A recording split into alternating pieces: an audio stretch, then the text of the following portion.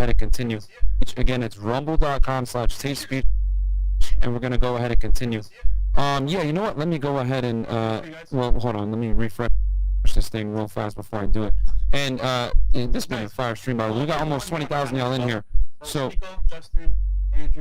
this is it right here, guys. I'm going to share the screen with y'all real fast. And I know I'm doing the producing thing over here. All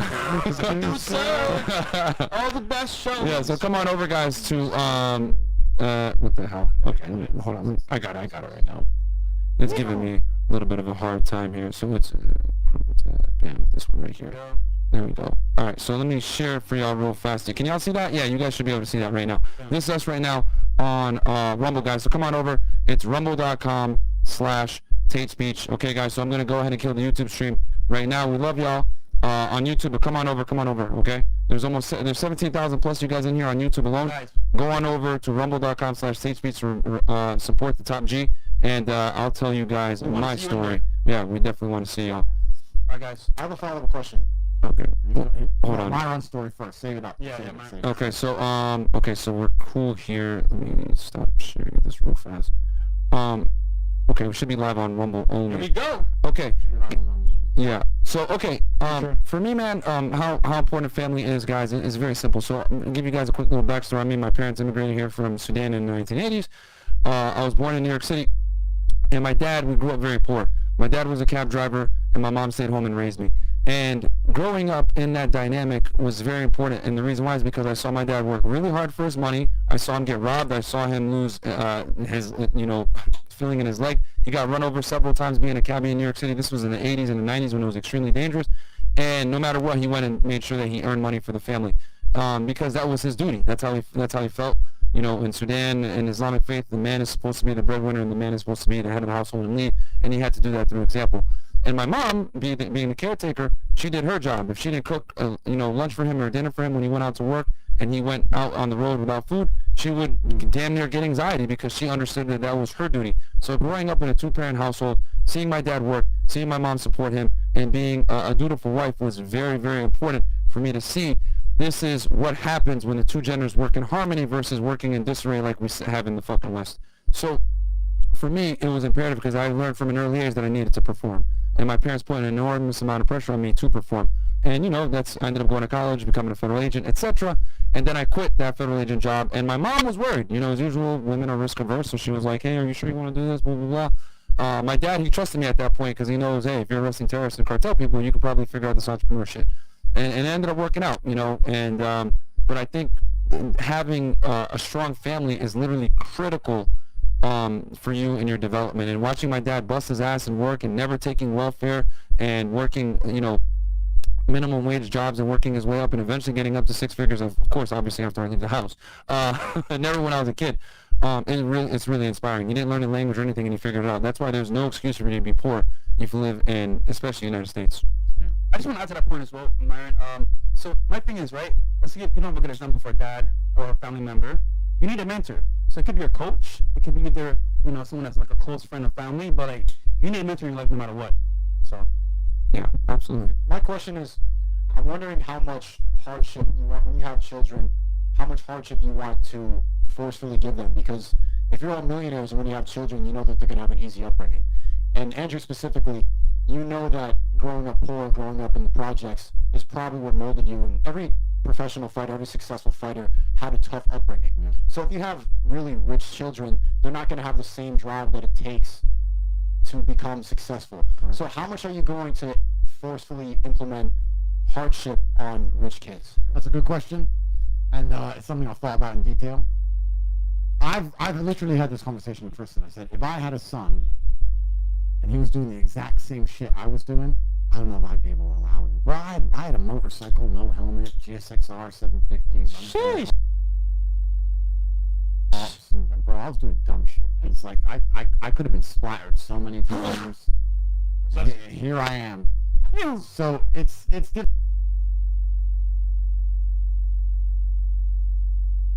difficult. But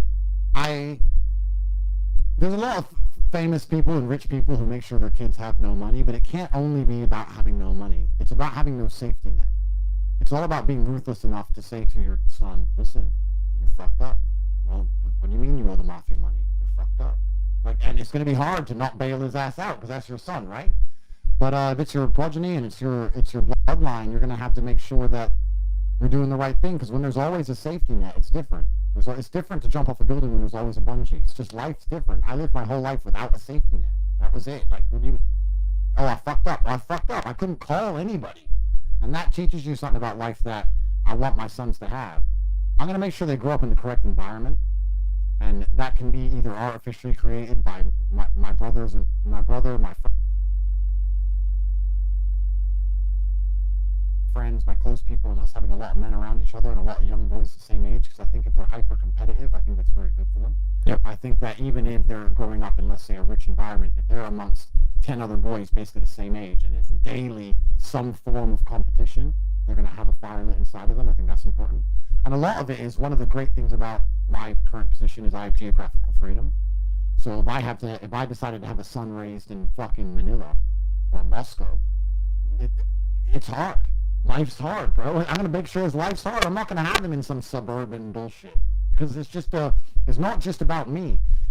I'm going to do my best to program my children, of course, but the entire world that they're living in is going to program them. The shit they watch on the internet is going to program them. The friends they're hanging around with are going to program them. If I put them in a nice suburbia, all their friends, they're going to go into their friends' houses and get milk and cookies and everything's fine. And it's going to be hard to say, no, they're out to get you. The Matrix is coming. People are like, what do you mean the Matrix is coming? I go to Ryan's house. I just play Nintendo. Life's fine. So I need them to be around an environment where everyone else kind of understands that harsh realities. I'm going to do it to the best of my ability while also trying to protect them. I don't want anything bad to happen to them. But in a worst case scenario, while we're being dead honest on the street, while we're being completely honest, in a worst case scenario, if something bad happened to my child when I was doing my very best to turn him into the best version of himself, I still think I could live with that. I still think I could live with that, saying, you know what? I was doing my very best to make him the man. That's what my job is as a father. And shit happened, and fucking whatever, and I'm going to have to live with the consequences of it. But what's the alternative? Wrap him up in cotton wool and have a bitch? You have to take a degree of risk with it. You have to take a degree of risk and say, bro, you're in Moscow, you should have fucking shut your mouth. He's got a gun in your face, and you'd have fucking disarm him or fucking pay the bill. I ain't paying it. You can't rob him from going through that pain, because then you make him weak. Absolutely. And he's gonna and he may not know it at the time. He'll be happy I saved him, but in the long run he'll resent me for it, because he'll be like, well, Dad saved me all the time, so now I'm a jackass. Well, that's how it is. I think the worst possible experience, the worst possible masculine experience on the planet is being born rich, from like having a rich dad and being one of them rich kids.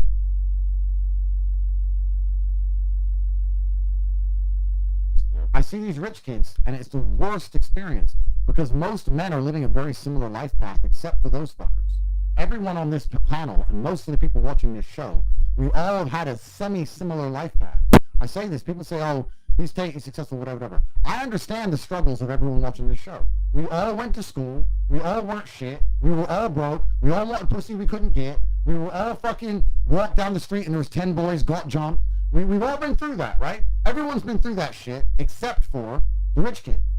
He always had girls around his house because he had the swimming pool. So he always had the easy pussy, and he always got the ride to school, and he was always semi-popular because his parents had money, and he never had any physical threats, etc., etc. But he can't grow as an individual. And that's why those fuckers always end up on drugs or gambling or being weird, because they're unhappy deep inside. And I think that all that hardship and that life path is one of the most beautiful things about masculinity. Every man here and all of us here, we've lived very similar life paths. We've all done it. Now, we've become G's out of it. Some people have failed and given up and whatever. But the path and the story was the same. And I think robbing your son of that is going to be absolutely detrimental to his psychology. I've got to let my son struggle. And it can even be as basic as this. When I was in school, there was a little fat kid, but he had the swimming pool. So he always had the girls around his house because he had the swimming pool. And I used to say to even Tristan way back then, I was like, you know what? If he didn't have the swimming pool, he'd have to learn how to talk to a bitch. He'd have to get some game. He had no game. His game was, I got the pool. That's cool when you're fucking 15, but when you're an adult, having the pool ain't enough. You gotta have everything else. Right? I never had the pool. Now I'm top G. So even if I'm in a big house and my son's like, oh, I want to bring a bunch of girls around the mansion, I'm like, fuck you. No, go to their house, dumbass. Get them to invite you in. That's how it's gonna have to be. That's the biggest risk for a privileged kid, because the privileged kid has the biggest handicap. It's like being a lion that's raised in the zoo, and the zoo closes. Well, you got to get kicked out in the jungle and learn how to hunt. And if you can't fucking hunt, you are in trouble. So for all the guys that don't have a great life coming up, I promise you that lack of safety net is the biggest gift you will ever be given. There is nothing better about life than comparing back to the times when you didn't have shit. I'm telling you, the best thing about being rich, the number one best thing, is talking about how you were broke. Yeah. That's the best thing about it. When I go buy a new Ferrari, I'm not sitting there going, wow, Ferrari V12, look at this, look at this. I'm walking in there with Tristan going, remember when we had no car? That's what you start talking about. The first thing you do with your new Ferrari is talk about when you were on the bus. We were just talking about going to Thailand. Yep. And like how we wanted to go to Thailand and live degenerately. Yeah. Backpack, scooters, get so drunk we can't remember. Yeah. Like that, and dude, going back there is honestly probably one of the things I miss the most. Absolutely, man. You have to have, there's no, without the juxtaposition, without the change in speed, without the acceleration, it means nothing. If you're traveling 200 miles an hour, you don't notice. You only notice the acceleration. That's it. And if you don't have the stories of back when you were stationary, then life ain't worth living. So I can't rob my kids of that. So I'm going to have to take a risk with my children. And like I said, I say it here before the panel and before the stream and before God. If something happens to my son because I let him do something dangerous, well, I want him to be a Tate. And I'd rather him die attempting to be a Tate than fucking live as a bitch. That's not my legacy. That's not my bloodline. And my father was the same with me. I told my lunchbox story endless times. So go fight then. I could have got my ass. I could have died. Two boys much bigger than me. I could have got fucked up bad. He's like, no, this is it. We have to take a risk now, son. You're gonna either be. This is gonna shape you for life. Go. This is how it goes. Yeah. W in the chat. Yeah. Men have to experience adversity. You have to experience pain. You know. And I'm glad for it. Like I'll give you guys an example. When I was in college, I rode Division I. I walked onto the team, and you know, I didn't get a scholarship or anything like that. I could have just like partied and had fun and did my thing or whatever. But you know, I said, you know what, man. Fuck that shit. I don't want to be like everybody else partying on weekends, partying during the week actually, drinking, doing drugs, doing all this other stuff. I have a higher purpose, and you know, I put myself through it, and it was a miserable few years because rowing's a very painful sport. And then the same thing when I was working for the government. I was on Laredo, Texas, stationed on the southwest border. It was miserable. Spent my entire 20s grinding and chasing after crooks and never really dating or getting girls like that. But I said, you know what? This is what's got to be done. You got to go through pain sometimes. You don't understand and treasure pleasure unless you go through pain. Okay, you don't admire, you know, people in New England, right? I'm from Connecticut originally. When the sun's out in June, everyone's out, people are at the beach, people appreciate the nice weather. Why? Because they have to buckle down and sit in the cold for 6 or 7 months of the year. So you must experience adversity to actually enjoy the fruits of your labor. If you grew up in a rich family, right, and your dad is giving you everything, and you've gotten anything that you needed and you never really had to work for, well, what's that going to do? It's going to make you a fucking pussy. You're on Rumble now, right? So I can swear a little bit. It's going to fag you up. Yeah. Straight up. It's going to make you a pussy faggot. And you need to experience that fucking pain because here's the thing, when you can deal with adversity in life, if someone hits you with some bullshit, if someone looks you in the face and says, you're a fucking pussy, whatever, and you've been through some shit, you know, do I really need to punch this guy in the face right now? I've probably been through way more than him. And you can walk away because you know what you're capable of. But if you don't know what you're capable of because you haven't been through shit, well, you might do something stupid. You might fucking push that guy because you don't understand what's really going on, and you don't know that there's 20 other people around, or you may have a knife or whatever it may be. So you need to really be able to go through it to really properly assess what the hell's going on in the world. And that comes from life experience. You can't get experience unless you go through adversity. Yeah, there's risk. There's risk involved with experiences. No doubt. It's funny, in Barbados, right? I went to like mainly like white school as well, and most people there were rich. So it's funny, those guys that were there, all they do is smoke weed, play soccer. That's all they would do. And I did that for a little bit. I was like, bro, this is boring, bro. Like, this is not going anywhere. We just party, smoke weed, and play soccer. And I was like, bro, those 10 kids that are there today are doing the same shit. They didn't do anything successful. They're still smoking weed and just going to party. So it's like, it's a trap, man. If you're rich and successful, it's a trap sometimes for kids. What do you recommend for those middle-class kids that don't have that hard upbringing? There's a lot of them watching right now, probably 14 to 17 years old, that want to live like Top G, and they want to get there, they want that hardship. How do they forcefully give themselves that hardship right now? Should they sign up to a boxing gym? Yeah, that's a good question, and that's a nice, easy one to start. And they can certainly find adversity themselves with sports. It's a fantastic way to do it. Even business is another great way to do it. But truthfully, you need masculine competition around you. I can't imagine living my life without constant masculine competition. I said this endless times about why I'm living with my brother and my cousin still to this day. I love having all you guys come and visit me in the house. How I'm always going to live with men. And the reason for that is because there's a degree of competition which exists amongst men that doesn't happen when you have your chick there. If I move in with my chick, life's good. Life's great. There's dinner, there's breakfast, there's snacks, we watching movies, endless sex. She's all, you want a massage? Yeah, fucking. And yeah, I'll still hit the gym because I'm me. But you don't have that brutality. You don't have that brutality of your brother walking in and saying, oh, how many? 500. You're a fucking loser. 600. And you gotta do it, right? You need that competition amongst men, and you have to find a way to create your reality and make sure it already exists for you. And it really isn't that difficult. It's very much like the porn chat I gave earlier. If you're a man who's competitive, you're gonna find men to compete against. And everyone loves competition. Every single human alive, females love competition. They're checking their Instagram likes all day long. And men love competition because they're sitting on Twitch playing video games. It's just they're doing dumb shit, right? As a man, you have to sit there and say, I have to remove all the cheap dopamine, all the cheap replacements for what I'm actually looking for. I said this to Tristan the other day. The reason I don't play video games is not because I'm anti-video games. It's because they look fun as fuck. I see these video game videos and I'm like, that looks bad at what grenade? Call of Duty. Well, he's running in and out. It looks fun. And that's why, no, I'm not going to play that. Because what's going to happen is I'm going to end up good at that shit. Because I'm me. And I end up spending so many hours becoming good at something and believing that it matters. When it doesn't. If I want to feel dopamine for being a badass, I'm going to do it the old school hardest way. Bench press. That's not as fun, right? But at least, you know, if I really want to beat, me and Tristan have our own personal bench records in the house. I'm going to try and beat Tristan's record. And you have to stop chasing all the cheap dopamine, the cheap bullshit, and go back to the hard shit. And then you're going to improve your life.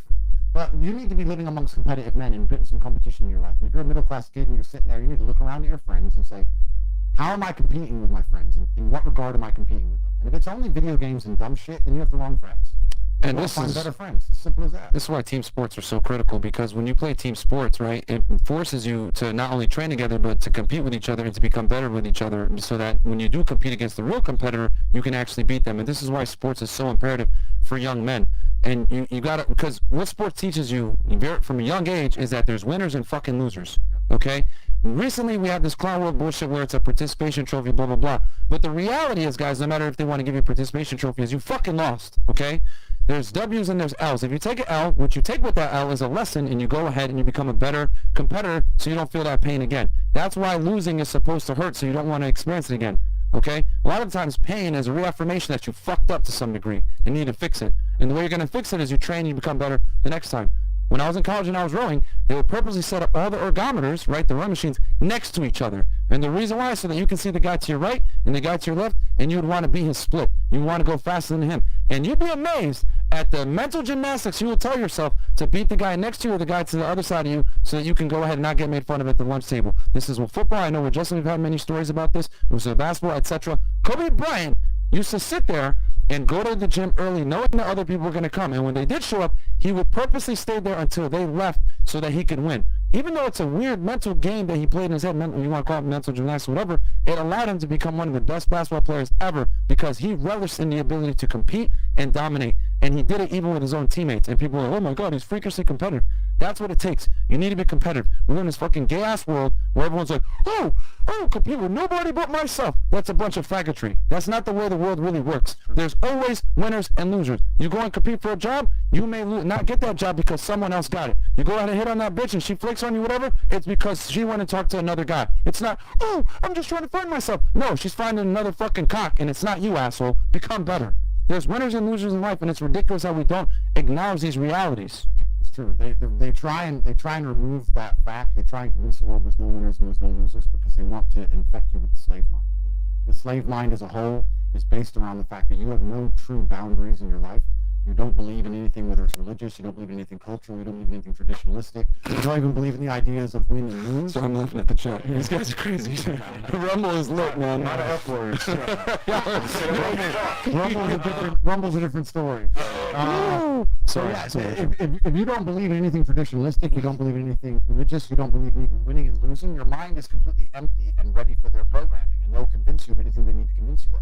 Whether it's to be afraid of the common cold, or whether to believe that a man is a woman, or to believe any of the things they decide that you now need to believe to make you a better slave.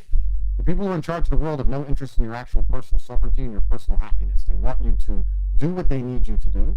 The same way a farmer wants his sheep. He wants his sheep alive. He doesn't want them to die, but he wants them to do what they're supposed to do. He doesn't want sheep who start going fucking off track. That's no good for the farmer. So you have to sit there and understand that they're trying to destroy even the basic things of competition. They're trying to destroy absolutely everything. Everything is under assault. Absolutely everything. And you can create and curate a life and create an ecosystem and create almost to a degree an echo chamber where it's very difficult for the slave world programming to affect you. If the slave world, the clown world and the slave mind, if they come along and try and convince me of X, and I walk into this room and try and tell you what they told me, there's going to be a lot of people saying, Andrew, come on, G, you know better than that. So you can create a reality which makes you very, very difficult to program, and that's your job. I say this all the time. I sit to people and I say, you know you're the sum of the 5 people you spend the most time with. And they go, yeah. Then why the fuck you hang around with that dude? He's a dork. You know the first part's true, but by extension, you won't stop hanging around with nerds. So to know the first one and not to rectify the second point makes you an idiot at best. You have to do better than that. I want to bring it back real quick, because you mentioned something about sheep, and I think that was a fantastic point that you mentioned about the farmer, the sheep living with the farmer. What does the farmer do when he has that sheep? He takes the wool away, shaves it off, he takes the milk, he exploits the sheep, he forces it, impregnates it, etc. That's society doing that to you. That's the same exact shit. They're exploiting you for your resources, they're taking your money, they're taking your time, they're taking your freedom, they're taking your fucking sense of mind, right? So when you take that shit back and you basically say, you know what, I'm not giving you no fucking wool. I'm not going to give you milk when you want it. I'm not going to be, randomly impregnated so that you can go ahead and get my kids and then kill them and slaughter them, whatever the hell it may be. You want to be the sheep out there roaming, but the reality is so many people are okay with being on a farm, being used, getting their wool taken away from them, being milked, and having kids against them. Society, a lot of the time, is raping you from your freedom. That's the truth of what's going on. One of the most interesting lessons from the Matrix movies, because I talk about the Matrix a lot, there's all the obvious ones everyone talks about, but in the second Matrix movie, when he gets to the end and he speaks to the guy in the white suit, I don't know if you guys know what I'm talking about, and the guy in the white suit is very, very clear and punctual and compendious English, very interesting. I like the way he talks, because he uses very, very advanced language. And he's explaining that, Neo, you're not special. You think you're going to destroy the Matrix, but you're not. The reason you exist is we allow anomalies, and the reason we allow people like you to exist is because if everyone stuck inside the Matrix saw no hope whatsoever and saw that nobody could ever escape, then the Matrix would collapse. If the Matrix didn't allow anybody to become rich and successful ever, then the Matrix would collapse. You have to believe, you know what, if I do what I'm supposed to do long enough, I might be able to end up like that guy. So that's why they allow the anomalies. The point I'm trying to make is, the Matrix, as difficult and as crushing and soul-destroying as it is, they have deliberately left gaps for the people who are prepared to escape. They leave holes. It's the art of war. They say, never give your enemy no way to retreat. It's the same thing. They've left holes in the Matrix for the people who are truly pissed off living inside of slavery to jump out of. Because if they can keep us trapped in there, we're going to cause them more problems than if we just fucking leave. If you have men like us, broke, can't pay our bills, and there's millions of us, that's a revolution. They don't need that shit. Give him some money. This guy's too damn determined. This motherfucker's too brave. Let him have some money and some pussy. This guy, Mr. Subdued, yeah, he can keep being a slave. This guy, no, he's got fire inside of him. He needs to escape. So they've left an escape hole. There's an escape hatch for anybody who truly deserves it. The Matrix, as soul crushing as it is designed in a way that anybody who would be a problem broke can escape. You can escape. You can be anything you want to be. It truly, I'm an example of it. I come from absolutely fucking zero financially to hundreds of millions of dollars. And if I wasn't this way, if I didn't have this lifestyle, I said this to Tristan endless times, I don't know what kind of person I'd be if I didn't have money to subdue the fire inside of me. Because if I couldn't just do dumb shit all the time, or I couldn't do anything I wanted all the time, and I was some wagey at the ripe old age of 36, watching the news and all the bullshit they're doing to fucking people and me, and I was sitting there like a jackass, absorbing it all, knowing I had no voice and no power, let's get rich or go die trying. I'm going to end up doing something bad. I just couldn't take it. So there certainly there are ways to escape. And that's when we're sitting here talking about people who want to make money and become whoever they want to be. It's very doable. The Matrix, as crushing as it is, if you're genuinely an exceptional individual and you're genuinely motivated, they're not going to stop you from becoming who you want to be. They're interested in the masses. They can let the odd fish escape as long as they keep the fish school going where it needs to go. So you have to look in the mirror and decide who you really fucking are. When's the last time you've looked in the mirror, looked yourself in the eyes and say, am I really who I think I am? Am I really who I say I am? Or am I full of shit? Am I repeating the shit I hear on YouTube and the things I hear in the rap movies? Am I really that guy? Am I really a gangster? If he really pointed a gun in my face, am I really going to tell him to get fucked? Am I really a tough guy? What have I been through? How many times have I actually tested myself? Am I actually about it? You need to look in the mirror and understand who you truly are. Because if you're truly the man you think you are, you're going to become that guy. I say all the time about the best thing about being a man is you can build yourself to be whoever you want to be. When I didn't have shit, I knew I wanted to be a big, dangerous kickboxing guy with the fastest fucking car, a bunch of sexy bitches, a big-ass compound with armed guards. Because I knew what I wanted, and here it is. So you have the hardship, you have the determination, but you always talk about how you're one of God's favorites. What separates the normies from being a God's favorite? I think you have to make God happy. Let's imagine God as a man. If I'm a man and I have 10 people who work for me, or 10 children, my favorite one is to be the one who does the things that I know, who acts in a way that I am happy with, right? So if I had 10 children and they're all acting different ways, my favorite one is to be the one that adheres to the rules and adheres to the tenets that I've set out. If I say you should act this way and you do act that way, then he's going to be my favorite child. I'm God's favorite because I act true to God. And I act true to God because I know I'm genuinely a good person. I wouldn't snake anybody in the fucking world for $10 billion. I would never fuck over a friend for $10 billion. I would never fuck over a friend. I don't care how good the pussy is. Absolutely 0% chance. I'm not out here doing anything treacherous. I'm not a traitor. I don't do anything bad. The Matrix can say I'm a bad person because they're fucking liars. I know I'm a good person. I know I live with a pure heart. The reason I'm God's favorite is because I'm out here doing exactly the things I said earlier in the stream. I wake up, I'm on time, with a firm handshake. I stick to my word. I work hard. I give my best at everything I do. I'm honest. That's all it takes to be God's favorite. And if you're truly those things, you're not out here trying to do some quick buck fucking snake some bullshit. I'm telling you, all the men out here who fucking fuck their friend's ex behind his back when they break up, and he goes, it's fine, he didn't find out and she didn't tell him. God knew. So no, it wasn't fine. You're acting in a way which is disingenuous. That shit bites you in the end. I sit here and look at every decision I make, and I genuinely sit and think, I am being analyzed and I'm being watched by another power. It's going to benefit me in the long run. That's why I don't do bad shit. I just don't do bad shit to people who I love and care about. The most disgusting thing, the thing that God is most unhappy with, is treachery. Because treachery, the reason it is so frowned upon in the Bible and the Quran throughout all of history, traitors were hated the most and had the most heinous and disgusting punishments, is because treachery can't be stopped. I'm a big, dangerous man. If I see my enemy on the street, I'm going to know what's going to happen. I'm going to be ready for it. If Wallace decides to sideswipe me, I'm fucked. Treachery will take out anybody. Don't speak the devil on me. Well, but the point I'm making is that's why it's such a disgusting act. So I'm God's favorite because I act in a way that God looks at me and he's proud of me. God looks at me and goes, I made men to be X, and Andrew's doing what he's supposed to fucking do. Andrew's trying to become the strongest, richest, most important, most competent version of himself. He's trying to educate and inspire other men to do the exact same thing. I like Andrew. Look at this other man I made. He's a fat piece of shit. He's playing video games and smoking weed. I don't like his ass. That's why he's unlucky. I'm lucky. God loves me. If I got a car crash, which is never gonna happen, it's never happened in my life. There's no way God let me die. He'd be like, nah, not Tate. Come on, bro, get up. That's just how it is. Because I've done too much good shit. You're God's favorite because you decide to be. You have to show him that you're out here doing the things you're supposed to fucking do. Did God create man for you to sit on your ass and be lazy? Did God create man for you to be weak fuck? Is that why he made you? If you think it is, then you can sit there and suffer the consequence of being a fucking lazy fuck and being unlucky your entire life. But if you understand that that's not why he made you, that's not why you're here, that you have a duty, a masculine imperative to be the best possible version of yourself, then God's going to be happy with you. That's how it works. In the Bible, they talk about the parable of the sower and the seeds, right? And the sower that sowed the most, getting the most seeds, got rewarded. So you got to put in the work. That's right, Justin. No, I was just going to say, and oftentimes, when you're doing what you're supposed to do, you know in your heart that God is going to make you his favorite. Facts. You know that you're doing what the fuck you're supposed to do. And that's so important, man. The number of times, let's lower it to a less deep conversation. Let's take some basic shit. Bitches, right? The number of times the girls got rude to me, and I sat there and goes, she's being rude to me. I could put up with this shit, or I could snake around it. You know what? Goodbye. And I sit there and go, I really wanted to fuck her, but you know what? God laughed. God thought that shit was funny because she didn't see that one coming. So ha ha ha, I win. And you know God is going to send you another one. He sent me plenty. So everything's fine. That's how it is. It's the same thing if you turn down that bad money you shouldn't take, or your friend's getting fucked over, or blood money, or whatever, or you can snake a guy for a bit of cash. Or look at me.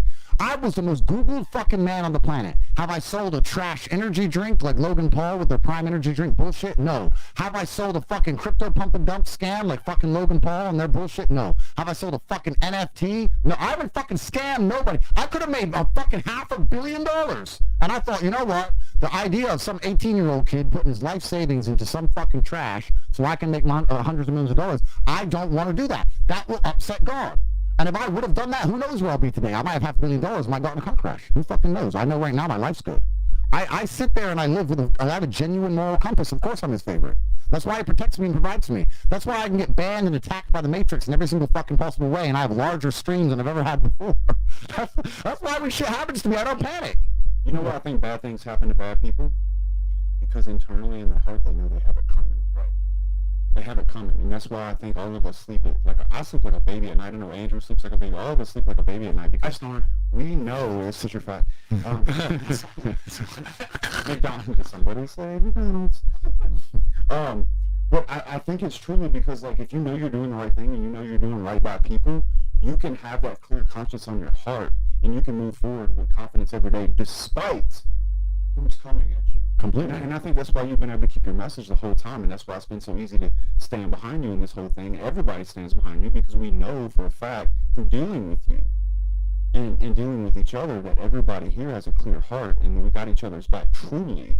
And there's not anything to worry about because I know I'm doing the right thing by supporting Andrew, by supporting Fresh and Myron, and supporting, I don't know you, I haven't known you very long, Sneeko, but I can tell you if somebody said something bad about you today, I would stick up for you. I know with a clear heart that the intentions are good, and I think when you know the intentions are good, you don't have to look over your shoulder, which means you can go forward with purpose and face the things that come at you. So as long as you're keeping yourself in line, in check, and doing the things that you know are morally correct, then God is always going to be on your side. You'll know that with confidence. So. Here's the thing, man. A lot of guys are alive, but they're not necessarily living. And what I mean by that is they're not chasing after what they really want to do. They're doing some job that they hate. They're living with their mom. They're fat. They're not where they want to be. You guys want to know why YouTubers make hit pieces on guys like us and call us toxic alpha males, even though none of us run around and call ourselves alphas? It's because they're angry that we're achieving what they wish they can fucking achieve. A lot of these ass clowns are basically watered down versions of what we are, and they don't want to necessarily accept that. So what do? They point the fucking finger, say some bullshit, whether it's Logan Paul trying to be a social justice warrior or Curtis Connor being a pussy saying, oh, these guys are toxic, this is problematic. Like, what the fuck is going on here? You know what I mean? That's the reality, and that's where a lot of guys are. The only difference between these ass clowns and regular guys is that they were able to somehow figure it out, maybe by being on Vine, doing stupid shit, or being an SJW pussy, dealing with a whore in California and making a bunch of pussy videos. Curtis Connor. But regardless, the thing is, you got to get out there and do what the fuck you got to do. Another thing, too, about being a good man, let me tell you guys this. There's a reason why treason is one of the few federal crimes that's punished through death, okay? There was this guy, his name is Robert Hansen. You guys go check him out. He was an FBI agent who sold secrets to the Russians and he ended up getting life in prison in ADX, Florence, Colorado. And the reason why is because when you betray, it's one of the worst crimes that you can do. And this is why I tell you guys, bringing up, I don't want to use women as an example of this, but I tell you guys all the time, you want to align yourself with men that can attract women. Why? Well, there's a multi-pronged reason for this. When you deal with guys that can't attract women, what's going to happen is when he finally does get that fucking girlfriend, he's going to sell you out, he's going to do whatever it takes to get that girl, he's going to be thirsty, and then most importantly, he's not going to think with this head, he's going to think with this head. That bitch is going to start ruling his life, and you want to meet up, we got to talk some business or whatever, you want to hang out, oh no, I got to check with my girlfriend, blah, blah, blah. And her, she's going to tell him, you can never hang out with him. No, this guy's toxic, and this other bullshit. So you need to be in control of your life, you need to know what the fuck is really going on, you got to wake up from the Matrix and understand that you control your reality, not these other people, man. And don't betray your friends. Get good with women so that you don't fucking thirst for them and do stupid shit. Right? Just like you mentioned, the guy that had sex with his, having sex with a girl that was his ex, his buddy's ex. That's unacceptable behavior. Yeah. But only guys that aren't good with women do stupid shit like that. I always think it's not the bad man I worry about. It's the desperate man I worry about. Yeah. And like we pick fun of each other, me and you, right? Yeah. Dude, I'd leave fuck with my girlfriend tomorrow. Like, yo, here's my debit card, here's my girl. Yeah. Take off. I need you to drive across country for the weekend. Y'all have to stay in the same hotel room. Yeah. I trust you, bro. Mm-hmm. You know what I'm saying? Like, all joking aside, and certainly trust Andrew. I've been so many places with him. Like, dude, take her, go. Everything. So if you can't trust a guy like that, you got the wrong guy. So you got to get in a group of guys that are on the same path, that can be right with God in their own heart.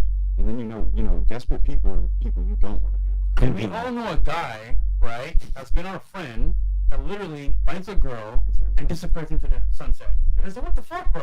So don't be that guy, bro. But then I want to bring up Jordan Peterson said something that I really resonate with. He was saying that he struggles believing in God, and I was the same way as you, Andrew. I was an atheist for a long time. grew up in the church, and then I rejected it for a long time. I didn't believe in God, and I think I found God from seeing all the evil that runs the world. Oh, absolutely. Seeing the demonic and satanic rituals that they do, that must mean in the inverse that God exists. But Jordan Peterson said that it's best for him to encourage his followers to follow God because that's the best way society functions. So I am saying, I always tell my students to follow God. I praise Christianity, praise Islam, praise Judaism because it's good. But I still struggle with the belief that God is the Father. How much do you really talk about God because you believe in it? And how much do you talk about it because it's the best thing for the 50,000 people watching to follow? That's a good question, but I absolutely not really believe, but I think that the way I view God is slightly different than a lot of people perhaps think of God. I don't see it, it's not a matter of reading the book and thinking there's a guy in the sky who's watching over you. I think that you can see God as an idea. Jordan Peterson's trying to tell his followers to believe in God because he likes the idea of the collective consciousness behaving in a certain manner. And I think that when that happens, God within itself exists. If you have 100 people in a room and they all do good things in the name of God, well then God's real, right? Because God's making 100 people act good and righteous. So you can't say God's not a real force. Whether you want to call a person, a force, an idea, an inclination, whatever it is, God becomes a real thing. I know that if you act in a certain way, if you act in a godly way, the world is a better place, and by extension, God must exist. If you act in an evil way, then the devil must exist. Like you said, all the demonic, dangerous things they're doing in the world today, does that mean there's a man underneath the ground covered in fire who's making them do it? Or does that mean that their collective consciousness pointed in a negative direction makes the idea of the devil itself a real thing? So I know that it's more about the collective consciousnesses. You know what I'm saying? It's about having all the people in the world looking in themselves in the mirror and saying, that's ungodly, I will not act that way. And that's why you can look at countries like the ones that Myron was saying to move to, the Middle East, where they're so ridiculous. You can walk the street in Qatar with $10 million in cash. Nothing's going to happen to you. Is it because of the police or is it because of God? Yeah, okay, there is serious punishment, but there's certainly not armed cops in every corner like there are in New York. There's certainly not CCTV in every corner like there is in London. There's certainly not any of the crime-fighting apparatus that there is in the West. It's because people think that God wouldn't let me do that. So, and society functions that way. So yeah, I absolutely not really believe in God as an idea as a whole, and I think that's the most important thing. And I used to be an atheist, yes, but I feel kind of uncomfortable around atheists. And also, another thing about atheism that certainly put me off it is all the people who champion it. Look at all the people who are championing atheism. Find one and just look, I don't want to be you. And that, I've always said I would never adopt the thinking of someone who is sad. When I see somebody who is sad or depressed and they're unhappy, and even if we change subjects and they start telling me their opinion about fucking anything, World War II, fucking their favorite movie, their favorite song, their opinion's invalid to me. You're unhappy and I'm happy. So I don't want to think very much like you at all. I don't really want to adopt any of your thinking. Like you're saying, you've just told me you're depressed and unhappy and sad. Like most of my haters on YouTube will literally openly talk about the antidepressants are wrong and their depression, and then come along and say he's a bad person, I'm a better person than him. I don't want to be like you people. That sounds like a terrible existence to have an enemy inside of your own mind. I have plenty of enemies in the world, and none of them are inside of me. My enemies are all outside of me, so I can see them coming. I don't have to fight my own mind. I have to fight everything else. If you're sitting there in a constant battle against your own mind, I don't want to be like you. So if I will not adopt the thinking of somebody who is sad, when I sit and look at all the atheists who are doing all this dumb shit, I don't want to adopt their thinking either. If I see a bunch of atheists and see they're all fucking godless, disgusting creatures, I don't want to be an atheist. I just look at them and go, no, sir, that's not my team. I'm going to change. So you have to also be careful. And that's another thing that's interesting. I think one of the reasons why I've managed to gain, and in fact, all of us, the reason we have such large influences online is because people look at us and understand, I could live his life. In fact, I want his life to a degree, right? It's not just what we say. It's the aspirational aspect of the lives we live. And a lot of these other people, when they're sitting there giving their opinions, running their mouths, I don't want to have anything to do with their existence. And you should also, as a man, keep that in mind. When someone's sitting there telling you shit and you look at them and go, I would fucking hate to be you. But be polite, let them talk, listen to it, and then fucking blink and clear your brain, because you don't need that shit in your mind. Yeah, I mean, if you can't even control what's in your mind, then you're going to have a really tough time in life, because it's way harder than that. At least that's within your control. There's so many variables out there. You could walk outside tomorrow and like get hit by thunder or get run over by a car. It's like you got to really maximize the things that you can control and have them in check so that you can go ahead into a world where you have zero control sometimes. I believe that there is a God, and for me personally, I'm God-fearing because, once again, if you read the Bible, I don't mean to be a Bible thumper here, but Revelations talks about what's happening today in the current marketplace and the current world we live in. And that book is pushing the agenda opposite to what Illuminati's doing it. So I personally think it's real because the good book says what's happening now. But that's just my opinion. Do you want me to read some of these chats, Andrew, or? I think there's something interesting in there. Guys, if you have a question for us, you can send us, we don't say super chat, we say Rumble Rant. It's called the Rumble Rant? Rumble Rant. Okay, alright, so Rumble Rant, if you have any questions for us, guys. Doesn't matter if it's $1, $2, $5. Yeah, get some questions in, guys. This is an all-star panel here, man. So you got people from different walks of life, different age groups, different ethnicities, backgrounds, etc. So yeah, man, go ahead and shoot them in. Go ahead. No, ask. I'm the only non-millionaire in here, and I'm wondering, and I struggled with this when I was first coming up on YouTube, being around very successful people. I'm wondering how much you look at the common man and have pity. That's a good question. I know that I wouldn't want it, but then if you go back to the absolute self-accountability we were discussing earlier, then the common man has decided to be the common man, and a lot of those people are happy being the common man. Yeah. Sometimes you can meet a guy and he's a fucking whatever he is, he carries trash or whatever he is, and that's what he wants to do, and he has a wife and she's a 2, but he loves her and she sucks dick 3 times a year, and he's happy. If he's happy, then good. And also, the world is hierarchical, right? I would hate for everybody to be like me, because who the fuck's gonna cook my food and shit? Like, I need restaurant, I need this shit, right? The world, we don't need everyone like us. What we're trying to do is speak to the people who understand and want to escape the matrix fully. But some people are happy within their programming, and that's fine. But if you're happy within the programming, yeah, okay, it benefits us. The reason, I'll say this now on a quick divergent, I really think the main reason it's so easy to be a winner today is because there's so many losers. Bro, I've worked my ass off, yes. But thinking back, could I have worked harder? I've worked my ass off. But still, compared to the average dude, like they're not even fucking trying. None of them are even trying. Like that's the reason it's so easy to be a winner. So I'm glad there's losers. I'm glad they exist. I don't look at them with pity. I just look at them with, they've accepted their station in life. They have accepted that. And it's almost like with everything, when people are being forced to wear masks or people are losing their jobs or being laid off or whatever, I'm sitting there going, you're 44 years old. You're a full-grown man. You've got a very long time to get your shit in order. And you didn't do it. So I'll say this. Like, well, what the fuck do you want me to do? My life's fine. You have to, if they decided it and they accepted it, then it's their decision. There's 50,000 people in here right now. This is, to be honest, this is a microcosm of like the bigger problem here. Like, there's so many mediocre guys that it's never been easier with all the ways to make money, internet, all the free information, etc. There's so many people plugged into the matrix of thinking like, oh, I just need to do what society tells me, blah, blah, blah. And if you're watching content like this, you already understand that you got to go against the grain and get what the fuck you want. Everyone's going this way, you got to go this way. And there's so many losers out there. This is the best time to actually get yourself into that top 10, 20% of men. And it's completely possible. Most guys are fat. Most guys are broke. Most guys have zero tonality. Most guys have issues talking to women. Most guys aren't assertive and dominant. They act more like women. And if you guys watch basic stuff like this and take some of the features that we teach you guys, you're going to be better than most guys out there. Real talk, bro. I have no pity. Here's the reason why. You have no excuse. Real talk. I used to work at a call center when I first got to America, and I was working every single day. I wonder, okay, this person been here for 10 years, 20 or 30 years. Why are they still here? And it's like, they made a choice to stay here. Yep. They're comfortable. And the thing is like, bro, this life is one life to live. Either you decide to adapt and become better, or you stay the same. It's up to you. So no pity at all. My thing is like, if you want to go on and become inspired, that's one thing.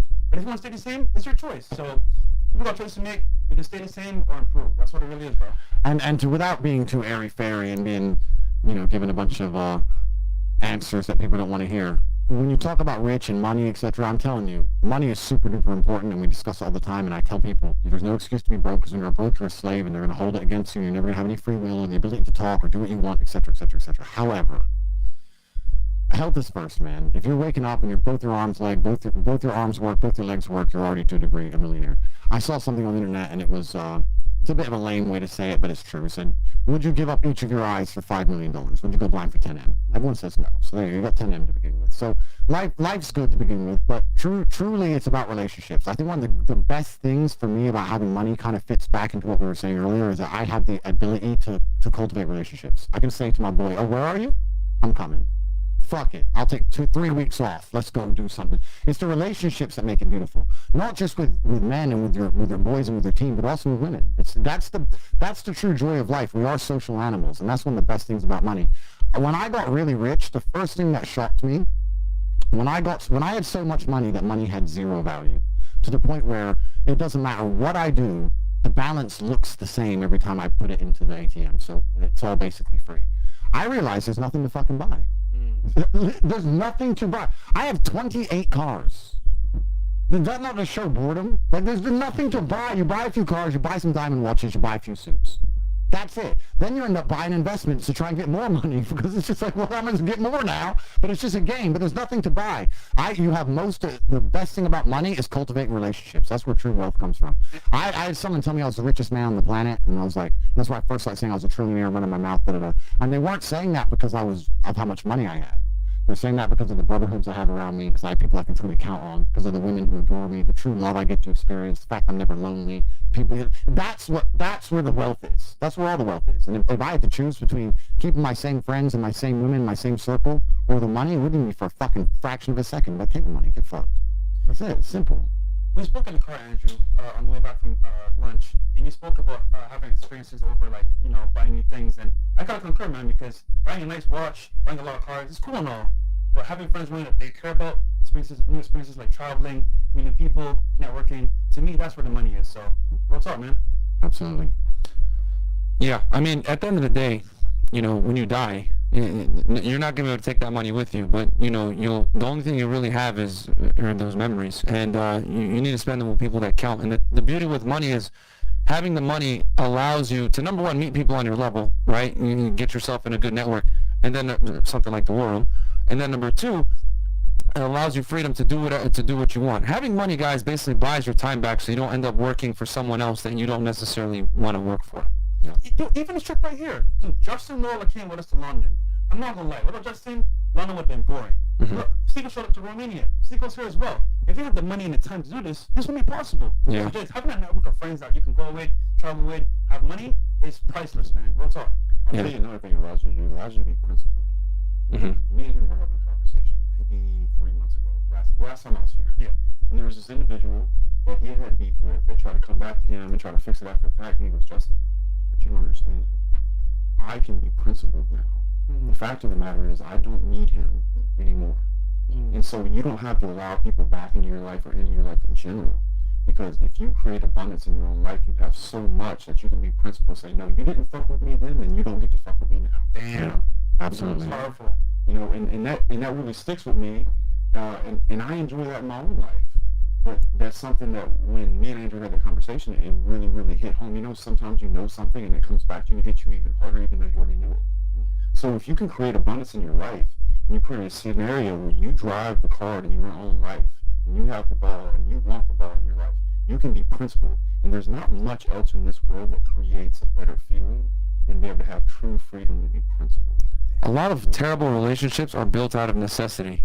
And whenever you have a relationship built out of necessity, it's going to cause you fucking chaos. And you want to be in a position where no one that you're dealing with is being dealt with out of a necessity versus you're choosing to hang out with them. Right. This is why we tell you guys to make money, get in shape, etc., to get girls. We don't tell you guys that to get the girls. It's so that you can pick the girls that you want to allow into your life. The problem is that a lot of you guys take whatever you can get because you haven't built yourself up to a point or an abundance, as Justin would say, where you can go ahead and be like, I don't like you like that, I'm going to walk away. Or like Andrew being able to say, I'm good, no thank you. And having the abundance to say, God's going to send me another girl. A lot of you guys are like, damn, I got to get this girl right now, even though she treated me like shit and hit me and all this other bullshit. You can't accept that, man. Bad relationships, 9 out of 10 times, are built on the, feeble ground of necessity, and that's not what you want. You need to live in abundance, and you do that through getting yourself up to a point where you don't fucking need these people. Absolutely. We have a few questions here I'm going to reply to. Let's do it. About one of them I'm gonna answer, actually, quite interesting. There's Andrew, what's your thought on Sneako's friend, Jordan Welsh, doing a hit piece on the War Room? So there was a guy who joined the War Room and did a hit piece video on it. Obviously, everyone knows he's full of shit. When you join any kind of organization, if you think you can just pay a membership fee and then you're instantly going to have access to all the secrets of that organization and the absolute top tier of the organization, you're just going to jump to the top of the hierarchy because you paid an entrance fee, then that organization has no value. It doesn't matter what you join in the world, whether it's a company, whether it's a sports team, whether it's the War Room, whether it's a boxing gym, anything. You have to get in there and you have to prove yourself. When I first walked into my fight gym, my coach used to say, hit the bag. And he'd say that for the first like 3 weeks and just ignore you, and you'd just be punched in the bag by yourself, and it was boring and it was shit, and 92% of people would quit. But 3 weeks in, you're still turning up on time, just punching the bag by yourself, and say, okay, now I'm going to bother holding pads for you. Because I ain't holding pads for every jackass who walks in here. Because they ain't got the fucking heart. Because it's a waste of my time. I'm going to first put you through the fire to see. So you join something like the war room, you join any kind of organization, you're there to prove yourself. And you prove yourself by providing value to gain value. The war room is a fantastic mirror. You'll get everything from it for depending on what you give to it. You help others, you'll be amazed how much help you get back. If you just join and pay the membership fee and say, yo, where's the secrets? Then why the fuck would we give them to you? Or how would we exist that long? How would we even have secrets worth giving if we just gave them away for a fucking membership fee? It's dumb shit. So your friend, who I've never met, is a fucking dumbass. And he's a dumbass, and he's out now. He fucking ran away from it all and did his little YouTube video. And it's amazing to me that he's someone so short-sighted that they're more interested in getting a few clicks and a few fucking views on a video than they are actually being part of a network which is run by multimillionaires, the most fucking Googled man on the planet. People like you, people like all the other fucking people who are inside the war room who are clearly credible individuals, who clearly know things and can do things, living in fucking Romania surrounded by fucking armed guards and shit. He doesn't want friends like that. He wants views on a YouTube video. He's a dumbass. And I'm glad he left. He's a fucking idiot. So that's the answer to that question. It's the first thing. The treachery we talked about before. The treachery has over 130 verified millionaires. Yeah, it's fucking insane. And this is the thing. It also extrapolates out to life as a whole. We're talking here about trying to be honorable, how to find honorable friends. And someone's going to message and say, well, how do I find honorable friends? I can't find any. You will find honorable friends if you're an honorable man. The best way to meet honorable people is to be an honorable person. The best way to meet rich people is to be a rich person. The best way to have friends who love you is to love your friends. The best way to meet honest people is to be honest. I say this, I did a podcast a few months ago, and the guy running the podcast was saying, yeah, my friend fucked my girl, did that. And I was like, you know what? If you're rolling with boys who would fuck your girl, you're probably the kind of guy who would fuck your boy's girl. So you probably deserve that shit. If you're the kind of dude who wouldn't do that to his boy, you're probably not running with those kind of people. Yeah. It's like it's reflective. Yeah. The world is reflective. So if you sit there and go, you know what, I want to be around my friends. Let me name the best 5 friends I could have.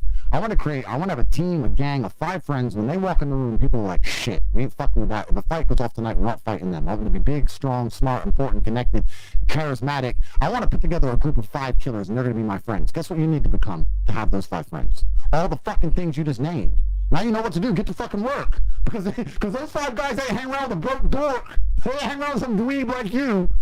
So that's what's going to happen is your insecurity is going to come out, and you're going to be the one to try to fuck them first because you're not securing yourself. Completely. Yeah. So, you've not done the work. So I actually met the guy, and with Sneeko, he seemed pretty cool, but after that little something he pulled with Andrew, he's done. Don't bring him to my tables, don't bring him anywhere around me. He's not invited to any party that I have. He's out.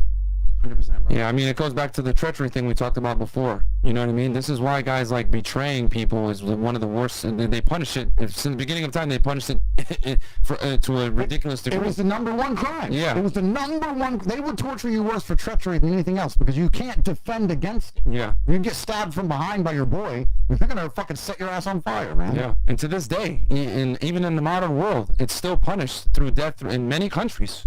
You know, even the most progressive countries, they'll put you in jail for life and or death because to commit treason or treachery is unacceptable. Do you think that he would try to snake me?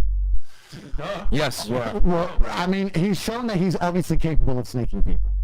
That's what he's done. He's shown that he's the kind of person who will, for chasing clout, will do something that he knows deep in his heart he shouldn't have done. Now, so the question you have to ask yourself is, if he can get enough clout for fucking with you, do you think he'd eventually do it? You have to sit there and go, well, he's done it once, he's done it before. Is he going to do it to me? Oh, he's my friend now. I don't know the dude. I'm based on my actions, right? He joined, decided that the clout and the few shitty YouTube videos. No one's going to give a shit about his video, and no one gives a shit already. It was 3 days ago. It's over. It's done. Nobody cares, right? But that was more interesting to him than actually trying to give it a fair chance, getting to know people, getting to network for real, and getting genuine advantage. He cared more about himself and his clout and not chasing. So you have to ask yourself, if you're both going after the same bitch in the club, or whatever, that's your decision to make, friend. I mean, I create my reality ultra heavily, and I do not apologize for it. I will happily say to somebody, I'm sorry, I do not speak to you anymore, and here is why. And it served me fantastically well. That's all I can say. But Steve, that's your friend. You got a choice to make. Do you prefer clicks and views over relationships, or do you prefer just having him as a friend? Because my thing is, bro, that's a hell.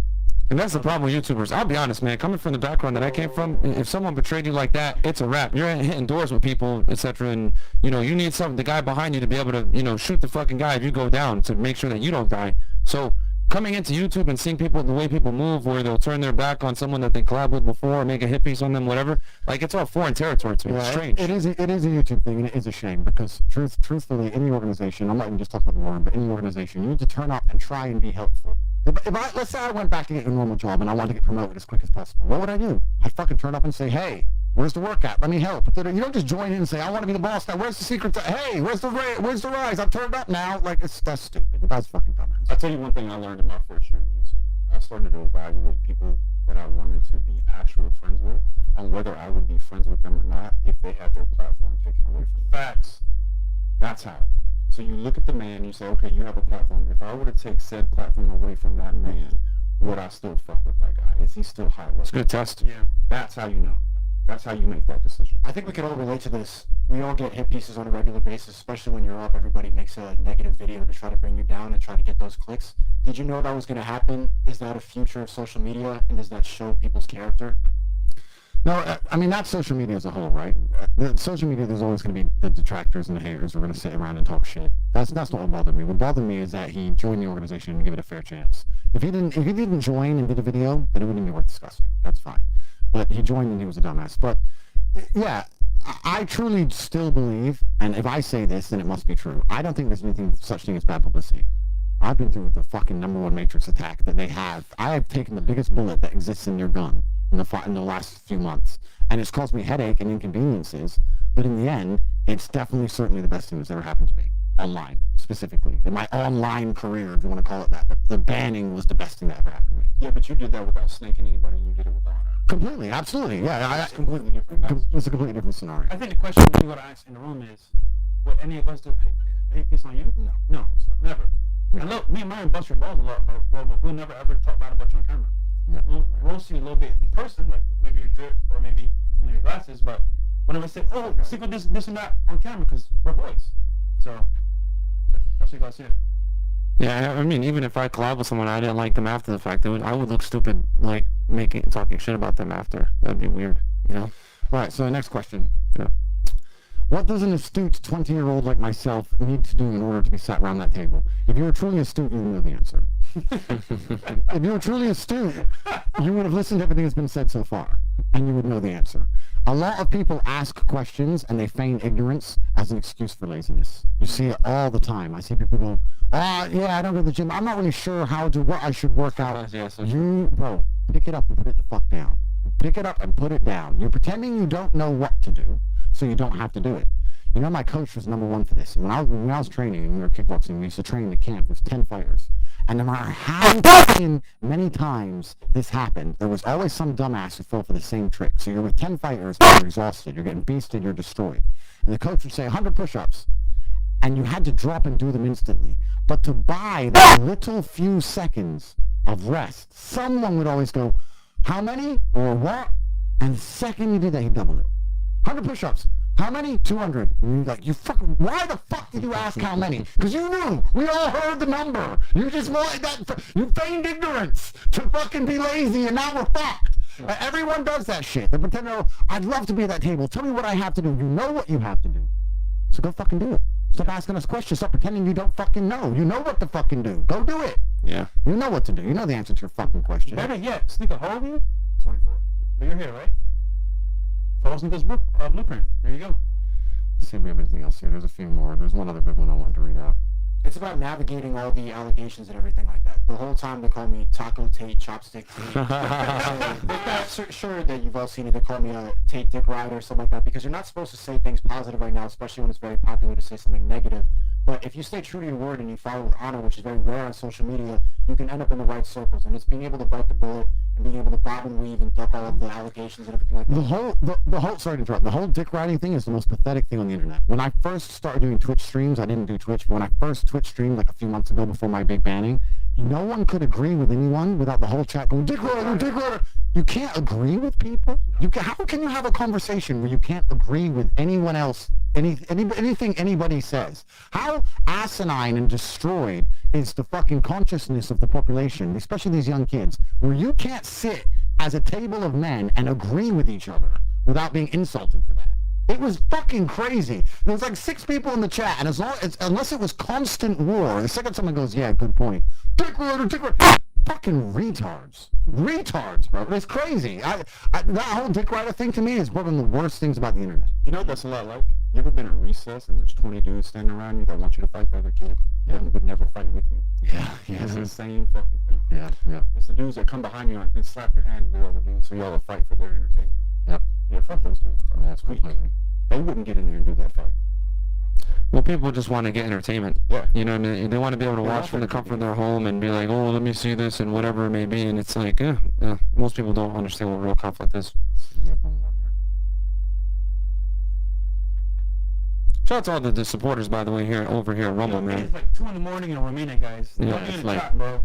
We had one more question I'm going to answer. A guy said, how do I break the generational curse? The first thing you do is you stop calling it a curse. Because you're giving it power. You can't sit there and say, I'm generational. You can't sit there and say, I have a generational curse, but I want to be successful. That is a bad origin. That's a bad starting point. It's amazing the power of luck, right? And even if you're wrong, if you're fucking trapped if you're fucking trapped on a shipwreck by yourself, just you on an island by yourself, I believe you're going to do better. You're going to have a higher chance of survival if you believe you're lucky as opposed to believe you're unlucky. You could sit there and go, I'm unlucky, I was shipwrecked, or you can go, I'm lucky, I'm alive, I found an island. There's no advantage to the negative mindset. It's just detrimental. There's no point. There's no point in thinking that way. You have to just think positively. And you can't sit there and say, I'm generationally cursed, how do I fix it? First thing you have to do is stop fucking saying that dumb shit. Stop saying it. It's a pussy mindset. It's a You pussy have to look mindset. at it as your opportunity to be a hero. All of us are riding that journey where we're going to have adversity. There's never been a good movie where the hero in the beginning did not get his shit right. That was Yeah. his opportunity to overcome. Yep. There's no montage. There's no happy ending without tragedy in the beginning. If you're 100%. struggling right now, it is your opportunity to be a hero in your own fucking life. And if you look at it any other way, you will fail and fail hard. Well, this is why mainstream society is a failure, because they don't show the hero's journey anymore. Nowadays, like, the hero is some fucking pussy that, fits a politically correct agenda of, like, he's effeminate, he's weak, he's short, he's, skinny, doesn't go to the gym, he's, emotionally intelligent, all these other faggot terms that people like to use nowadays that no one can actually really articulate and or define. So the thing is that we don't even have real male role models anymore. There's a reason why Andrew Tate blew up. The reason why is because there was a need for someone to be able to stand up and say, this is fucking stupid, this is not the way it goes. And the thing is this, when you're able to confirm the truth a lot of the times, people are going to listen. You can only lie for so long and keep the wool over someone's eyes. Oh, I'm not getting dates. No girls respect me. I'm always broke. I don't know what the hell I'm going to do with my life. I'm unsure. And that's Andrew comes in and says, yo, you got to fucking make money. Me and Fresh are saying, yo, you got to get in the gym. You got to take care of yourself. You got to fucking understand game. You got to become the complete package. They're like, wait, hold on. Let me try this shit. Oh, it's working. Whoa. Then they start telling their friends, and this just starts spreading like wildfire. Why? Because people have been lied to for decades now at this point. Yeah. So, yeah. Right, next question for the panel. What is something that you know is absolutely and utterly true today that you did not know a year ago? Satan runs the world, runs the whole world. Satan is how these people keep their power. It's how they separate human empathy. It's how they forget about honor. It's how they are able to control everybody as they conjure Satan so that they can not care about, and nobody cares about you. The people at the top, the people ultimately desire power to a level that we don't understand. Well, brokies, wages, the normal people don't understand. And when you do understand that, you stop thinking that there's good from the rules that they're putting on you. They don't want you to succeed. They want to keep you down. They want you to be a complete sheep, and there's no empathy and power. And complete power. And obviously people here, you guys have empathy, but the leaders of the world, the politicians, the elites, the people going to the island, they don't care about you at all. They're almost not human. Yeah, the reason you say they're not human, and I agree with you, is I think what happens is we were sitting here already talking about how money is boring. And so what's next is power. Yeah. And you get power by, what is power? Power is effectively doing things other people can't do. That's what power effectively is. That's the reason sometimes you catch them doing this dumb shit. You're like, why'd they do it? Because no one else is allowed. And that's enough to give them a dopamine hit and an adrenaline boost. and money ain't gonna do it. You think a Ferrari is interesting to a billionaire? Nope. You don't give a fuck about Ferrari. He likes ha ha ha. You wear a mask. I don't. That's what makes his day, you know? So let's make them all wear masks, and let's make them take it off when they eat and put it on when they go to the toilet and take it off again. That'll be funny. That's it. That's as simple as that. But why were they doing that? Because it was funny. That's why. When you truly understand the way the world works and the way power works and how it corrupts and how bored people get money, you understand these people just fucking had a big joke. Ha ha ha. It was a laugh. It was funny. Let's kick them off planes and shit. It was fucking funny. It was funny. It was funny. So yeah, I agree with this, Nico. What about you, Walter? I would say I've learned in life you only get what you deserve. Which means, for example, some people are blessed, some people have luck per se. You can kind of acquire that over time, but it's kind of like when you go through life, you have a choice to make. You know what? I can stay the same, like I said before, or I can improve. And you could be fat, you could be skinny, you could be black, white, Asian, doesn't matter. You have a choice to make. Either you move forward or you don't. So my thing is, if you really want it that bad, you can make it happen. No excuses, no issues like, oh man, generational curse, doesn't matter. If you want it that badly, you'll make it happen. Look, we're all from different walks of life. He's Asian, somewhat. I'm black. You're ginger. You're some mixed race. I don't know, Andrew. Yeah, everything. You're Arabic. We all walk through a path to make it happen.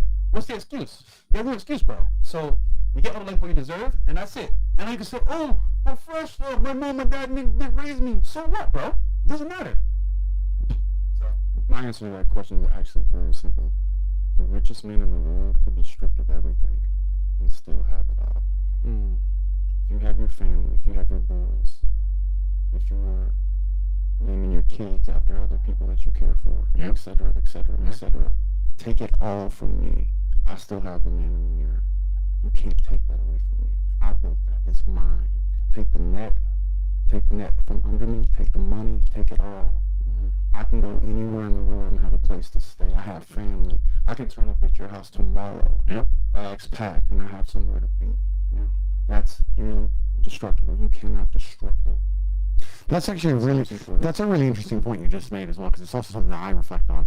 When I look at like America and the homeless crisis and that kind of shit, imagine being a person and you become homeless, and there's nobody you can call. damn. Nobody. And I'm saying That's true poverty. that's true poverty, but most people probably had somebody who gave them 5 days, 6 days, a chance. And during those 5-6 days, they probably fucking stole some food, or stole $3, or didn't try and get a job. Let's say I lost everything, I ended up on someone's couch. The last thing I'm going to let them catch me doing is sleep. It's the middle of the day now, and I'm just sleeping on their couch. No, I'm up. I've cleaned the house now. I've cleaned the house. I made them some breakfast. I'm now going to the paper, looking at jobs. I'm talking out loud. Hey, I'm going to go to this interview today. You want a coffee? But I really think that they wouldn't kick my ass out. I think there could be someone I barely fucking knew. When I see these people who are like, yeah, and I went to all my family and they all kicked me out, I think, that's suspicious as fuck to me. I'm like, you did something. You did something to them people. And that it shows like how the whole world's broken down, especially in the Western world. We're here in Romania, which is the poorest country in Europe. How many homeless have you seen? None. Yeah, like almost none. None. None. And that's because, now, is there a social welfare program? No. Is there social housing? No. Are people Good broke? point. Yeah. Then how is no one homeless? Because they can go to their family and say, I need a place to stay. And they'll fucking not be a dickhead. And they can stay with their family. Yeah. A lot of these people end up completely homeless. You must have alienated absolutely everybody close to you. How do you alienate everyone you've ever fucking met? I mean, I don't know. To me, I'm sure there's some extreme circumstances. There's some unusual circumstances. I'm not blaming all of them. But especially when these people are on drugs, when you have a drug addict in your house, you're going to have fucking issues, aren't you? Like, of course you're going to kick his ass out. Like, it's crazy. So it's an interesting point you made, but I've thought about that before. The thing I would say that I didn't know 1 year ago that I do know now, indefinitely, is that number one, common sense is not common, right? That's a big one. And then number two, most people are destined to fail, and they're just going to fail just because, and you can't save them. Right now, we got about 45,000 people watching. I'll be honest, maybe 1% of you guys are actually going to take this advice, apply it, and become a fucking somebody. Most of you are going to watch this shit, whack off, not take it serious, and just continue going on with your life. And that's the uncomfortable truth, but I'm okay with that. Why? Because I live in reality. I said it earlier. When someone says that they're based, what that really means is they're based in reality. And since I'm based in reality, I know most people are fucking losers. I know most people don't take action. I know most guys are mediocre. So since I know this, I can't get mad at the fact that common sense isn't fucking common anymore, because common sense will tell you got to get out there and fucking perform if you want to get the baddest bitches and be able to live the life that you want to live. But we sit here and we live in this crazy ass world, and we subscribe to the female mindset where I should be taken just the way I come. I'm perfect. I'm special. I should get things just because I exist. Newsflash for you ass clowns. Only women get to be delusional, not men. You're never going to be appreciated just for existing as a man. You must exist and make someone else's existence better. One more time. As a man, not only do you have to exist, you have to exist and make someone else's existence better. What does that mean? You need to add value to the world. Bitches are the only category of human being that can go ahead and exist and not necessarily give any benefit back and get a great life. 18-year-old bimbos are on yachts. You're an 18-year-old guy, you're going to have to work your ass off to get that yacht, because ain't nobody going to invite you on a fucking yacht, unless it's Epstein. Yeah. So otherwise...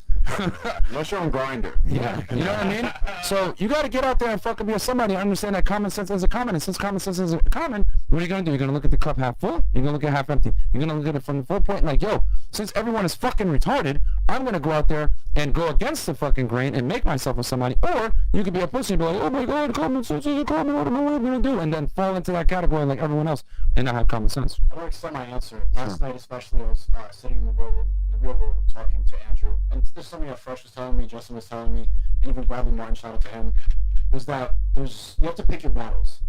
Once you understand the truth, and once you understand what's going on and how power manipulates everybody, there's no point in being angry about it. There's no point in being frustrated.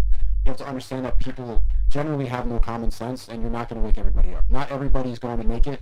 And I think that's what really frustrated me for a long time, thinking that all these people, if they just listened to what the truth really is and what really runs the world, that their problems could be fixed. But a lot of people just don't want to listen. They want to live in ignorance, and you have to accept that. And so you have to pick your battles and decide what can you do to wake people up, and you can't give your whole self. You're right, but you know what else, which is actually interesting, which is an adverse point to this, that was kind of my conclusion I came to, and it's also the answer to my question of what I didn't believe a year ago that I believe now, that I came to at the height of the COVID bullshit. And I was sitting there going, why do these people comply and listen? The world would be so much better if everyone was like me and everybody said no. And then I realized that that's absolutely and utterly not true, because you need these people. If people didn't believe the COVID lie, they wouldn't believe the financial lie, and they wouldn't believe the schooling lie, and they wouldn't work the bullshit jobs, and they wouldn't give up their lives, they wouldn't believe in their pension, and they wouldn't believe in their mortgage, and society would be destroyed if everybody understood the truth. You need the slaves. You need them. You want them. You're frustrated that there's too many slaves. I promise you, my friend, you want the slaves. You want to go to a restaurant and have a waiter. And you want to go to Starbucks and have a fucking wagey. And you want to go and hire another wagey to clean your house. And that's what you want. So as frustrating as it was at the height of it, when I was walking to gas stations, they're like, mask, mask. I was like, you know what? You're a dumbass, but that's why you pump my gas. So okay, like, I'm not gonna wear it, but I get it now. I'm no longer mad. If I wake this dude up to the mask, he ain't gonna pump gas anymore. So you also have to understand that, yeah, for a long time I was frustrated that everybody's so fucking dumb. But then you have to sit there and go, okay, how else could society function? The way the average man is getting fucked is left, right, up, down, backwards, forwards. They're getting fucking wrecked in their relationships. They're getting wrecked financially. They're getting wrecked in their fucking job. They're getting wrecked in what they believe. They're getting wrecked in their mentality, their own mind. They get fucking one day off a week. They end up spending that at some wedding to some dude they half like. Their whole lives suck. And for them to tolerate that bullshit existence so that we can have somebody who's going to fucking mow our grass, of course they believe in the mask. It's unfortunate. We need these people. And we're speaking to 45,000 people now. I like to think we're speaking to the people who aren't that way, but still there's a degree of them who are, and there's a degree who aren't. Like Myron said, some ain't gonna do shit. But we need those people. Don't be frustrated by them. We need them. When I see some fucking, in English, in England, you call them jobsworths. Someone whose their job means so much to them. Man, at the height of COVID, I got in arguments in gas stations all the time. I'd walk in and say, mask, mask. I say, bro, this is Romania. You're making $400 a month. Why are you arguing with a fucking big 6'4" kickboxer over a mask? Your life's worth it. Why do you care? Do you own the gas company? Like, why do you get? Because they want that tiny bit of power. I tell you, that's so bad. And they want to feel important, and they want to feel that they're good at their job. But my point was this: once I realized if he didn't give a shit about the mask, then he wouldn't even be a wagey in the first place. That's just that. It's part and parcel. It's part of the game, bro. It's just these. Let the wages be wages, and just fucking hire them. And that's one thing I always try to keep in mind, so I don't find myself getting angry with that person. You have to understand when you walk in that gas station and they tell you to put your mask on. That's the only power that they have. That's what they got. In their life. Yeah. So that, And you get to be a G, and that's all they got. yeah. So to stop yourself from getting angry with them, to be graceful, because I think that is what you want to be as a man. You want to be graceful. You have to remember that's the only power that man has.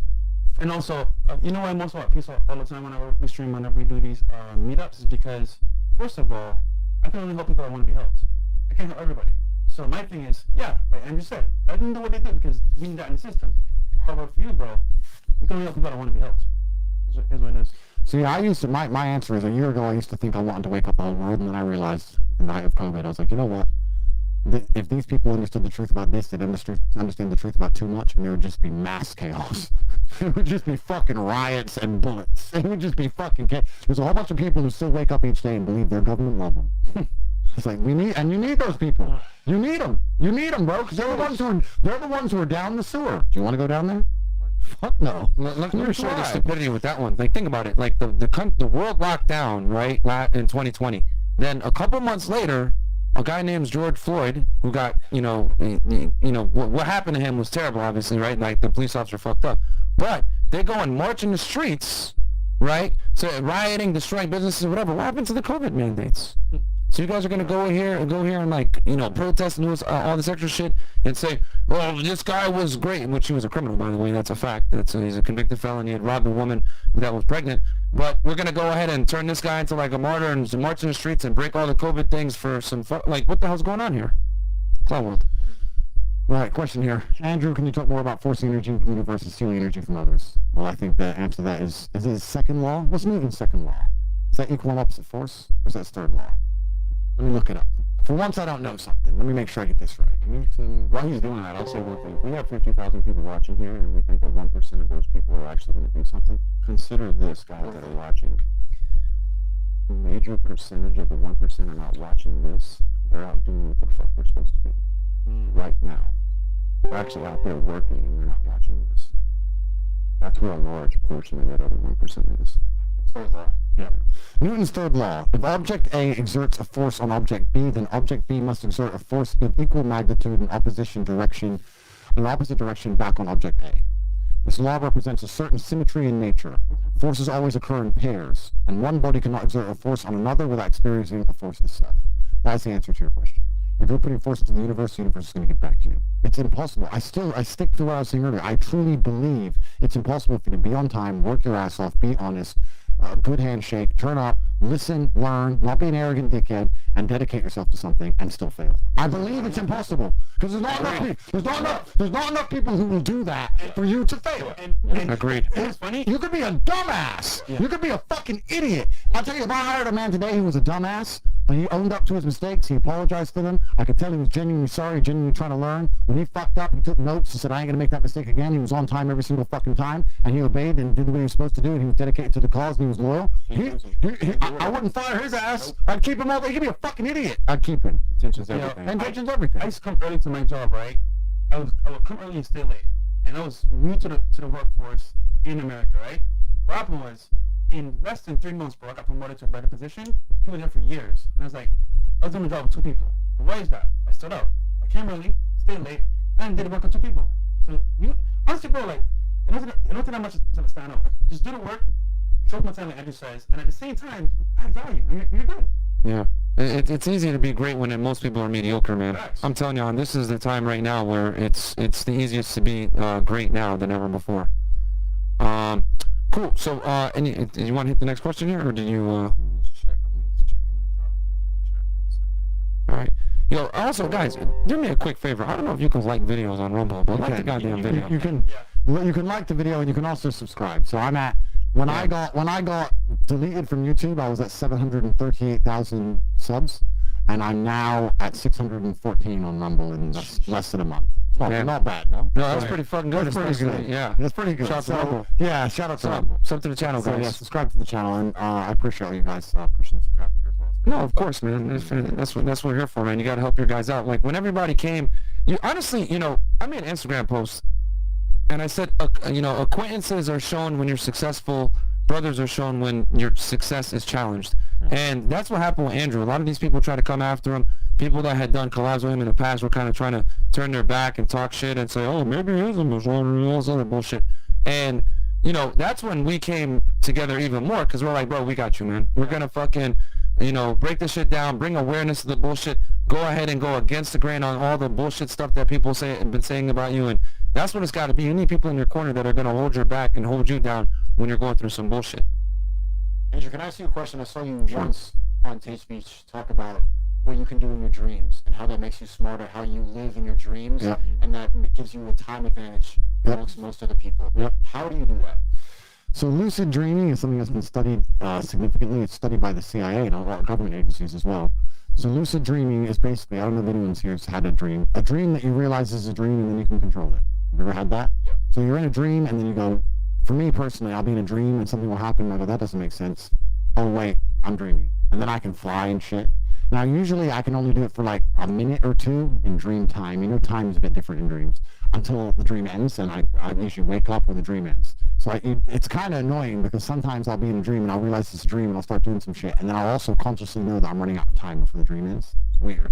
So that's how I dream. So the way I do that, and when I say that I use my dreams to calculate things, is because if you're ever heartbroken or upset or you're really worried or stressed, you might dream about the problem. So I do that consciously. If I have a problem in my life or something I have to worry about or be concerned about, I'll try and make sure I dream about it. And then in the dream, I know I'm in a dream.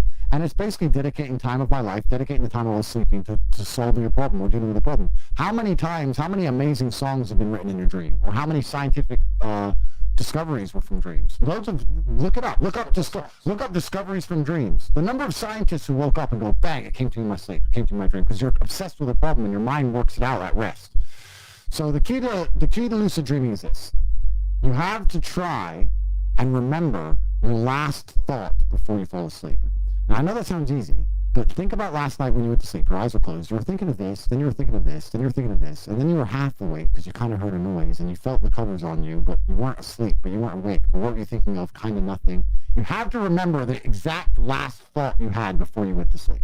And it's harder to do than you think, because when you start doing that, you start turning your brain on to focus, and then you can't fucking sleep. So you have to do it like Zen. You have to just Zen go, I'm going to sleep, but I'm going to keep track. Right now I'm thinking of this dumb shit. Okay, now I'm thinking of that dumb shit. And sequentially in order, remember all the things you're thinking about until you remember the last thing you thought about before you went to sleep. When I started learning how to do that, there on out, about 70% of the times I would dream, it would be lucid. And I genuinely, even to this day, I'll be in a dream doing whatever. And I'll lift up a cat and go, oh, that has no weight. This is a dream. Okay, this is a dream. So I'll just float to this wall quickly. Where's Tristan? Or fucking me go on the computer. And I'll just control it for like 2 minutes. It's weird. But it happens by remembering what you're thinking about before you fall asleep. And if you actually genuinely think about that task and think about, now when you go to sleep, you'll be trying to do it and you realize, I'm thinking a bunch of bullshit, or I'm thinking of a memory, or I'm half remembering something. But your mind kind of falls apart a little bit as you fall asleep. If you can keep track of it, you can control your dreams. And for me, if I ever have a genuine real issue, I can literally say I'll deal with it. I'll think about that later when I'm sleeping. I know it sounds stupid, but it's true. Also, I would also accredit it, and there's absolutely no scientific proof for this whatsoever, and everyone can call me crazy if they want. I would accredit it to my success when I was kickboxing. I believe that if my brain synapse is firing, it must have, for X action, it must have a positive reflection on that action. If my X synapse, if synapse in my brain is firing to slip a jab in a particular way, and my brain is firing, even if my body isn't moving, but my brain is firing to slip that jab, I believe that on a long enough time scale of my brain imagining me doing something repeatedly over and over and over again, I'm going to be better at doing that action, even if my body doesn't reflect it. So when I say I train in my dreams, that's exactly what I mean. I would train, I imagine slipping punches in my dreams and how I would do it. And although my body wasn't doing the thing because I was a fucking sleep, I twitch a lot. The chick would be like, what the fuck are you twitching for? I was like, I'm fighting, bitch. I'm fighting. But my synapses were firing the same. And I believe that had a positive impact and a positive effect. That can't be proved, but I believe it. And if I believe it, that also gives it power. So that's what I was saying. Here's my last question for me for tonight. Sure. We spoke a while back when you reminded me about being likable. And being likable, I think, is a trait that's underlooked, because if you're likable, people want to help you move forward in life. What do you describe likable as to the audience? Yeah, being hated and this is coming from me, but I would like to actually say, and anyone with a brain who's watching this understands that I'm not a dislikable person. The Matrix attacked me and the Matrix lied, and the fucking NPCs said what the NPCs are supposed to say. That's fine. But being a dislikable person, like you can't make people like you, is not going to serve you well in life. You have to know how to make people like you. There's some scenarios we have to walk in and go, okay, I need this person to like me. And whether they're a liberal, whether they're a feminist, whether whatever, there's a time where you decide, do I tell this person the truth? Or do I fucking piss them off? Or do I just make them like me? You don't even gotta lie to them. I can sit with a feminist and not lie to her and not be disingenuous once, but by steering the conversation in the correct way, make her love me.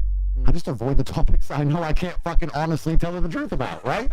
I had a guy message me going, hey bro, I'm in this office and everyone fucking hates me and I fucking hate them all. What do I do about it? You make them like you, G. You're working in an office. You want to keep your job? Like, what, you want to live in a fucking, you want to work in a business and everyone hates you? What's the answer to that? You can't, being likable is absolutely not really a skill. And it's served me very, very well, even in the situation with this massive band. Yeah, some cucks turned on me, whatever, but there's a whole bunch of people who go, I like Tate. How many beautiful women have stood up and go, I like that man?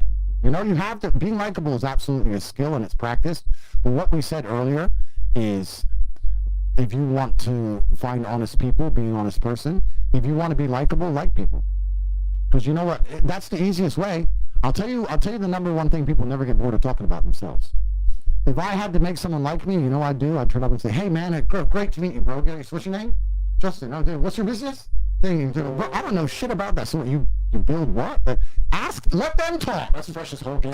Bro, but it's true. Hey, man. But it's true, because they love themselves already. They like themselves. They either like themselves, or they're fucking, no one asks them shit, and they never get to talk about themselves. It's one of the two. And either way, they get to sit there and talk about themselves. If you want someone to like you, ask them questions, let them talk about themselves. They're going to fucking love you. You're a great listener all of a sudden. Girls say it all the time, you're a great listener. You can sit there with a bitch and just go, yeah, so you're a model.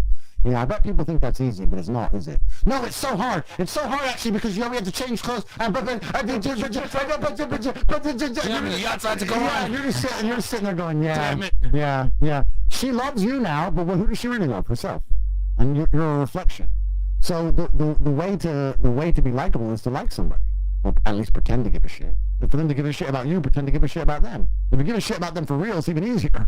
So that's it. So I was saying to this dude, listen, go into the office and just go up to these people you say they all dislike you and just fucking pretend you give a fuck. Try and help people out. Stop being a dickhead. Going through life, and it's amazing, man. It's kind of one of the things that comes with age. And, you know, I'm egotistical, I'm arrogant, whatever, like every freaking red-blooded man is. But it comes with age when you realize there is a time and a place to just situations where it's just like, okay, I want everyone here to like me. That's it. I just want these people to like me. And there's time and a place. And the richer you get, the less of those situations you're in, which is kind of a cool thing, because it is bullshit. But if you're starting off at the beginning, if you're going to go, you know what, I'm 16, I'm getting my first job, but I ain't taking shit from no one. Bro, you're 16. So you better learn to take some shit, because you ain't going to get very far any other way. There's 4 components to being really liked by people. It's trustworthiness, honesty, loyalty, and damn it, I forgot the last one. But if you have those 3 right there, that's the foundation. Okay? Because number one, when you're honest, people are going to tend to be more honest with you because you're being honest, and it's difficult to be honest sometimes. When you're loyal, well, they know that you're not going to turn your back on them, right? Loyalty, especially nowadays, is a big thing, right? Like we said before, we had that guy that made that hit piece on Tate. Hey, we don't fuck with you no more because you did that shit, right? And these are just things that you guys have to get into your head, man. If you want to be around certain types of people, they're going to have less and less tolerance for fuckery. And you need to have certain things in place to be able to deal with these caliber of people. So, how does that being humble as well? Because if you're humble, you can actually have the wisdom to say, you know what? All right, let me tone myself down and adapt to this environment and be likable. Because it's power, man. If you're that humble and you're that likable, it's power in your hands. So it depends. Yeah, you don't want to ever really outshine anyone, because then they get insecure and then they're not going to like you. So I'll give you a quick example of the last time I tried to make somebody like me, which is rare. But I'll give you an example. Well, because I'm rich now, I don't have to make nobody like me. I get to do whatever the fuck I want. But about a year ago, I was in London and I decided to meet up with some guys from school. Fucking old school guys, right? So these guys from school come, we're talking shit about school, blah, blah, blah. And one of them tells me his story. Every guy's got like a cool story, like their coolest story. And he tells me this story. Went to fucking Mykonos, and they got really drunk, and they ordered like $6,000 of champagne, and they were too drunk, and none of them could really afford it, and then one of the guys, his crazy friend, just picked up the bill, and he just paid all of it. That was his story. Now, am I gonna sit there and go, yeah, cool, I do 10 grand every single fucking night in Champagne. Cool, I got the guy outside. Cool, you're a fucking loser. That's your life. You've lived 30 years. That's your story, G. That sucks. I did this. I did that. I did this. I did that. Or am I gonna be like, what the? I had to pretend to give a fuck. It's just, I had to pretend to be like, what, he paid all of that? Oh, bro. Wow, that's crazy. Yeah. Well, there's a time and a place. I could have fucking wrecked them. And then afterwards, when they're like, yeah, so what you been up to? I can't turn around and tell them about the time I was arrested in Transnistria, or fucking robbed in Jamaica, or I'm picking up my Bugatti Chiron. Because they never instinctively know their story was trash. So I was like, yeah, you know, I was fighting, I wasn't really drinking, man. So what's making us like? Bro, you just gotta play the game, man. You just gotta fucking just play the game. But life is like that sometimes, and you get further that way. You know, like I like to think that most people I interact with and I spend my time interacting with have a positive experience. There's people who hate me, but I don't interact with the people. All the haters who hate me, but that's just because they're fucking sitting at home and they're lonely and they're just jacking off. That's their own issue. But the people I actually bother to speak with, I don't think there's many people I bother spending time interacting with in the real world who consider it negative. I'd like to think that everyone I talked to today, all day, would say it was a pretty pleasant or positive experience. I don't think anybody has said, I spoke to Tate today and it made my life worse. You know, so I'm a positive guy. I like to think as a whole, at least. Just me being the person I am at to remember what it was. So the 4 things, guys, are trustworthiness, honesty, loyalty, and then... We're back! Should I ask my question again? Yeah, sure. So we're talking about likability, and I'm wondering... There are a lot of people watching that want to be in my position, and there's a level of jealousy too. And I'm wondering, because the whole world's against you, I could have done a hit piece. We went out to lunch. I could have recorded something. I could have had my audio recording and revealed it. How did you vet me? How did you let me into your inner circle, which is right now the hardest thing to judge? Yeah, and that's a good question. And obviously, there's a degree of risk to it. So there's two answers. First, I don't gauge capability. I like to gauge intent, because capability is something that everybody has to a degree. If you sit and say, does this person have the capability to hurt me? Listen, the fattest... I'm telling you, look this way. If I were to send an assassin to get somebody, he would not look like an assassin. Everyone has capability by surprise, my friend. Anybody can get anybody, right? So capability is not something I judge. I judge intent. The main reason I decided that I thought it was okay for you to come here is I realized that you've been doing a lot of content for a long time that was very pro-Tate. And I thought, was his grand plan really to do pro-Tate content for X amount of videos, knowing that I would then one day invite him so that he could eventually... That's too complicated and too big a risk. That plan didn't make sense to me. So I thought, I think he believes what he's saying. And because I think he believes what he's saying, I think he's an honest person, a trustworthy person. I don't think he's going to be a snake. Secondly, some of my friends, and you were vetted by the friends. My friends stick up for you, and I trust my friends. And thirdly, also, I'm not going to lie to you, I did have to war room do a dossier on your real... Oh, yeah? Yeah, oh, yeah. I knew your name, your address, all that shit. So, but that was good to have. But it's just, yeah, of course, it's real. Well, completely, it's real. But yeah, it's good to have all those things. But all in all, I just gauged your intent. I thought his intent isn't maliceful. I don't think he'd do that. Now, if you did decide to do something like that, if you did, I don't think you will, but I'm pretty certain you won't. But let's say you did decide to do that, then God will teach you a lesson. I don't even need to do much. If you were to ever go down that route, then I'm old enough and wise enough to know that to a degree karma is real. When people talk about karma and live by the sword, not in the stupid way a bitch goes, karma. Because really, when they're saying that shit to you, they're getting their own karma back from you. That's what's actually happening. But if you live by the sword, you do die by the sword. I absolutely not really believe that. The reason that all these people are getting stabbed and shit are people who are out here stabbing people. It's amazing how it all just kind of comes full circle. And anybody who does treacherous things or does snaky things, we talked about it a lot in this podcast, but it's true. In the end, somehow they end up getting fucking stung worse than the person they ever tried to sting. It's just the way the world works. And I live with a pure heart and I'm honest, and I still have faith in humanity to a degree. And I realized that you meant what you said, and we're on the same team. I couldn't see an advantage for you trying to snake me or hurt me, so that's why I believed you. I trusted you. So good to meet you, friend. Good to meet you. Good to meet you. And I want to say a lot of money from that. I ain't gonna lie. Yeah, and I want to say this too, as far as like the treachery goes, and not trusting people. The reason why, if you look at someone like that's a confidential informant, right, or a snitch, as they would say, the reason why they have such a bad rap and people hate them is because every criminal knows that their day is coming. Okay, when you sign up, right, like for example, La Cosa Nostra, right, the Omerta, the Code of Silence. The reason why they do that is because they're trying to prolong the life of crime because they know at some point karma's going to come at them, right? So when you go ahead and you snitch, what you're basically doing is you're enhancing and you're rapidly burning that light stick for them to get that karma faster. That's why people hate informants. And when they do go and inform, they get what? Protection from law enforcement. So they've effectively protected themselves and insulated themselves from karma that was inevitably going to come that way. That's why criminals hate informants so much, because they know I'm doing a life of dirt, it's going to come back to me. Mm-hmm. So that's why they hate them so much. Absolutely. Good. Alright, so we're going to do last thoughts? Last thoughts. Go on, man. You can start. First straight part of the show, guys.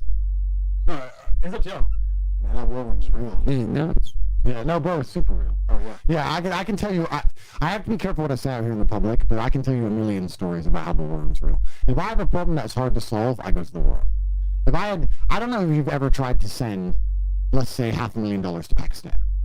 If I say, send $500,000 to Pakistan, you go, okay, I'll just go to my bank, and no, fucking try.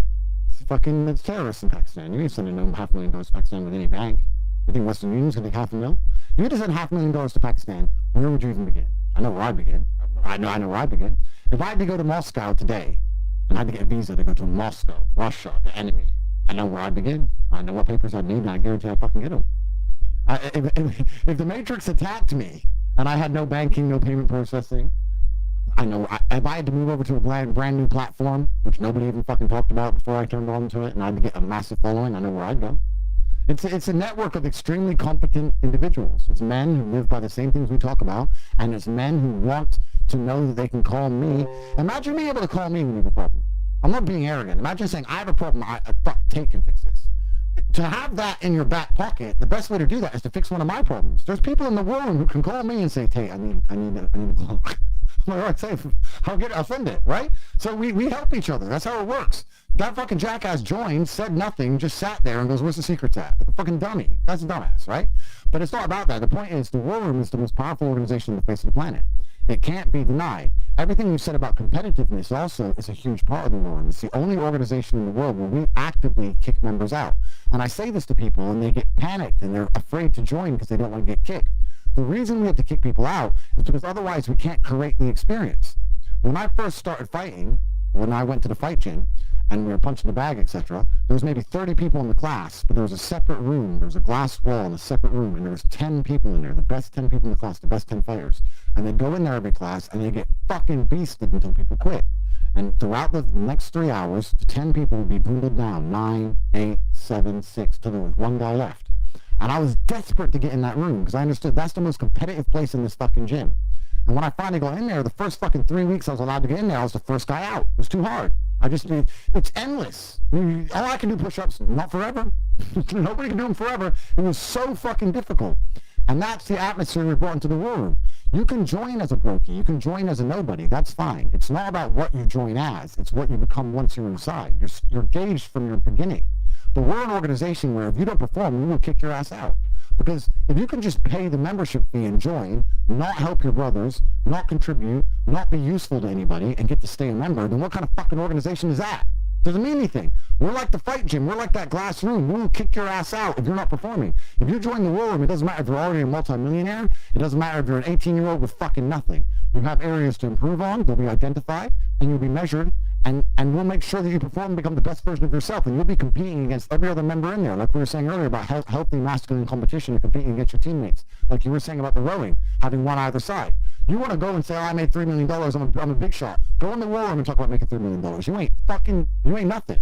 You're compared against me, you're compared against people in there with more money than I have, right? That constant competition is going to keep you on your toes. If you don't perform, you're going to be kicked out. It's the most competitive environment in the world. It's deliberately designed to be that way. And because of that, it's hyper useful. Everybody who is in there is not only competent, but they're competing to help their brothers. They want to be the best at helping everyone around them.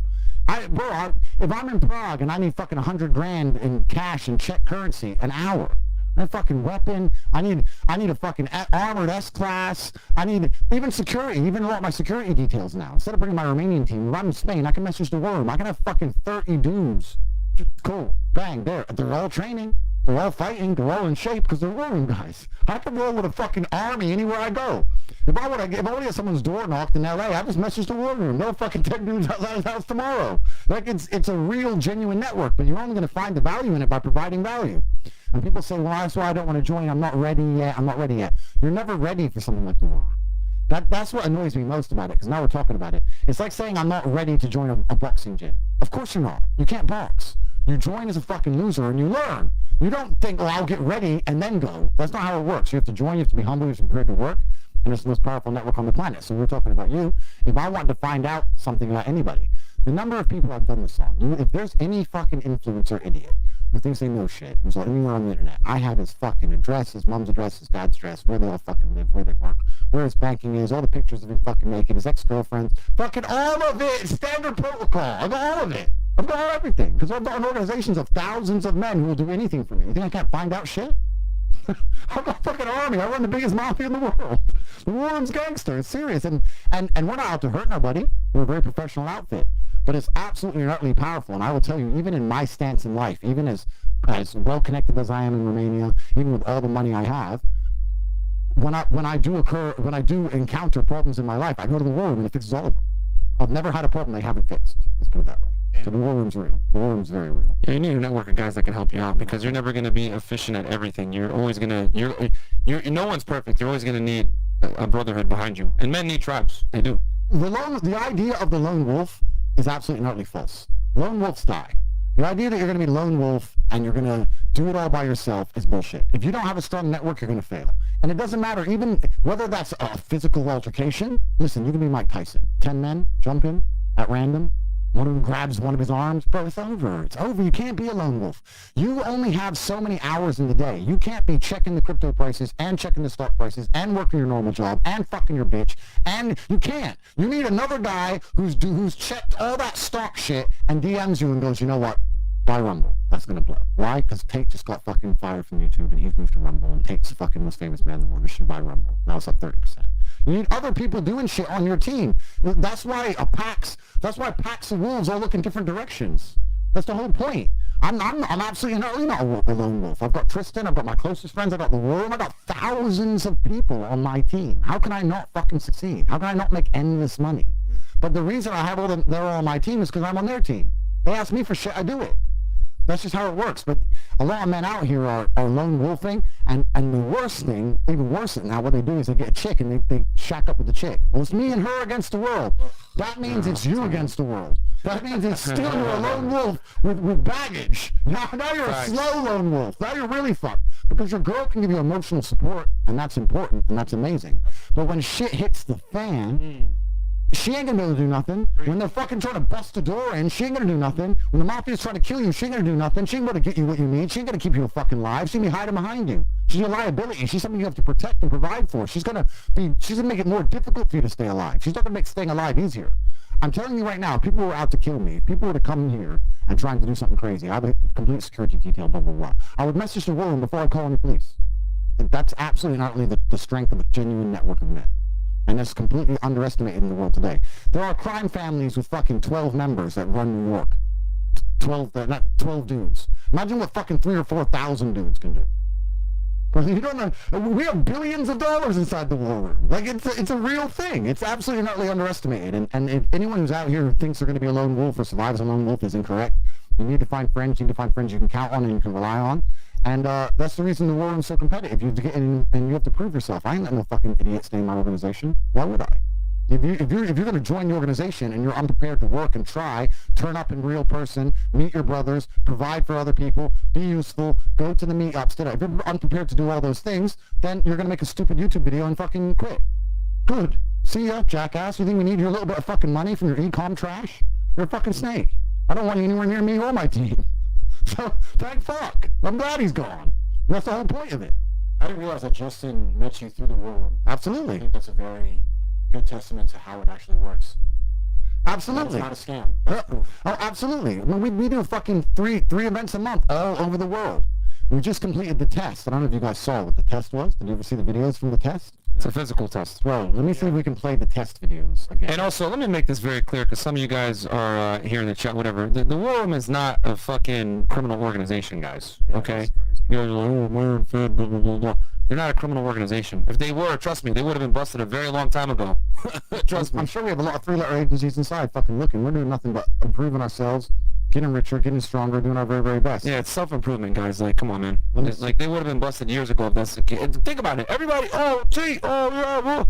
The Matrix been trying to cancel them forever. You don't think they would have been busting them by now? Come on. 100%.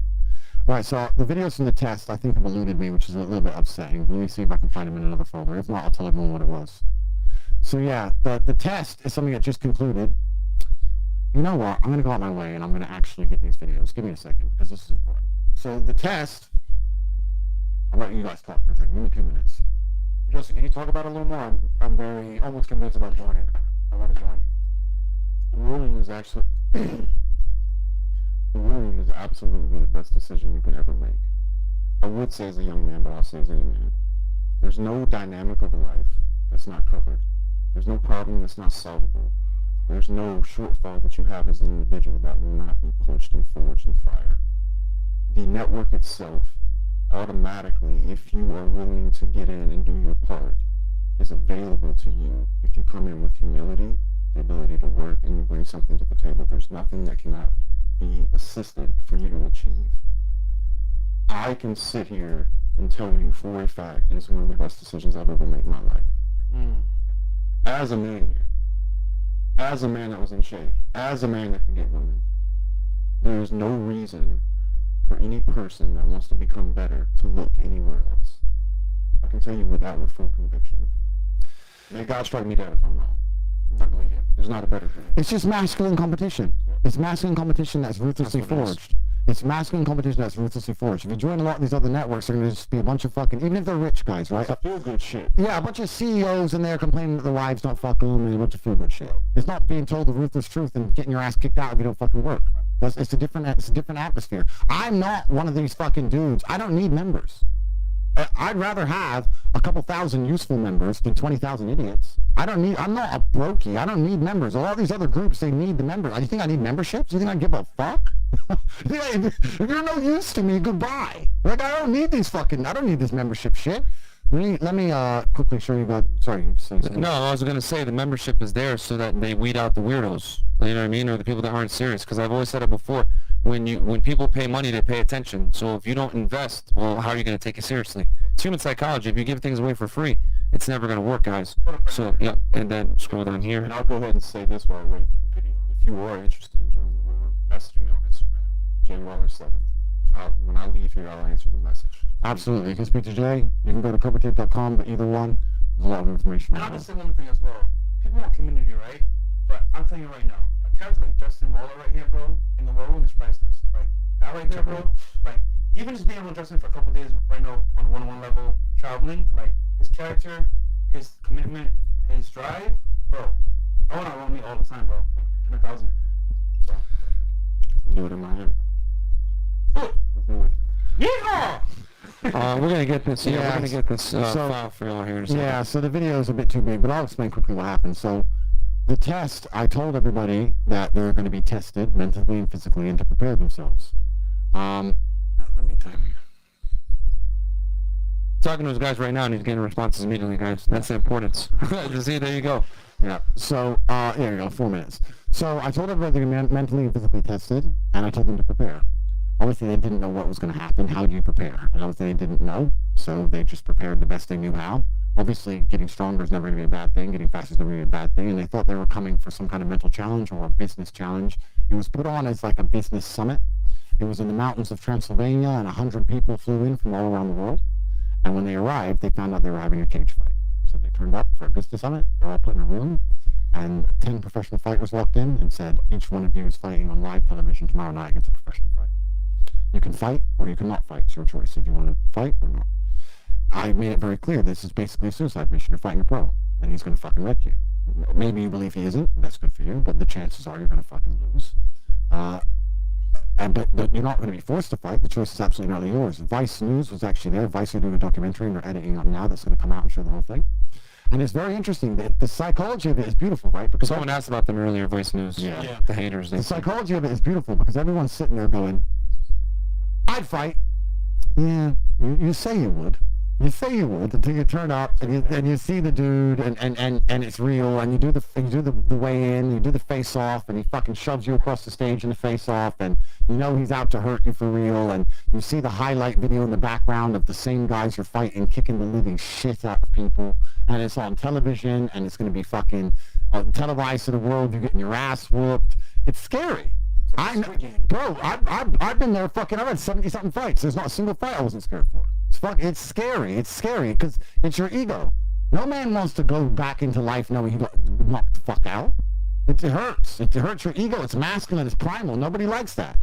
And the point of it was this: the people who said yes, they learned a lot about themselves, and we had a whole bunch of them fight. Nobody won, but they fought. That's the point. They still fought. And the people who said no also learned a bunch about themselves. Either way, you learn about yourself. Either way, you have to look in the mirror and say, okay, well, I said yes, I know I'm brave, but I'm perhaps not as capable as I should be. Or, yeah, I said yes, but barely.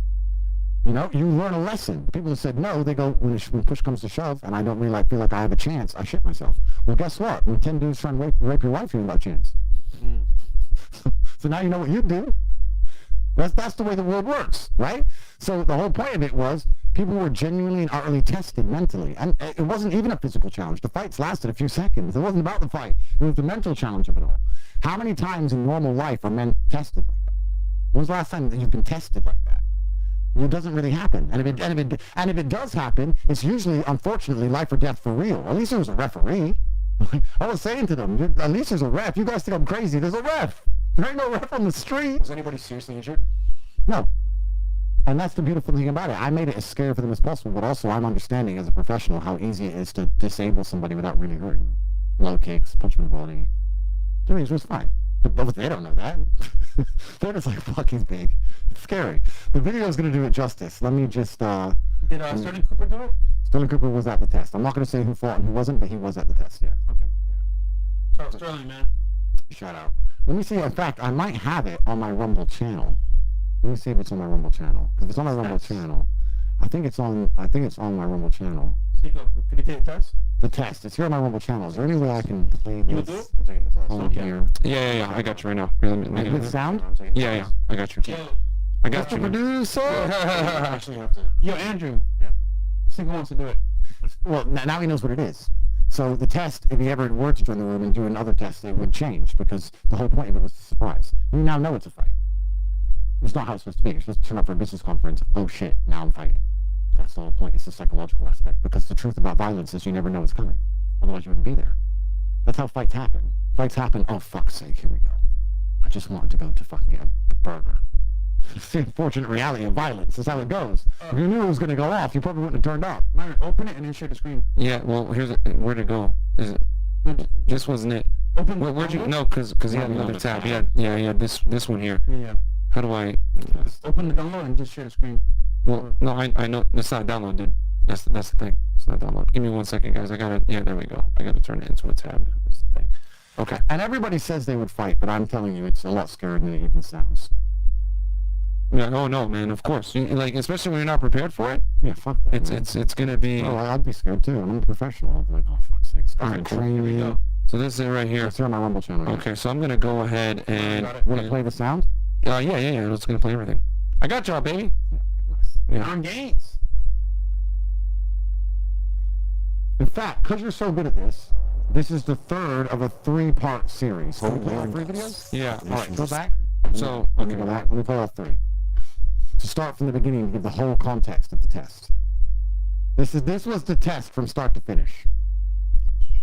After morning exercises, Master Poe Hold on 1 addressed second. the Let me events regarding a mission to eradicate the pause this real fast. We need to go ahead. Give me 1 second, guys. I'm gonna go ahead and adjust this real quick. I gotta switch to Tate sound settings real fast to play this for y'all. But sorry, you were gonna say something? Yeah, so this is part of it. We produced a 3-part series on the test. So like I said, there's the arrival when people first found out what was happening.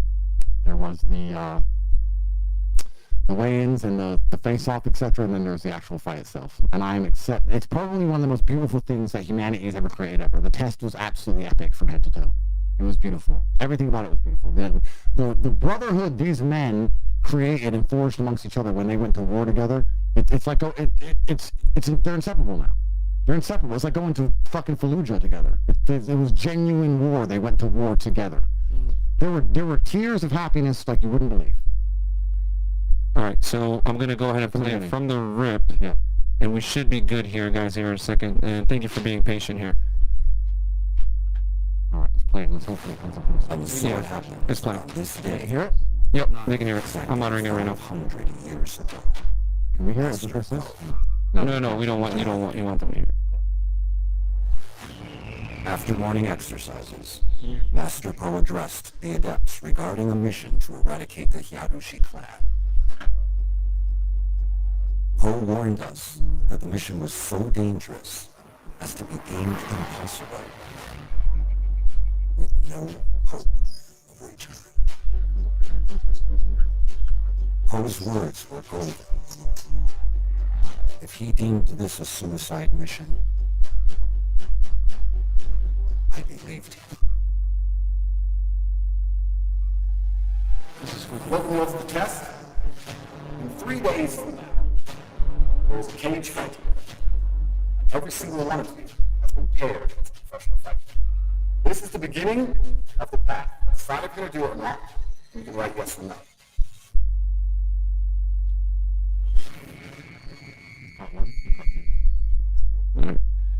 Part 2. This should be a TV show, bro. Jesus. Bro, it was sick. On Tate Network. Bro, it was sick. How many people folded? Can't say. Yeah, I mean, where is it here? Well, that's the test. Yeah, I just hit back and A then. lot of them fought. More than I thought would fight. I didn't think that many of them would fight. I thought no way that many of them were going to fight.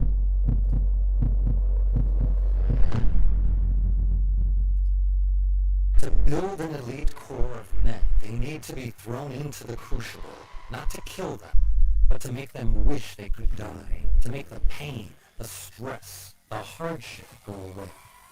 Most will give up, ring the bell, but some will refuse to Alright, pause because Some will wait, hold on. refuse to Is the buy. countdown? Okay. Some will refuse to accept their station in life. Some will push forward through the pain, through the sorrow, through the nightmares. Some will grit their teeth and fling themselves forward with purpose, will, and power. For them, the test will be a forge, casting them into a mold much the same as every single conqueror throughout history. So it is with the men of the test. Man, what? This shit was badass. You guys missed out, man. You had to be there. It was fucking sick. It was sick. Okay, the last one. The mission was so dangerous. This was in Pennsylvania, about 3 hours from here. Po warned us that the mission was so dangerous as to be deemed impossible, with no hope of return. Po's words were golden. If he deemed this a suicide mission, I believed him.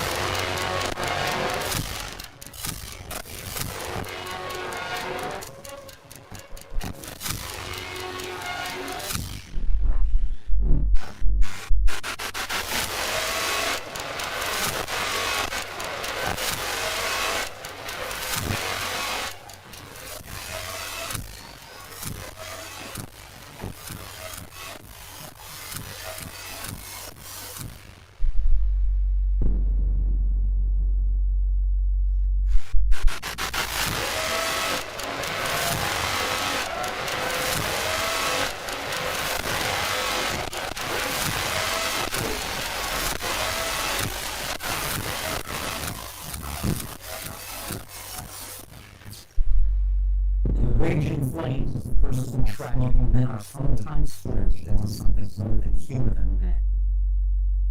So it is with the men of the test.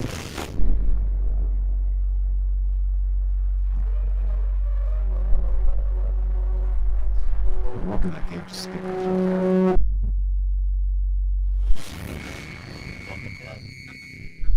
Let's go back to normal. You can hit stop sharing right here. You gotta go to work now. But imagine how that's not a transformative event in their lives. That's going to be their coolest fucking story. I went to a business conference in Transylvania, Romania, and ended up fighting this fucking psycho in a cage. That's one of the coolest stories you could ever fucking have. Imagine how that's going to affect how they go through life forever. You think they're scared of going up to a bitch ever again? You think they're scared of anything? But their lives were transformed. They got their asses whooped, but it's fucking better than it's ever. Their lives are better than it's ever been. Think of the friendships and the bonds they created. That's all based on bravery, honor, sticking up for each other, masculine competition amongst each other. The number of guys who fought and said, "I have to fight." Everyone around me's fighting. I have to. Yeah. That's the kind of guys you need near you. That's what it was all about. That was one of the greatest things that happened for fucking masculinity in modern times. Any man who wasn't there, you missed the fuck out. Because whether you fought or not, you would have learned a whole fucking bunch about yourself. And that's what it was about. I'm so fucking proud of them guys. Man, I was nervous for them. Watching them walk to the cage, I was like, fuck's sake, bro. Because I've done it so many times. And I was just like, oh, they know they're going, it's like walking to the slaughter. But they were just like, fuck it. Fuck it. Let's do it. They're fucking gangster as fuck. I'm so proud of all of them. They're in the war's the real deal. And this is just the beginning. We've done so much shit. We've got so much stuff coming. We've got a big event coming up in the Philippines, which is going to be even more crazy. Manila? No, we're doing one of the little islands, somewhere beautiful for the pain. But yeah, we got some beautiful things coming up for the world. No, that's what's up, man. Hey, man, and like I said before, you got to pay your dues, and the problem is that not enough guys pay their dues. You know what I mean? So, yeah. Shit, we had something here. Let me go back to the. You got something, Justin? There you go. Okay. There was a question here that you wanted to answer, right, Andrew? I think so. Maybe let's check it. Maybe it's still up.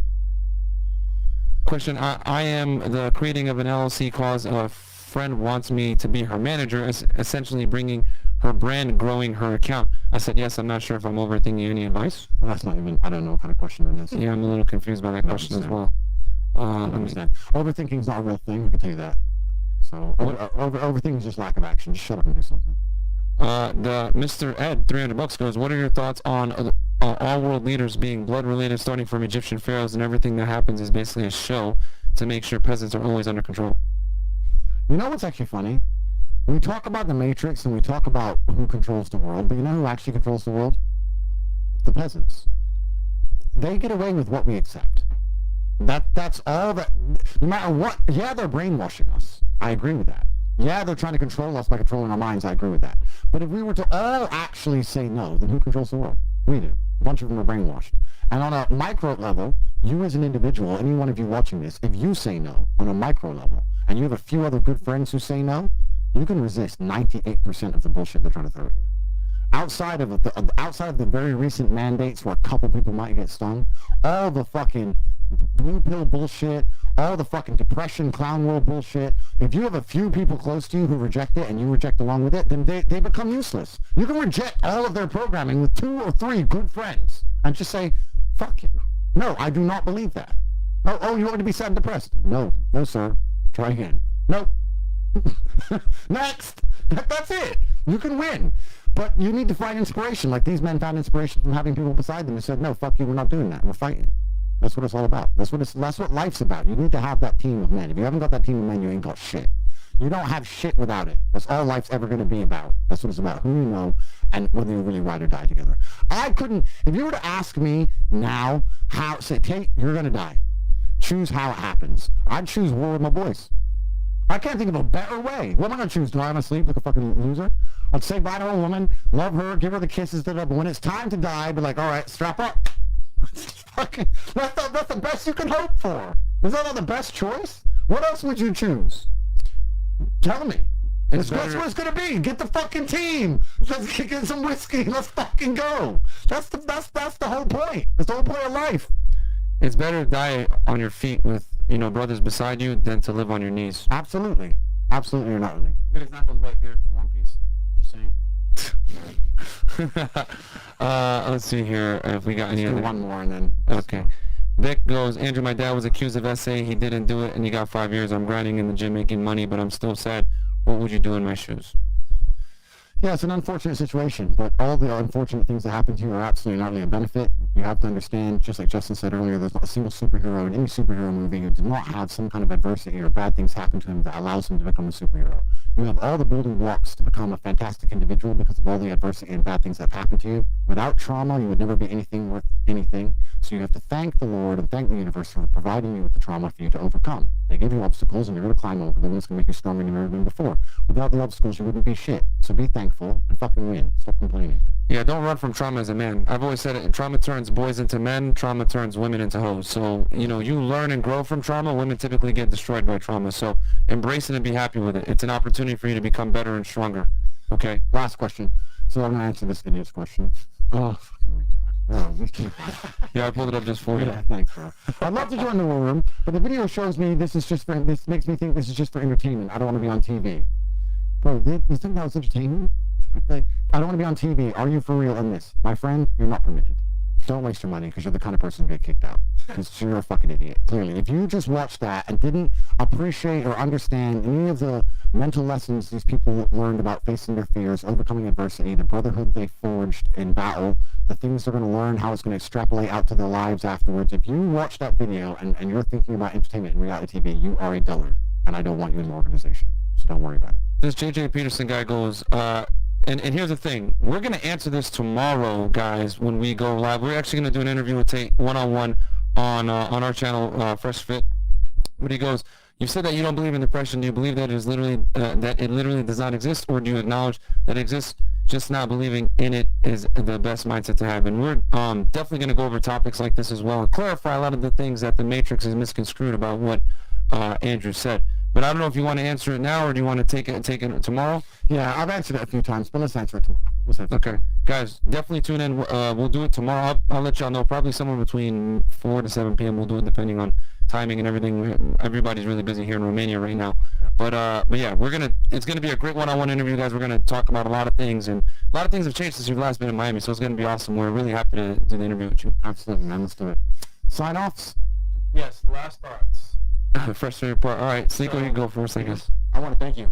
Thank you for having me on. Thank you, Andrew. Thank you, Justin. It was great to be here. It was great to meet you. And I appreciate everything. Oh, man. Glad you came, bro. Glad you came.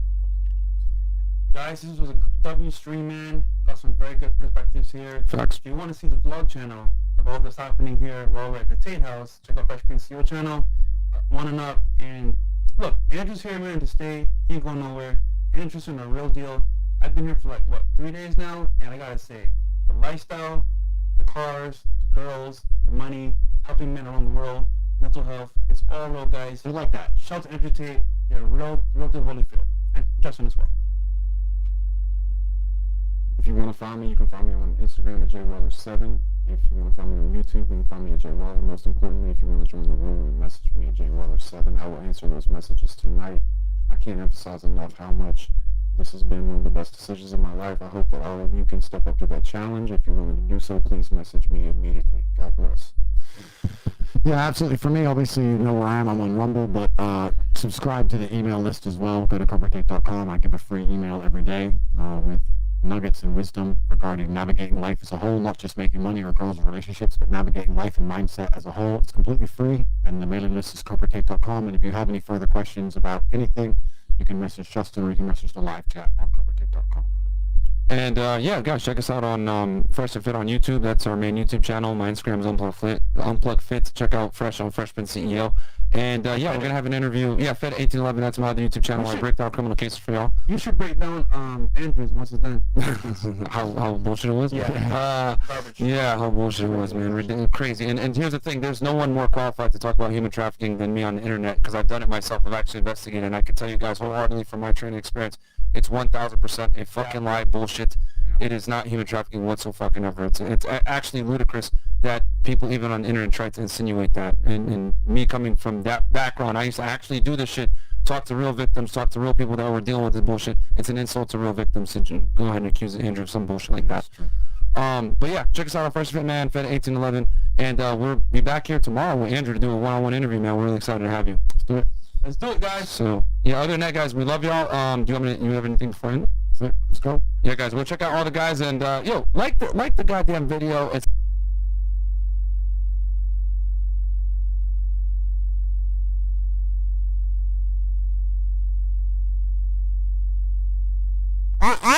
completely and utterly a believer in hard work. I'm a proponent of hard work. I have all this money and all I do is work. My entire life is work. This podcast is work. I'm getting in the car and went to another meeting. Work. I'm going to that's work. People who are in charge of the world don't care about anyone but themselves. They don't care about you, whether you're gay or straight. They're not interested. What they're interested in doing is controlling the minds of people and affecting the way people operate in a way which is beneficial to them. I don't want to get too political on this podcast to say what they're really doing, so the video will get taken down. Once you get to a certain level of incomes and wealth, everything becomes free. And that's what I'm like now. I don't know the price of anything I eat or buy. If it's not a house or a car, even most supercars, G, I don't even know. Most recently, those allegations, right? Yep. To do with human trafficking and stuff Yep. like that. Oh, we'll talk about that. For every dollar you make, for every pound you take, you took it from someone else. You don't make money, you take money. You're not the Federal Reserve. You can't create money from thin air. Every single pound in your bank is money you took from someone else. Who is the real Andrew Tate? It's a good question. What's going on, everyone? Welcome back to the CEO Cast, the #1 place for showcasing business and entrepreneurship. Now today, you lot are in for a special episode. I'm with the 4-time kickboxing world champion, the top G, Mr. Producer, the one and only Andrew Tate himself. Come on, let's get a round of applause for that one. Come on, people. Bro, I'm very happy with that. I'm very happy with that introduction. Thank you very much. Yeah, Well, good to You're see you, included the top G and everything. I'm happy with it. You got it, bro. You got it. What are you saying? How's your day going? It's going good, man. I'm breathing, Yeah. which is a good start. You know, surviving on the bread line. You know, getting the bills paid. I'm doing all right. Especially in London, where things are hot all the time. Yeah, like you things said. are hot. Yeah, the world's kind of getting like that for me now. Ever since I conquered TikTok, I can't go anywhere. Yeah. Everywhere I go, it's just people, hey, it's Top G. And some people love me, some people hate me. Yeah. You know, and in certain parts of the world, that's not a big deal. In other parts of the world, I'm a bit on edge. So. How long would you say you've been conquering TikTok for? Like, how long? Because it seems like you kind of spawned out of nowhere, almost. I in that put a sense. plan together to conquer TikTok Yeah. 4 months ago, Yeah. and I've now completed my conquest. Yeah, so you... So, bro, done. So I conquer TikTok faster than the nation states conquer countries, bro. 4 months, I put a plan together, boom, done. Now it's mine. I own it. Yeah. Finished. Didn't spend a penny. Didn't spend a single penny on advertisements. I don't even have a TikTok account myself. Yeah. I just put a plan together, we made it happen, and it's done. I So, want to get to that plan later on because from what I've thought, I haven't asked you directly, I'm not asking you on this podcast, but it seems like a genius strategy.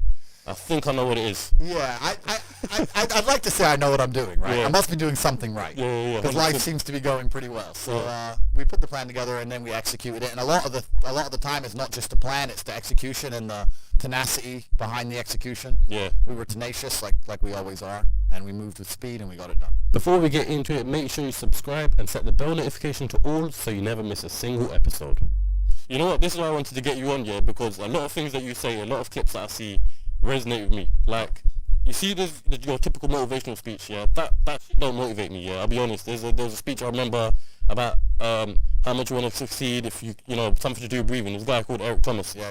That, I remember everyone was like, yeah, that's so motivational. It didn't hit me. Yeah. I'd rather have Andrew Tate call me a brokey, call me a wagey. Actually, I'm not wagey, but I'd rather that. That motivates me. Well, You know what I mean? yeah, and that's the thing about the way I talk and the things I say. Some people find it inspirational, and some people are upset by it, and their ego prevents them from learning from it. Yeah. But it's the kind of people who are really genuinely upset by what I say are the kind of people who can't truly learn anything and become successful in life. Yeah. I obviously know what I'm talking about to some degree, right?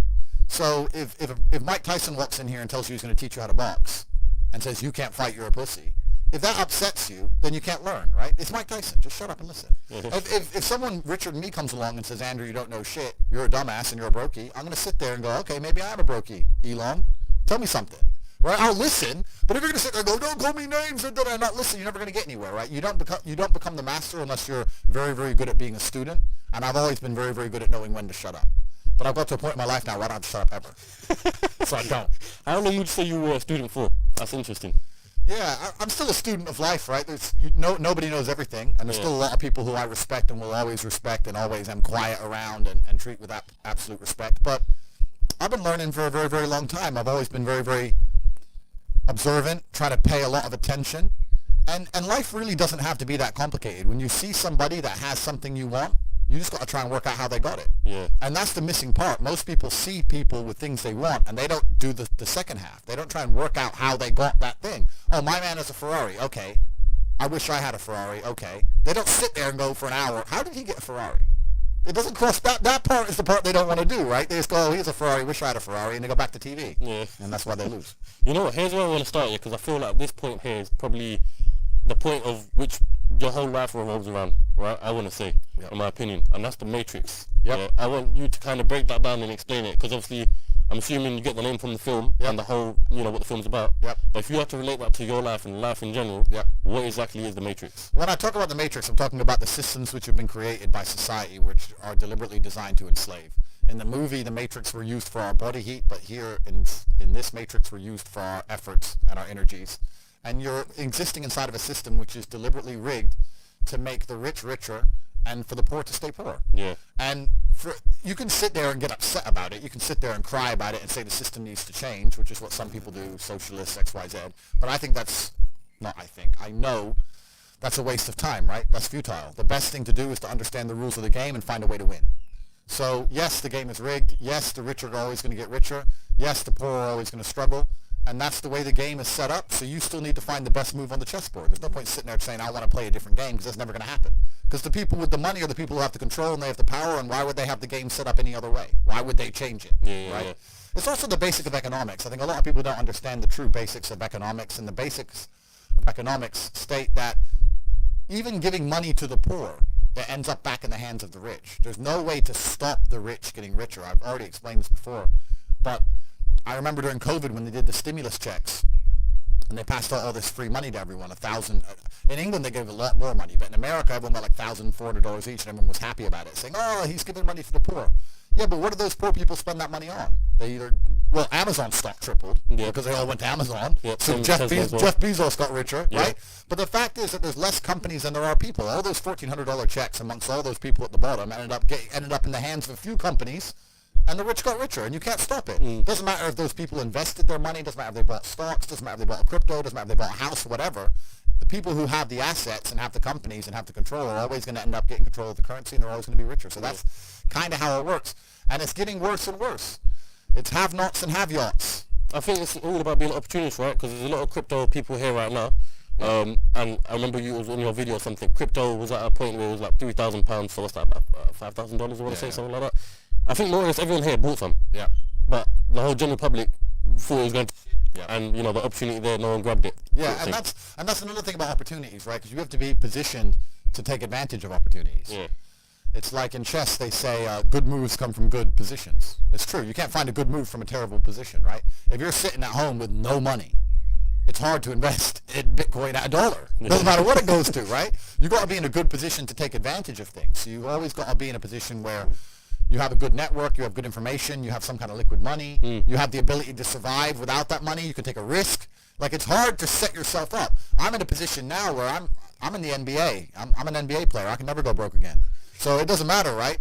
Once you're in the NBA, I can throw $1 million at something. It doesn't matter if it works or not. So for me, it doesn't make a difference. And that's why it's so much easier. They always say the first million is the hardest, and they're completely right. Once you get to a certain point, you can gamble to a degree, right? Well, doing my research and stuff, you haven't always been a multi-millionaire, yeah? I want to say probably near billionaire level or something like that. So when did you clock all of this? When did you find out this side of life? I always knew that the Matrix existed, and I always knew that the traditional systems and From the what age traditional... did you know? Say again? From what age did you know? I always knew. Okay. I just knew. Even when I was going to school and they were sitting there going, you're not going to get a good job if you don't get good grades. I was the one sitting there going, you're a liar. Shut up. I just knew the teacher was lying. I knew school was bullshit. I knew college was bullshit. I knew university was a lie. I always knew it was a trick and a con. I didn't truly understand things to the level I understand them now. But I had an intrinsic understanding, and I think everybody does. If you're at a gas station and it's 3 a.m. and a Lambo pulls up and a guy gets out of it, you're thinking criminal, drug dealer, gangster. Yeah. You're not thinking, he has a uni degree. Because you're not going to think that. So when you see money, people don't even associate the money they see with university. But then they go, I want to make money, so I go to university. It doesn't make sense. It doesn't make sense at all. So I think everybody knows that the system and the path they lay out for you is not a path that's going to lead to where you want to be. And I didn't know what the other path was, but that intrinsic distrust for the system and that distrust for the things they wanted me to do made me search for other avenues. And then I found them, right? And if you speak to the people who are richest, if you speak to the people you know, this is for everyone at home as well, if you speak to the people you know who have the most money and go up to them and say, hey, what made you rich? None of them say school. Do any of them say school made me rich? I got an A in GCSE. Like, who gives it? It's bullshit, right? So it's all indoctrination. So I knew it was indoctrination, and for that reason, I was always searching. And if you're searching, you're going to find. Yeah. So. Now, I always believed that as well. Growing up as well, I always thought that... Here was my theory. I've got a theory of business studies. A lot of people thought I was full of shit and stuff, yeah? Yep. But I want to kind of hear your opinion towards it. Yeah. So, I've done business studies in GCSE. In my opinion, the whole textbook, everything, the teacher, everything's full of shit. Yep. Yeah, literally, I feel like they overcomplicate it and confuse it on purpose because they don't want entrepreneurs, right? And they want people to be stuck in the system. People said I'm full of shit because of that. No, I know exactly what you're saying, but they teach you things that... The problem is, as well, it's difficult because the way that humans work and the way that we've evolved as a species is that we don't really learn lessons unless they're learned the hard way. Yeah. I believe that unless a lesson is taught the hard way, you're not going to learn it. You can have so many near misses and people won't learn their lesson. Bro, you must know a guy who goes out there, nearly crashes his car, doesn't slow his ass down until he wrecks it. Yeah. Right? This is how people are, right? So you need that pain for the lesson to sting enough to really genuinely go inside of your mind. And it's the same with everything. It's the same with driving a car or a business. Truthfully, if you want to learn a lesson about business, you're going to have to suffer at some point, right? So we always say that most people are not successful with their first companies, X, Y, Z, blah, blah, blah. I get that. The truth is, there's a lot of people who make a lot of money with their first company, but they just spunk it, act an idiot, and it all blows up in their face. And that's how you get the discipline on your fourth company, that when you have $3 million in the bank, you just leave it there.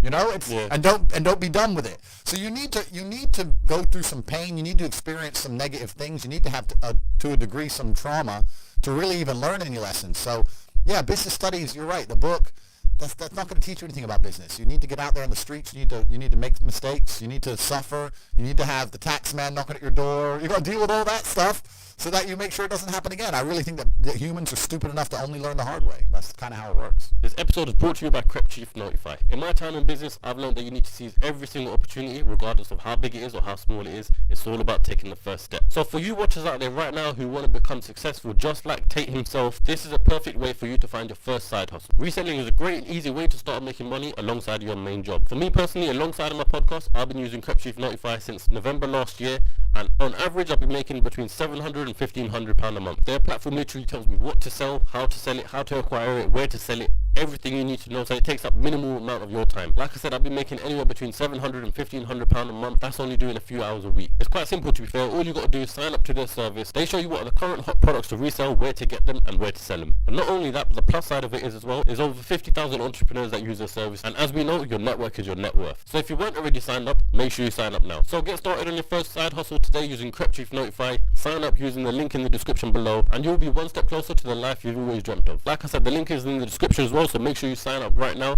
And also, they've got a YouTube channel, just write in Crep Chief Notify, and you can see exactly how the whole platform works. Before we dive more deep into your story, firstly, we need like 20,000 likes on this video. Secondly, I want to ask you one last question before we dive deep into your life here. I googled your net worth, right? Okay. And it says $30 million. How accurate is that? Because let me say before this, I see a $5 million Bugatti, and I'm like, maybe a guy with $30 million won't spend his money on a $5 million Bugatti. Don't make sense. So he's probably got some... Yeah, you know what's actually... The saying, if you know what you have, you ain't got much, that is completely true. Yeah. I don't have a clue how much money I have. When I was broke, I knew exactly how much money I had. I had 117 pounds in the NatWest, and that was it. I'm poor, rent's paid, I ain't got nothing else. When I was broke, I knew exactly how much I had. But now I'm at a point where it gets really difficult to truly measure how much money I have, because you have cash, okay, that's easy. I have some crypto, which is constantly fluctuating, and then you have assets, and the price of the assets is constantly fluctuating. And then I have companies and income streams, which need to be valued, and how do you value them, right? They can be an 8 times multiplier in some circumstances, and others they'll be a 10 times multiplier. So it's really difficult for me to put a value on it. If you were to say to me, how much money do I have in the bank? But then even then, because I've got to be careful what I say on this podcast. But even then, once you have a healthy respect for money, once you get past a certain amount of money, you don't need it in the bank. Like there's no point in me having 50M liquid in the bank. Why? Well, and what am I going to buy? You know, you're like, as long as you have whatever you have in the bank to run around the world with, you have enough. So you try and put that money to use, right? You buy assets, X, Y, Z. So it's really difficult. I mean, I have my online school, which we'll talk about later, Hustlers University. That's already been valued. That was valued at $300 million. When did you start Hustlers University? A year ago. A year ago. Fuck. Yeah, and that's valued at $300 million. Yeah. So, but then I ain't gonna sell it. So, but then again, I had a valuation between 280 and 340. So again, how much money do I have? I don't know. I could, if I really wanted to, if I wanted to sit here and say I was worth $500 million, I could prove that. Yeah. Yeah. If you sold up everything? If I wanted to, I could come up with $500 million probably. Yeah, I believe that's what I'm saying. Like, a guy like that buy another Bugatti. I'm pretty sure I saw a vlog where you're gonna buy another Bugatti. I've already bought a second one. Is it? Yeah. Which one? I've put another order down for another Chiron. So that's the only one that's out right now. There's a Roadster coming supposedly. I've heard rumors of. Yeah. I bought a Kernan's Egg as well. I got a Jamera on the way. Yeah. I'm talking to Pagani. I saw that you put it on your story, so I assumed you probably. Pagani. But you know what? This is another thing about money. I'm gonna sit here and I'm gonna complain. This is gonna upset all the brokies at home. There's nothing to fucking buy. Like, you buy 3 or 4 diamond watches. You buy a couple suits. You buy some cars. What else? What else is there to buy? You end up just spunking it on bottle shows and $10,000 steaks. There's nothing to buy. You can go on a holiday and travel, blah blah blah. But if you're actually looking for physical items, things to own and buy, there ain't much to buy. Okay, you can buy property, but property is a funny one for me because I'm very anti-governmental as a person, and I think that property is one of the big tools the Matrix uses to enslave. To keep you in the system. Completely, man. You buy a $10 million house in whatever country, you don't want to piss off the government of that country. Yeah, but because you'll lose that house. Saying that, I know you bounce everywhere, different locations. Yeah. Yeah. But what about buying houses in different locations? You still don't agree with that? Nah, because then you got headache if you got to look after it. Now it becomes a job, right? Yeah. There's a lot of people who talk about passive income, and we'll talk about passive income because I think that's the biggest scam on the planet. The idea of passive income in and of itself is a lie. You're the first person on the podcast to say yeah, that. bro, yeah, no, like, I mean, oh, I want passive income. Well, of course you do. Everyone wants passive income, but tell me how you're going to get it, because having tenants is not passive income. Ask anybody who has tenants. It's fucking headache, right? Yeah. If I have a house XYZ, I gotta make sure it's looked after, not broken into, the electricity's on, it's cleaned. I gotta get someone on the ground. My assistant's gotta deal with it. Now it's just gotta be something to deal with. And when I talk about a bunch of money, what I really wanted more than anything was freedom. There's a bunch of these real high-level crypto guys. You know, like the guys who invented Ethereum and all that. Like, yeah. The autistic guys. They don't own anything. And I kind of get that. I'm at the point now where they have a backpack of their possessions, and if they want a house, they rent it. They want a Lambo, they rent it. If I need to go somewhere, rent. I don't own anything. I don't have any hassle. Nothing's in my name. No government can take anything from me. You know, you get to a point of wealth where you kind of start thinking, do I want to have all this crap now I've got to deal with? Really, you want peace of mind. And I have enough troubles in my head. I don't need to be worried about my mansion in Santa Monica, which has been broken into, and I don't even go there. Do you know what I mean? It's just wrong. So that's that. And then also what I was saying earlier about property being a tool to the Matrix. If you buy a $10 or $20 million property under a government, you can't piss that government off. You can't disagree with that government. You can't, if the tax authority of that government says you owe them money, you better fucking pay it, or you're going to lose a house, right? Yeah. If they say you better take an injection in your arm for the good of society, you better take your vaccine. You better put your mask on. You can't even get a parking ticket, my G. Listen, if I'm in England right now, I don't own the assets in England, right? And I pull up in the DBS. Have you ever seen James Bond look for parking?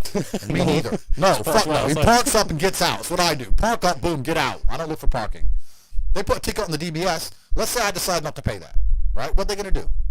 I don't have any assets in the UK. They're going to make a bunch of letters, send it to a bailiff. Bailiff's going to drive around the UK. I don't even live here. Boom, it's over, right? If I had a £20 million house, eventually it's going to go, the £60 becomes 120, 120 becomes 240, yeah, bailiff comes, $2 grand, $3 grand, boom, boom, boom. Gets to the point where they're going to take my £20 million house off me. Maybe it takes 3 years, but they will, over a parking ticket. So by buying that property, you're now giving you're giving the government a way to hurt you. You're giving them a leverage over you. And I'm at the point of wealth now. I have enough hidden money where I don't want any government to have any leverage over me. I want a government to say, Andrew, we don't like you. And me say, get fucked. Safe. All right, I won't come then. Bye. Like, and that's the problem with property. Property is a tricky one. I know you can make money with it, but you have to understand that they'll use it against you, man. It's a leverage. So. Well, let me ask you that. I completely understand the whole concept of, coming out of the Matrix and stuff, yeah? But for what reason? Like, what's the end goal? Like, where do you see your life in terms of in the future? I'll tell you why. I always knew I wanted to escape the Matrix before I escaped it. Let me tell you why. If COVID has not woke people up in the last 3 years, I don't know what's wrong with you.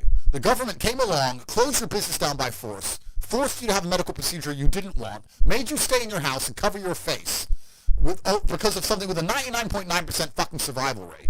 They come along and literally broke every single rule. They broke the Geneva Human Rights Convention. Every single law that they wrote themselves, they just broke them all under the guise of safety. More people committed suicide from mental health issues, or more people died from missed doctor's appointments for real diseases because of this crap. They came along and did it because they were told to by someone above the government, because the government's not even in charge of anything. And now they've gone back to normal. Everyone thinks they're not going to do it again for some other reason. You think across the next 30 years they're not going to come back with some new shit? Fuck them. Next time, when they come along with this crap, I'm out. I'm bouncing. See ya. When they did this, I went to Sweden. Sweden was open the whole time. Sweden never locked down. I was in clubs in Stockholm while everyone else was here locked in their houses clapping for the NHS like a jackass. I was in the nightclub. No masks, no vaccine, no lockdown, nothing. Running around with Swedish chicks. So I just run to freedom, right? But if I had, let's say, a big property within the UK, I can't just say fuck the UK. Yeah. So once you escape the matrix and you try and find a way to get your wealth outside of the system, then you can exist geographically anywhere. And once you can do that, then laws don't really apply to you. If they made a law in the UK I was unhappy with, I'd just leave. And if they made a law in Romania where I live I'm unhappy with, I would just leave. I don't have to be a lawbreaker. I don't have to be a criminal. I'll just go somewhere else, right? So property kind of ties you down, things tie you down, and if you look at the real high levels of wealth, if you look at the billionaires and stuff, they're trying to do the same thing. They don't own anything. They have a share in a company which owns a shell company in the Cayman Islands, which owns this subsidiary of a company in Dubai, which owns a boat that they can use. Yeah. It's that Aikido. It's the same thing. Get out of the matrix. That's what everyone's trying to do. Right? You know, I was going to ask you this later on in the podcast, but it seems like a good time to ask you now, yeah? You obviously, I want to initially do this podcast in Romania. I thought it would be sick coming to your house, you know, but every time you try to arrange something, you're on a jet flying off somewhere else. Next places everywhere, so I thought, you know, while you're in the UK, we do it here. But what's your reason for moving to Romania? And do you own the house in Romania then? Yeah, so the house in Romania is owned by a subsidiary of a shell company, etc., etc., etc. We'll leave it at that. Yeah. And I moved to Romania because it felt more free than the UK in certain aspects, and it is. In certain aspects, it's certainly more free. You're always, as an individual, you always have to make a trade-off, and the trade-off is usually between laws and the strength of the government and the judicial system and your safety. Right? This is the usual trade-off. So Dubai, which I love and I spend a lot of time in, the judicial system is extremely harsh, the laws are extremely harsh, but it's very, very safe. I'll accept that trade. If you give me a powerful government and a powerful police force, but you give me my safety to wear a $5 million watch, I'll take that all day. But you have countries like America and England where the judicial system and the police are dangerous and they can mess you up at a whim, but they don't even give you your safety. So now I have to be scared of the cops arresting me for no reason and the criminal killing me.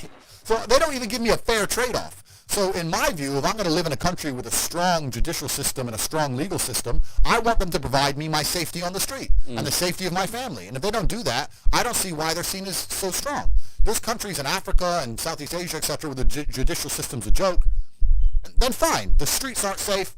The police ain't doing their job. That all makes sense to me, right? When the police are going to come along and mess you up for not wearing a mask or catch you for speeding and wreck your life, but they can't even offer you safety, then fuck them. So I decided to move somewhere else. And there are countries in the world where there's a really interesting, delicate balance of a government and a police force which are not strong. And when I'm saying that, I'm not saying I'm breaking the law.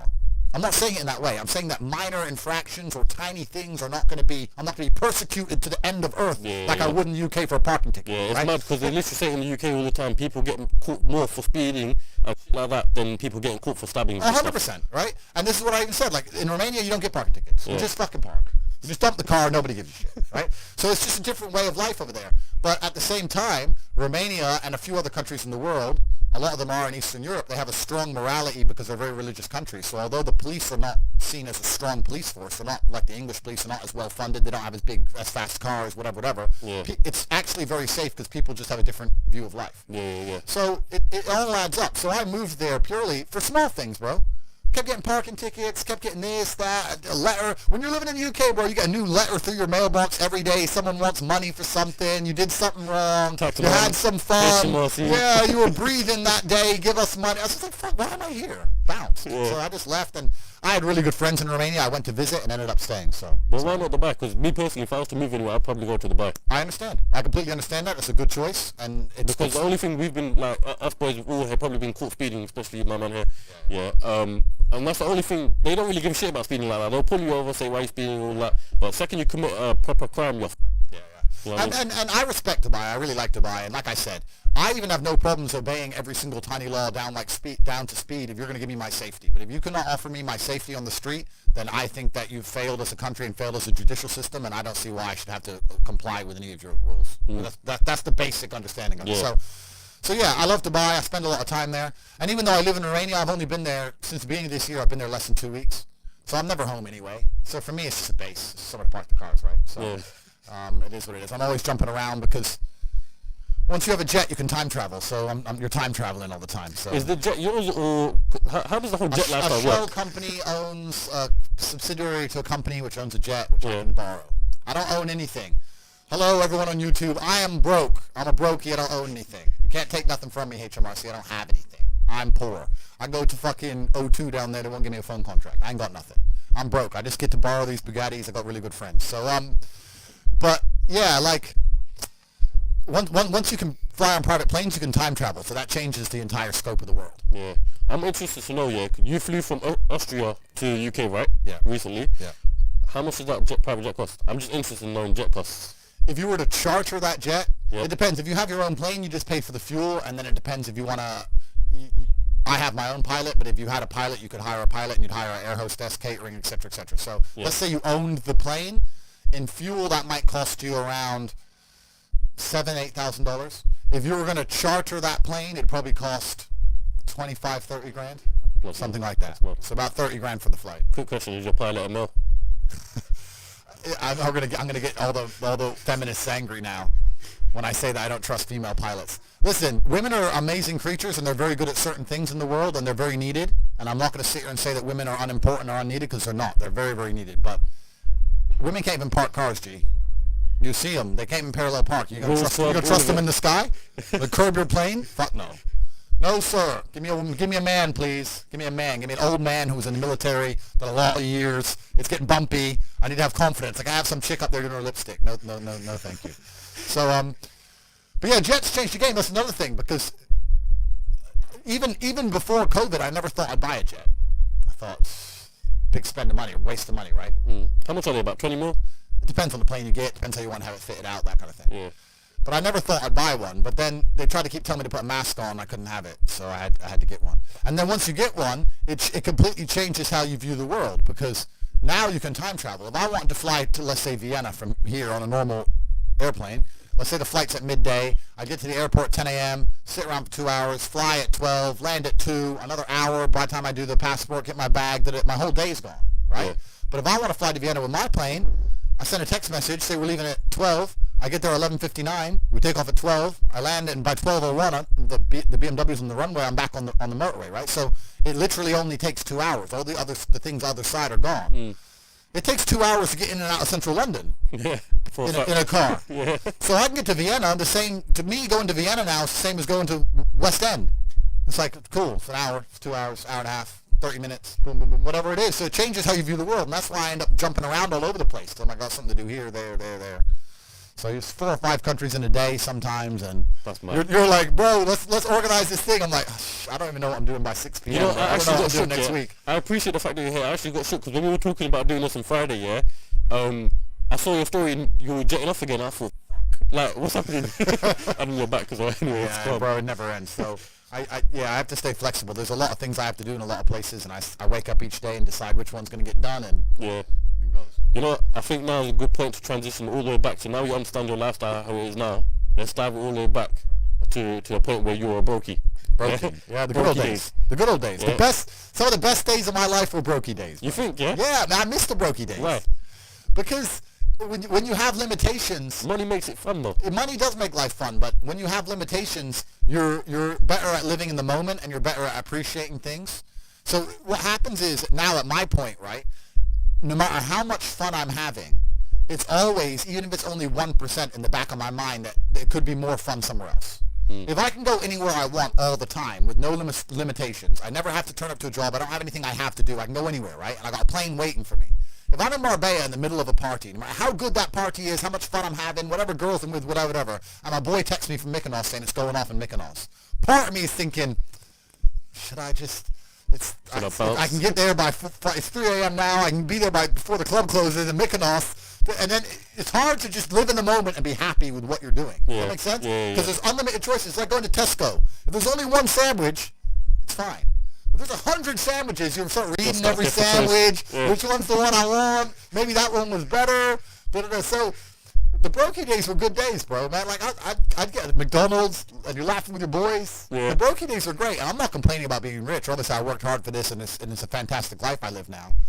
But I think without those brokey days, without those original days to compare it to, without that juxtaposition, then I don't think being rich would be fun at all. I think it's only fun because you can compare it to the days when you weren't rich.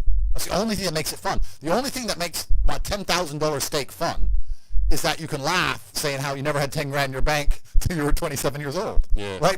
Otherwise it's boring. Otherwise okay, steak. And I think if you're born with too much money, that you'll never truly be happy. I think you need the brokey days. They're the best days. Some people are literally brought up rich, born into money essentially.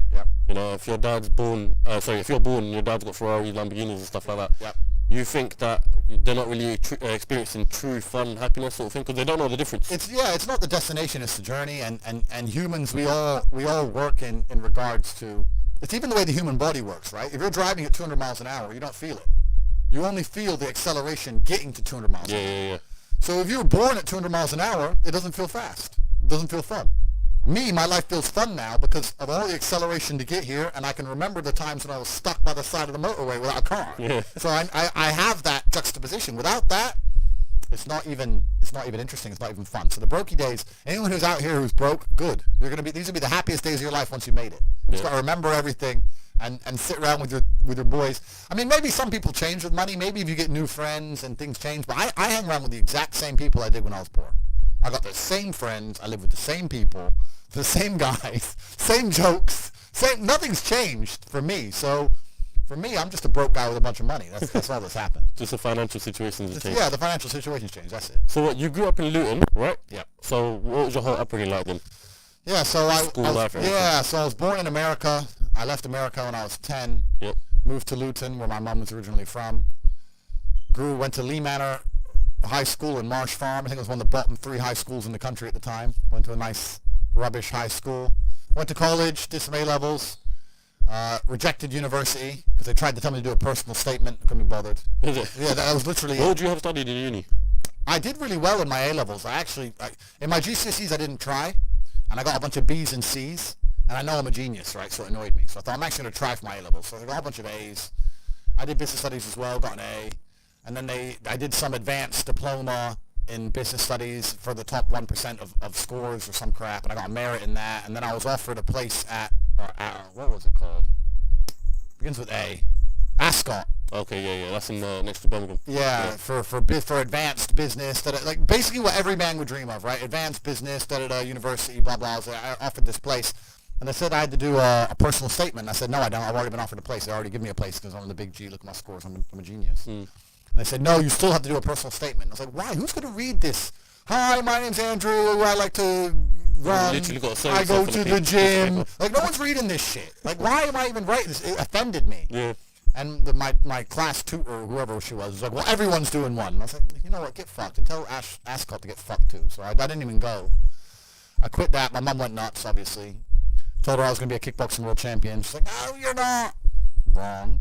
So I just started kickboxing. I got a normal job. I got a wagey job. I was a wagey. I was working as an IT technician in my former high school, fixing laptops. Okay. Got fired from there for sleeping with the head girl. You know how it is. It's hard out here.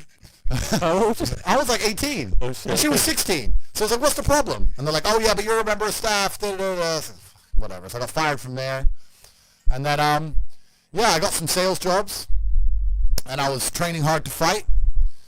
And I think sales jobs are probably the best job any person can get. If I had to get a job again, it'd be a sales job.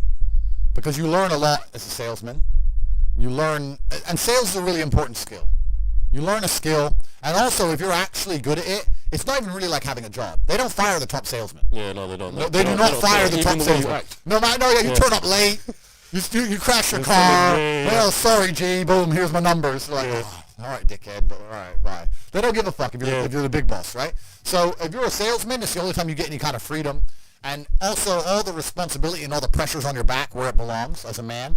You need to adopt stress and adopt problems if you want to be successful as a man. And as a salesman, you get that. So I had a bunch of sales jobs. I did a bunch of sales things. I was fighting, became world champion, started making money with fighting. But even fighting, kickboxing is not boxing, bro. Most I ever got paid for a fight was like 200 grand. Yeah, because some boxers, I think Amir Khan for his last fight, rumors have it that he got paid about 6 million or something like that. Yeah. Boxing's different. That's big money, yeah. Yeah, it's big money. But as a kickboxer, you don't make that much money, man. I had an apartment and a BMW, and I was doing all right, but I wasn't balling. You know, I couldn't just pull money out the sky and just do whatever. Like, if you're fighting twice in a year, and let's say you get 50 grand for one fight, 40 grand for another fight, 90 grand? By the time you give your manager 20%, pay all your rent, paid your car, but you ain't rich. Right? And that's the best you'll ever get at kickboxing, ever. Well, even at top level. Top level. You have to go to UFC, and even most UFC fighters have no money. Yeah. You got to be the champ to get paid. Yeah, people saying Dana White. Yeah. The thing is with the UFC is that everyone says Dana White should pay them more, but look at how liquid the UFC is. Even during COVID, when basically every other organization couldn't function and shut down, he managed to keep shows running. He managed to keep UFC running, keep fighters getting paid, keep fighters in shape.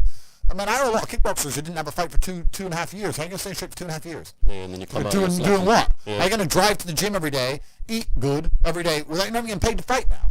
So it's hard. So maybe he does rub the fighters. I don't know. But he's an excellent businessman. He's provided a platform for people. But the point I'm trying to make is that fighting as a career path is a terrible career path because it's just too hard to make money. Too much can go wrong. You can get unlucky. You can break your hand. You know, you can get sick on the day before a fight and then lose the fight because you had a bit of a cold and now you got knocked out and you're you know what I mean? Like, it's hard. It's too hard. It's unpredictable. So I always knew that even when I was fighting, and I was always trying to find a way to make money. Even when I was fighting, all I did was try different ways to make money. I tried a million things, and that's what you have to do. You have to try a bunch of things and learn a bunch of lessons until you finally find something that works. So. And when did you find when did you have like your first taste of true money sort of thing? That's a good question, and I think one of the reasons why I was so motivated to make money is because even when I was completely broke, through fighting, I had access to a lifestyle. I saw money, right? So, man, I can tell you stories now that even sound stupid to me. I went to Deauville, France to fight for a world title, and I was sitting there, and the promoter hadn't turned up yet, and I ordered 2 waters, 2 Perrier, and they came and they were like €9 each, and I paid for them, and I said, Tristan, 20 quid for fucking water. Because we're brokies. And he's like, yeah, that's crazy. And we look around, and there's all these tables just with water, champagne, food, you know, like $1,000 lunches, £1,000 lunches. No one gave a shit, right? And we're sitting there going, where are we going wrong with life? Like, we're worried about the price of water. That dude's got a lobster. He's got like a big bottle of champagne. He's got 3 chicks. Like, we're going wrong. So I always knew there was, outside of the matrix, there were these people who were living in a way that money didn't have any significance. Money wasn't real to them. So I always knew it. I was always around it, especially through fighting. I went to a bunch of crazy countries, Kazakhstan, all these places. We're in Kazakhstan, a poor country. It's just G-Wagon, G-Wagon, G-Wagon, G-Wagon. I'm like, what's going on? Like, there are people who are living outside the matrix, and once you live outside of it, once you get to a certain level of incomes and wealth, everything becomes free. Like, when I was looking at the price of that water, no one else in that restaurant even looked at the price of anything. It didn't matter. Yeah. And that's what I'm like now. I don't know the price of anything I eat or buy. If it's not a house or a car, even most supercars, G, I don't even know. If I want the new Maserati, the MC20, the Spider, I'm just going to text my boy, yeah, fully spec, every option. And it's going to come out the bank, and I ain't going to notice. Like, it doesn't make a difference. If I have 11.8 million or 11.4 million, what difference does it make? It doesn't mean anything. Yeah. So you get to a point where the whole world's free, and then you start just buying stuff, not because you want it, but because it's completely free. So even if you 1% want it, right? You're like, oh, well, maybe I might use it once. 400 G's. I might drive it one day this summer. Yeah. You know, and that's how you get to. It's the same way people just buy coffee at a whim. You end up doing that with everything. So I always knew that kind of life existed. I used to talk with my brother about it all the time. I was like, bro, we're doing something wrong. Something doesn't add up. We're still thinking in terms of like make money, spend money, money in the bank. There's people who are living for free, and they just point at things, and they get everything they want. And my brother used to call me crazy. He's like, what are you talking about? I was like, no, there's the Matrix. We're inside the system. We need to escape. And now I managed to find a way out. So I always knew it existed. I was always looking for it. And it does exist, man. You can get to a point of income. You can get to a point of wealth generation where literally everything, I don't know how to say it. I want to say it in a more articulate way for the sake of the podcast. The only way I can explain it is everything is free.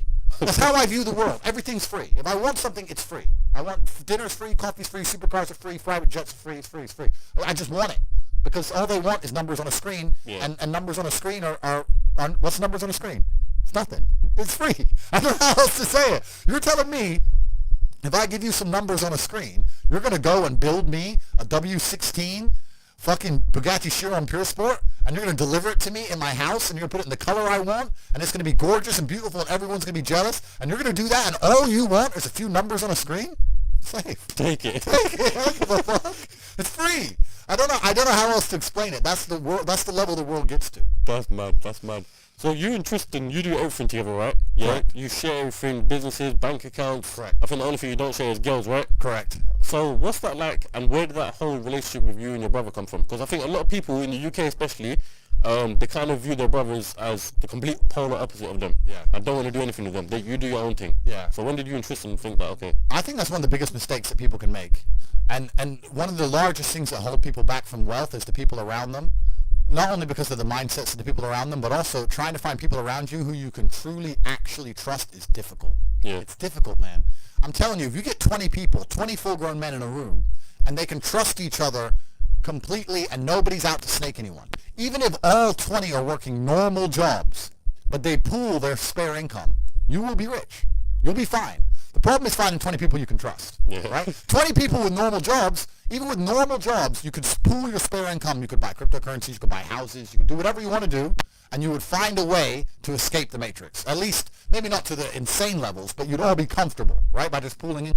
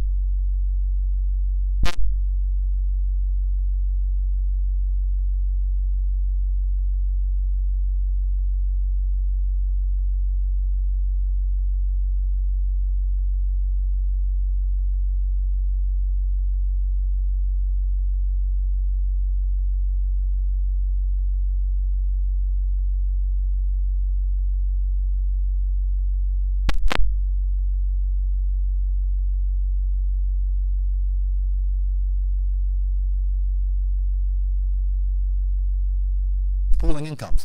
Problem is, one of them 20 is going to snake you. One of them 20, his woman's going to leave him, and he's going to get fucked over, and you're going to get fucked over by extension. Or one of them 20, his wife will be in her ear, you're always out with them boys, you can't be with them anymore, the woman gets involved, starts messing it all up. So it's hard. A lot of people don't understand that the entire world, the most valuable thing on the planet today is human capital. Even the people at the very, very top echelons of life, all they care about is controlling people. The people who are in charge of governments and stuff, all they care about is controlling people, making sure you do what they want you to do. I don't want to get too political and talk about Epstein's Island and all that crap, but once you get to a certain level of money, all they want is people. People are the most important thing. You can't have a business without people. You can't have a government without people. You don't have anything without people. So I don't see why you wouldn't have the people you're born with, who share blood with, and just do a handshake as men and say, okay, let's not fuck each other over, let's get rich. Because now you're doubling your manpower. Right? You're doubling up. So I think that I was always close with my brother and he's always been close with me because we are a team. And you need to have a team. And if you have a team, you stand a better chance. It's player versus player out here, man. It's on the street. It's not easy. For every dollar you make, for every pound you take, you took it from someone else. You don't make money, you take money. People don't understand the way that money works. You're not the Federal Reserve. You can't create money from thin air. Every single pound in your bank is money you took from someone else. And when I say take, I don't mean it in a negative way. You might have convinced them to give it to you. You might have a coffee shop. I'll give you a nice coffee. You'll give me some money. Cool. But you still took his money, right? So if you're out here trying to take stuff from other people, don't you want to have a team? You want to do it by yourself? You want to be Rambo? Because if you get two of you doing it. You get two of you. That's right. So the whole idea of this lone soldier, this Rambo, I'll do it all by myself, that's all dead, bro. You need to have a team. It's player versus player. And for the same reason, if you were out here on the street and you wanted to defend yourself, you want your boys around you. It's the same thing with trying to get rich. Problem is, it's trying to find guys on your level. That's the hard part, right? So you and Tristan have always been close then? We've always been close since the beginning. Every single battle either of us had to face, we faced as a team. Yeah. And our battle to become rich, we faced as a team. We sat there and go, okay, we are going to get rich. It doesn't matter if right now I'm going to start this business and I ain't going to make any money. So you're going to work a wagey job so we have somewhere to live. And I'm going to focus on this as a team, right? So at least we have somewhere to live. If I'm working wagey job, we can't focus on the business. If we're both trying the business, we have nowhere to live, etc. So we've always worked as a team. We've doubled up our manpower. And I think a lot of men understand this and intrinsically would like the idea of this. But a lot of the time, women get in the way. I've seen it a million times, bro. I've seen women get in the way of partnerships like that so many times. Because women don't like you having a strong masculine network because then you don't need them. They want you to need them. I'll help you. I'll be your partner. Bro, that's the biggest mistake. Don't even get me started. Biggest mistake you can make as a man is trying to start business with your wife or some shit. That's a headache. Why is that? Bro, I don't know who I'm going to offend or upset now, but this is how it goes. Because now you got two different battles. You got the relationship you're trying to be in control of, and I got to deal with the business as well. Now, it's different if you run the business and you hire her, and she does a little bit of admin. Cool, that's fine. But I'm talking about, let's say... 50-50 business partners. Yeah, let's say your chick goes, I want to open a beauty salon. And you pay for her to open a beauty salon. And now this beauty salon, you've put $1 million of your money in it. And it's not open on a Thursday. You're like, why isn't it open on Thursdays? Oh, I had a headache. What do you mean you had a headache? Bro, I just spent $1 million. Yeah, but Claire's sick and I have a headache. And now you got the relationship, it's all messed up. This bitch is lazy. She thought it'd be a Sex in the City episode where she just drinks lattes and makes money. And she realized she had to actually do shit. You know what I mean? And it's all getting messy there. Because when you're with your boys, and let's say you invest $1 million in something, it's not open on Thursday, you can go to and say, what the fuck's wrong with you? Don't be a bitch. You're a man. Yeah. You can just say, look, we need to open. You can't do that with chicks. It's hard. So even now, I've got 45 people who work for me, and not a single one is a female. Not one.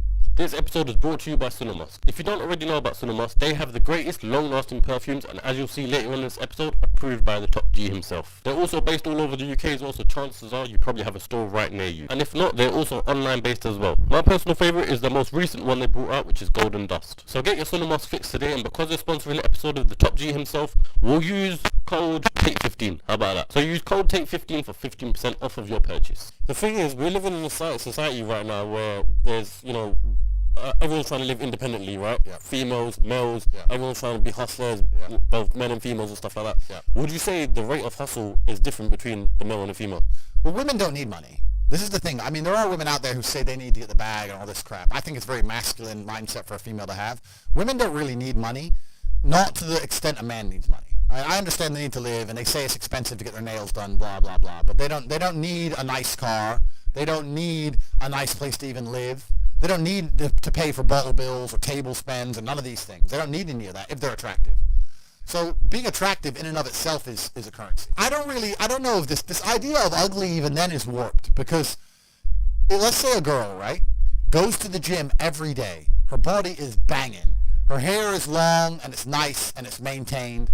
Her nails are done. She's got a nice manicure. She's got sunglasses on. She's dressed up nice. She's got a little dress on. She's got heels on. She's walking down the street. It's hard to be ugly. Do you know what I mean? Like, you might only be a 6, but you're all right. Like, dudes still want you. Still bangable. You're still do you know what I'm saying? It's very hard as a chick to become unbangable if you're trying your best. Unless you fully give up. Unless you give up.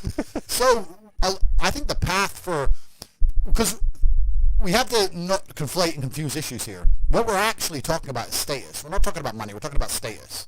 Men want money because we want to be high-status males. Females want to be high-status females. They don't need money to do that. They can do that purely through their aesthetics. So if I was a woman, thank God I'm not, because I think I'd be a terrible existence.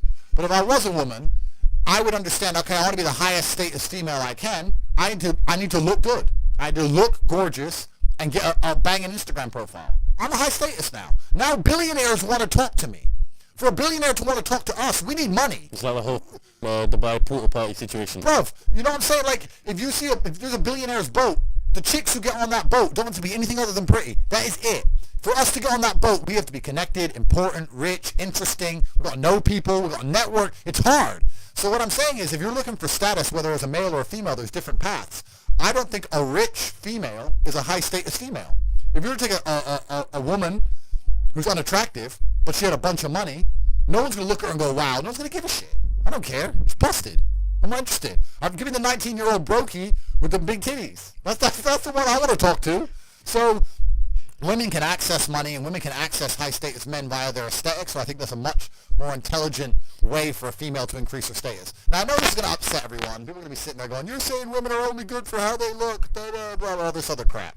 I'm not saying that. I'm saying that women are judged instantly on how they look. Just like men are judged instantly on our status, how rich we are, the car we turn up in, the table we're sitting at. Yep. That's the real world.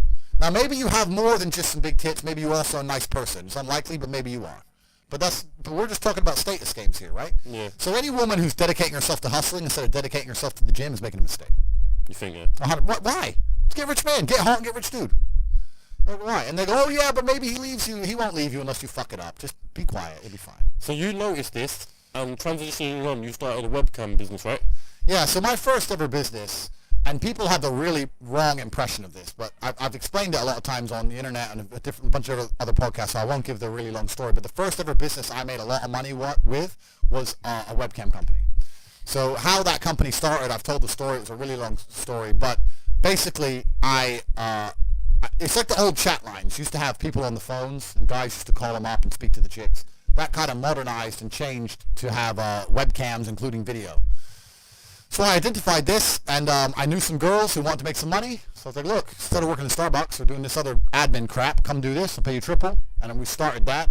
And that grew into quite a big enterprise. Yeah, across 6 months, I went from one girl up to about 10 or 11 girls, and we started doing $300,000 or $400,000 a month through these online websites that had guys sitting there talking to girls. Now, I want to make this clear. The way I became so successful in that business was because of all the business lessons I had learned from other businesses I'd tried before, right? If I had not tried a bunch of other businesses, and some made money, some didn't make money, etc., I don't think I would have been nearly as successful. I approached it very much like a business. I was not thirsty. I wasn't trying to sleep with the chicks. I wasn't trying to be Dan Bilzerian, none of that kind of crap. It was very, very much a company. It was a business. It was super professional.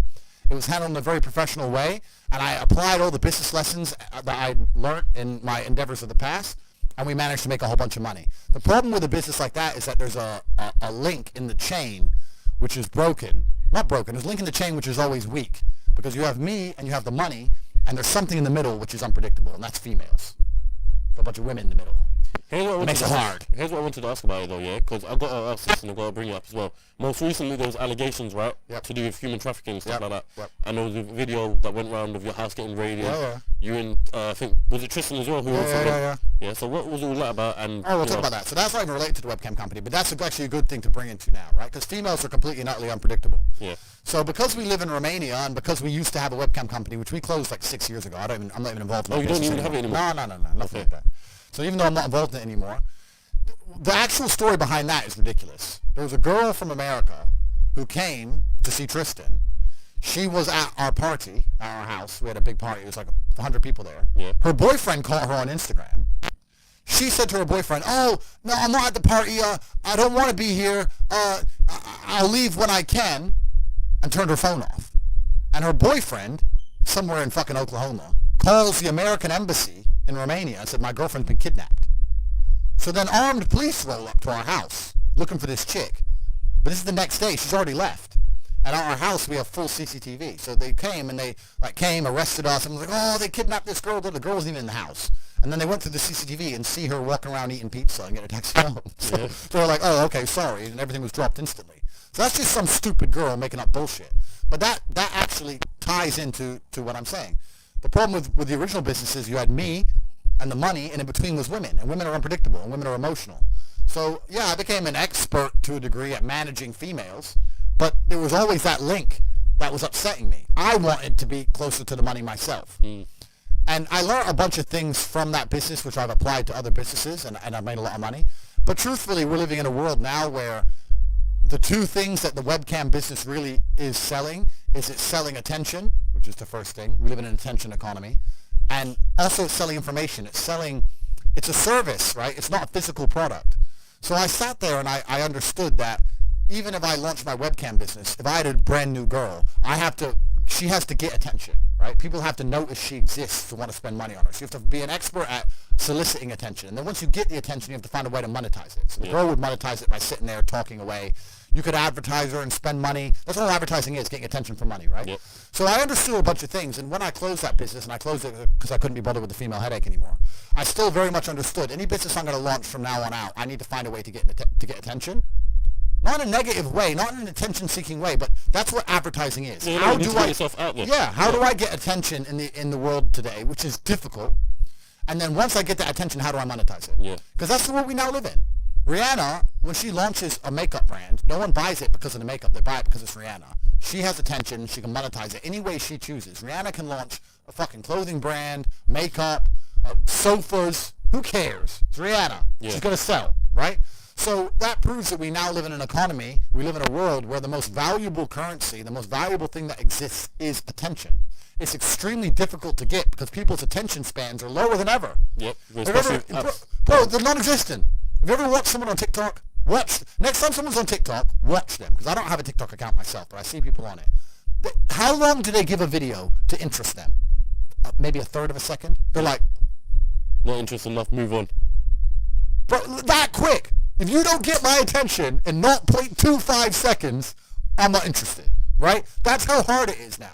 So, and it's getting harder and harder because the apps and the algorithms are retraining our brains to do that. Yep. So now we live in a world where if you can find a way to hack these algorithms and you can find a way to get attention, and there's lots of different ways to do that, then you can find a way to monetize it, and off the back of that, you can become a very, very wealthy individual. See, this is where, for me, it's, as you say that, it's clicking more and more in my head with Hustlers University, realizing that, to monetization and attention syncs together. Yep. That's why there's so many clips of Andrew Tate on TikTok. And so I was speaking about this with one of my guys, yeah, and basically we were discussing the fact that if you join Hustlers University, one of the things that you teach us to do, I don't know if you allow me to say it, is affiliate marketing, right? Yep. So one of the things people can do is get a referral code for someone else to join Hustlers University, and that's why they're making TikToks, because if you check the pinned comment on there, it says join Hustlers University with this referral code. Correct. So and so like that. Correct, yeah. So inside of Hustlers University, we have 18 modern wealth creation methods. So we teach how to make money 18 different ways. And when I say modern wealth creation methods, it's because a lot of the wealth creation methods that you're going to hear from older people simply don't work anymore.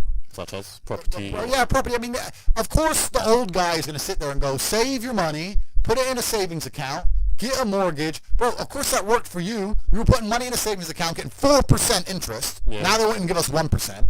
You're putting money in a savings account. You bought a house for 85 grand. Now it's worth $500,000.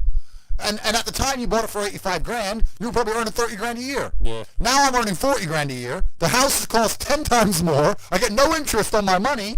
So everything you're telling me is outdated. It doesn't work anymore. If you're going to follow the path that your parents followed, you're not going to ever become rich. You need modern ways to make money, modern wealth creation. And I won't say what all 18 are, but we teach them inside of Hustlers University because there are ways to make money in the modern world, which no one in your school is going to teach you, which none of the older people are going to know, they're going to talk about. There's a lot of ways to do it. And one of them is monetizing attention. So what you just said in regards to the affiliate section is one of the 18 ways. There's a 16-year-old kid making 45 grand a month from his TikTok. Because all he's done is he's gone into Hustlers University, he's joined. You say, okay, how do I get attention? I'm 16. I'm not a flawless orator. I don't have a life or life experiences which are interesting enough to be used in a podcast which are going to ever allow people to pay attention to me. Yep. But Tate does. So let me go and find all of Tate's old stuff. Let me chop it up. Let me make a TikTok for Tate. That gets attention. How do I monetize attention? Now people are on my page. How do I monetize it? Well, I can take my referral link. I'm in HU. Here, they can sign up, get 50% off my link. Boom. So he's taking attention. The attention that I generated, all he's done is chop up some TikTok clips, monetized it, and he's making 45 grand a month, do 16. That's mad. Well, so like it's crazy. So there's so much money that can be made, but you have to find a way to get attention in the first place, right? That's the hard part. And if you look at a lot of companies, so many of them have huge profit margins, but they have to spend all their money on advertising to sell any product, and then the margin gets wrecked because they have to get attention the old-fashioned way, which is advertising. And that's a very expensive way to get attention. You need to find another way now, and it's difficult. That is the only hurdle between being broke and being a billionaire. Attention. How do you get it without embarrassing yourself and being a jackass? Because no one buys from a clown, right? Mm-hmm. So me, I'm lucky because I've had a very, very eclectic life, and I'm good at speaking, and I have a good memory, and I have a lot of stories, and I can sit and tell people, and I can talk in a way that make people know I know what I'm talking about. So that's how I get attention, right? Yeah. But if you don't even have that, then it's difficult. It's hard. You got to find a way. But yeah, that's what Hustle University is all about, and we teach people how to monetize attention, and we have 17 other ways to make money. And now we have, as of this, and I'll check right now, I think we have 64,000 students. 64. I think I was watching an emergency meeting, a clip of it or something like that. I think you said at the time it was 32,000. 64,835 students. Yeah, mad. And what's impressive about that is not that I've managed to attract 64,000 people to join Hustle University. The fact they're staying. It's the fact they're staying. The fact they're staying means that there's 64,000 people making more money each month than they pay. It's only $49 a month, right? So there's 64,000 people who I have successfully taught to make more than they've invested. Mm-hmm. No school, no business school, no university will guarantee you month on month you make out more than you put in. None. Only mine. And I don't exist in a vacuum. The educational system exists in a vacuum because the loans that they'll give you, you can only spend on that education. If they were to open it up to fair market, nobody would go to university. If they were to say, here's 50 G's, you can buy Bitcoin, you can start a business, you can put a house deposit, or you can buy a degree. Who's going to choose a degree? No one. So they deliberately link the loan to the education and say you can only have one with the other because then they don't exist in a fair and open economy because they wouldn't be able to succeed in a fair and open economy because they are selling a scam. They're selling a lie. I exist in a fair and open economy. You don't have, if you spend $49 with HU, you can spend that on anything else. You can go buy Snickers. But on the contrary to that, let me go buy Netflix. Let me ask you this here, because in the UK, a lot of people see course sellers as scammers instantly. Whether the course is good or not, people always say scammers, yeah? And there's some videos I saw about Hustle University, people thinking it's a scam or it's not. Yeah. So the argument I would have for you is, what's in it for you? Like, what do you gain from having a Hustle University? Because you're rich already, so what difference does it make? That's right. So firstly, there's always going to be somebody who thinks it's a scam. And, man, people are saying Bitcoin's a scam. People are saying, people are saying some of the most fundamental, rudimentary, new financial systems on the planet, like the blockchain, are a scam. There's always someone who's going to say something's a scam. There are some people who are negative, and the reason that people are negative like that is because it is a disguise for their laziness. If they say something's a scam, they don't have to try. Yeah. Right? If they have to, I'm not saying HU is going to instantly make you rich. You have to work like you do on anything else of value. You have to get in there and try. If they get in there and they don't want to try, what's the first thing they're going to say? Scam. I joined. He told me to do something. It takes an hour and a half. I'm lazy. Scam. That's it. That 16-year-old kid making 45 grand, he's making TikToks all day, every day. He's working. Like, he ain't getting money for free. He's sitting there finding videos, chopping them up, making them entertaining, adding the fucking titles. He's working for it. The thing is, like we were going back to earlier, people ain't got the attention span. People ain't got the attention span to work anymore, right? So there's always going to be somebody who says it's a scam. The fact that we retain 64,000 people proves it's not a scam. Yeah. The reason I started it is very, very simple. I think that, I don't want to sit here and pretend I'm a philanthropist because I'm not. Obviously, I benefit from having this university. It's a very valuable company. It makes a lot of money, right? So why wouldn't I want to run one? But also, it doesn't detriment me. I don't think that some rich people, maybe they believe that there's not much money in the world and they don't want other people to be rich. I completely see it the other way.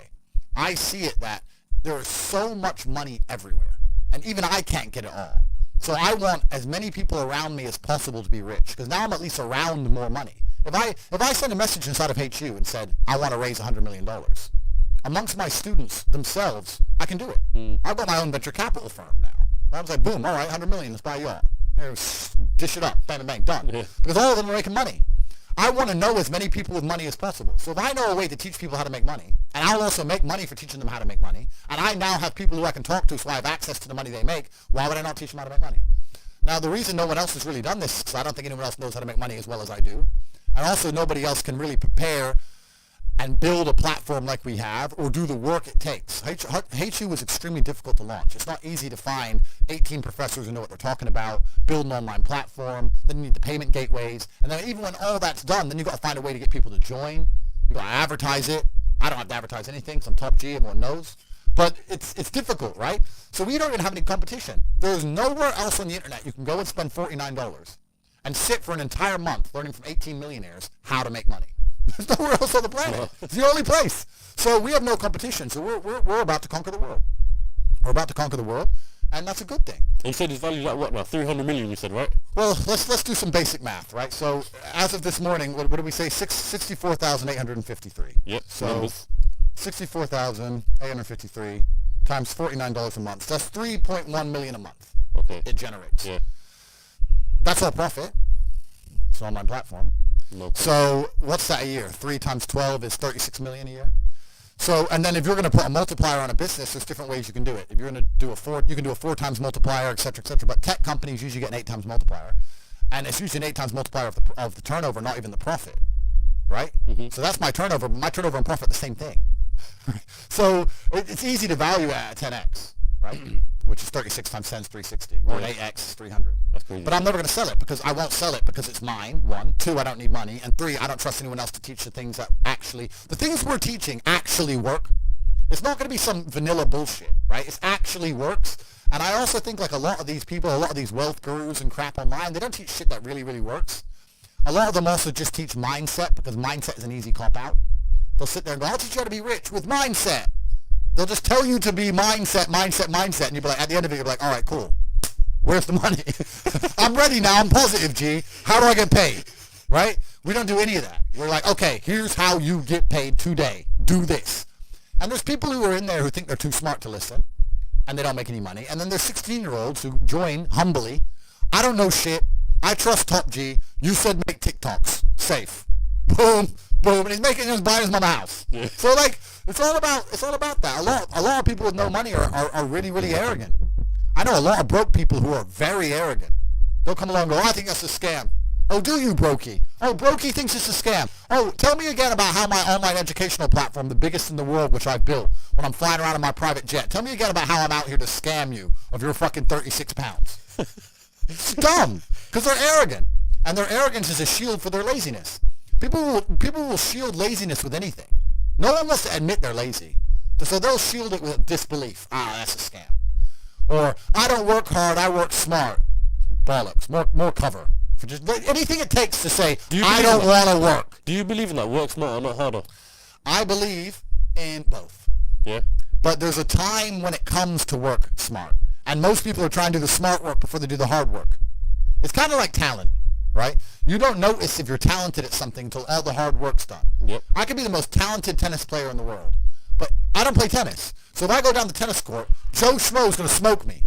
I don't get to see my talent until I've worked so hard that I'm in the top 1%, and now I'm beating them because I have some God-given gift. Yeah. You understand? Yeah. You have to do the hard work first. If there's no hard work, there's no smart work. So someone's going to sit there and go, I work smart, I don't work hard, so I only have to work an hour a day. If working smart gets you a lot done in an hour a day, then you should work smart for 12 hours a day and get 12 times the work done. I am absolutely and utterly a believer in hard work. I'm a proponent of hard work. I have all this money and all I do is work. My entire life is work. This podcast is work. I'm getting in the car and went to another meeting. Work. I'm going to fuck a bitch. That's work.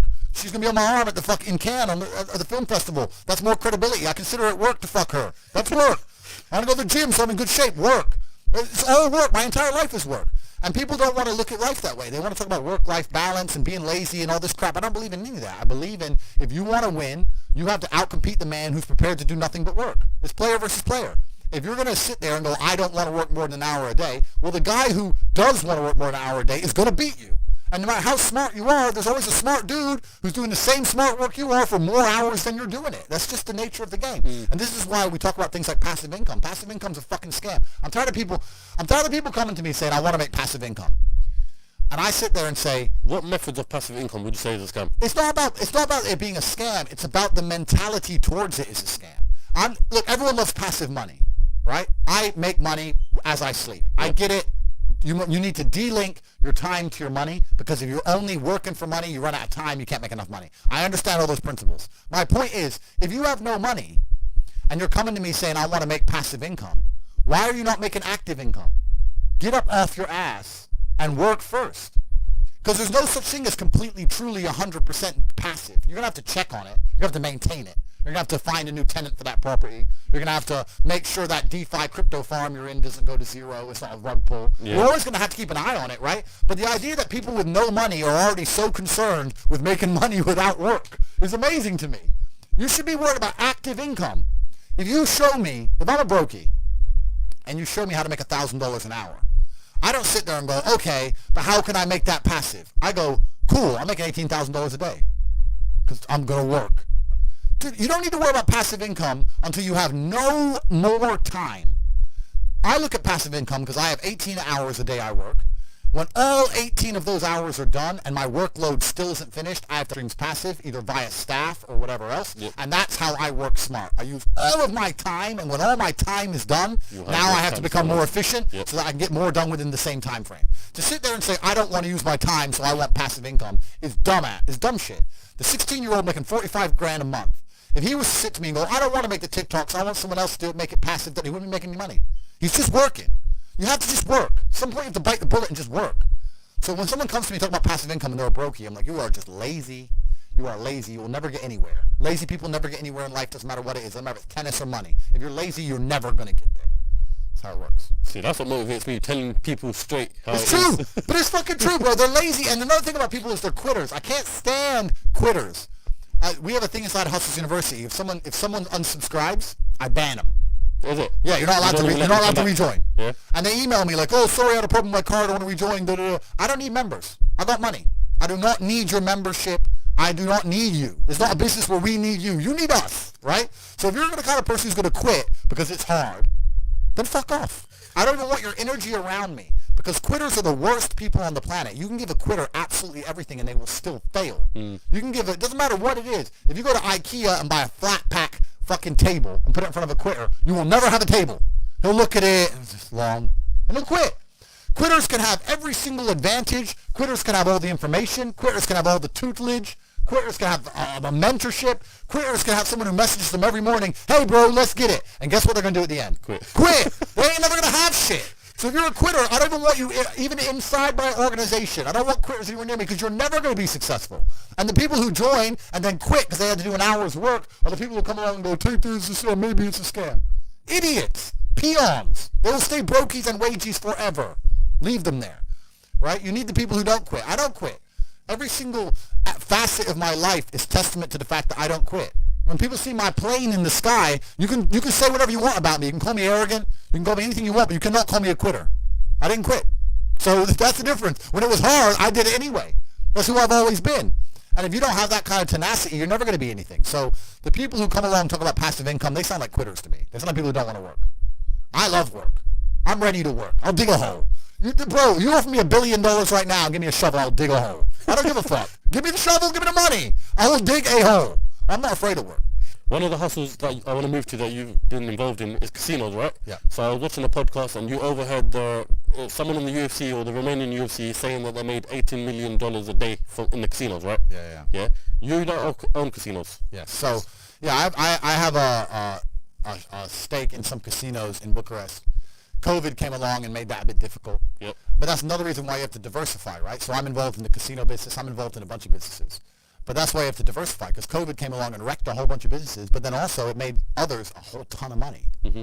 That's another thing about making money and networking and that kind of thing. Once you can diversify, it's amazing. So they say don't put all your eggs in one basket.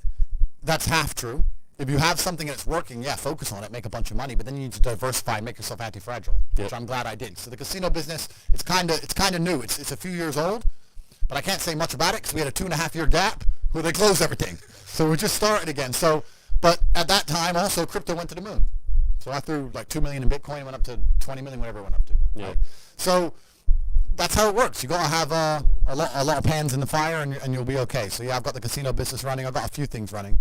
I've got the war room as well, which is something else that we can talk about later on. So I've got a whole bunch of stuff going on.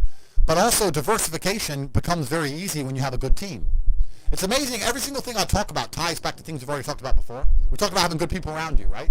So how can I run all these casinos while I'm not even there? Well, I've got people around me who can do things for me. I've got a good team of people.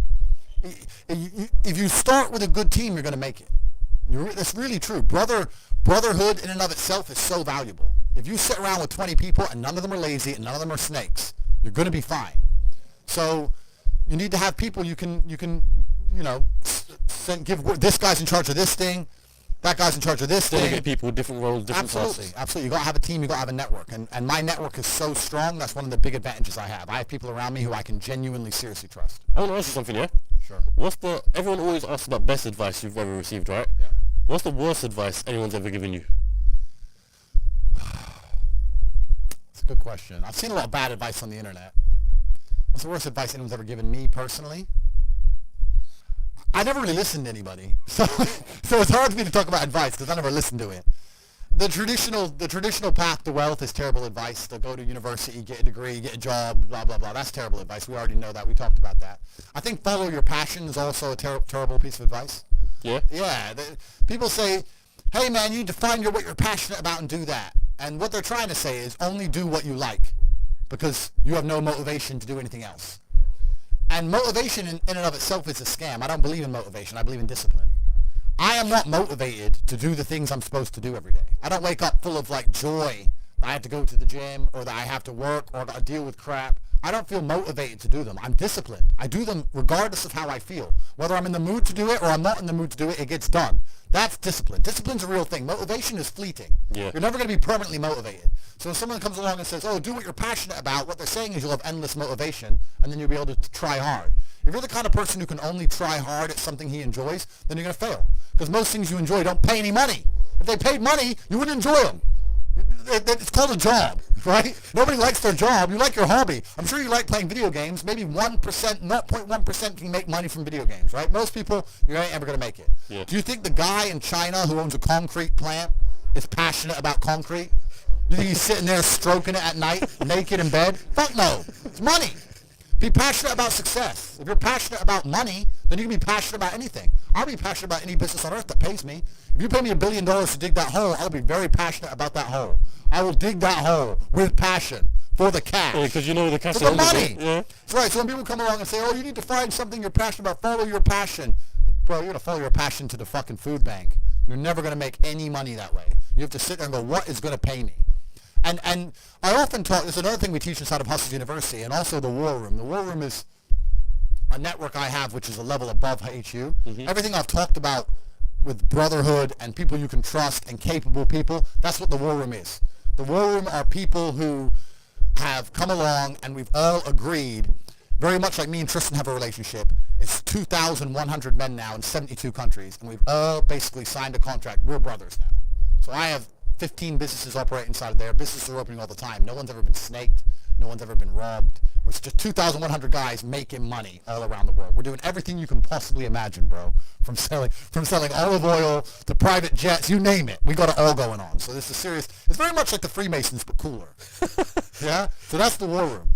So we got the brotherhood aspect as well. But yeah, it's all about people. It's all about network. That's the truth about the truth. You know what I want to ask you, yeah? There's a lot of clips of you, giving stories of where in scenarios anyone else would have died, something like that. There was a story on Tate's Beach, right, where you're driving the 911, some guy on a super fast comes past. Yeah. If anyone else was driving, they would have died, yeah? Yeah. Where does this killer survival instinct from Tate come from? I think the world is a violent place. I think there's violence all around us. I think that I view the world in a violent way.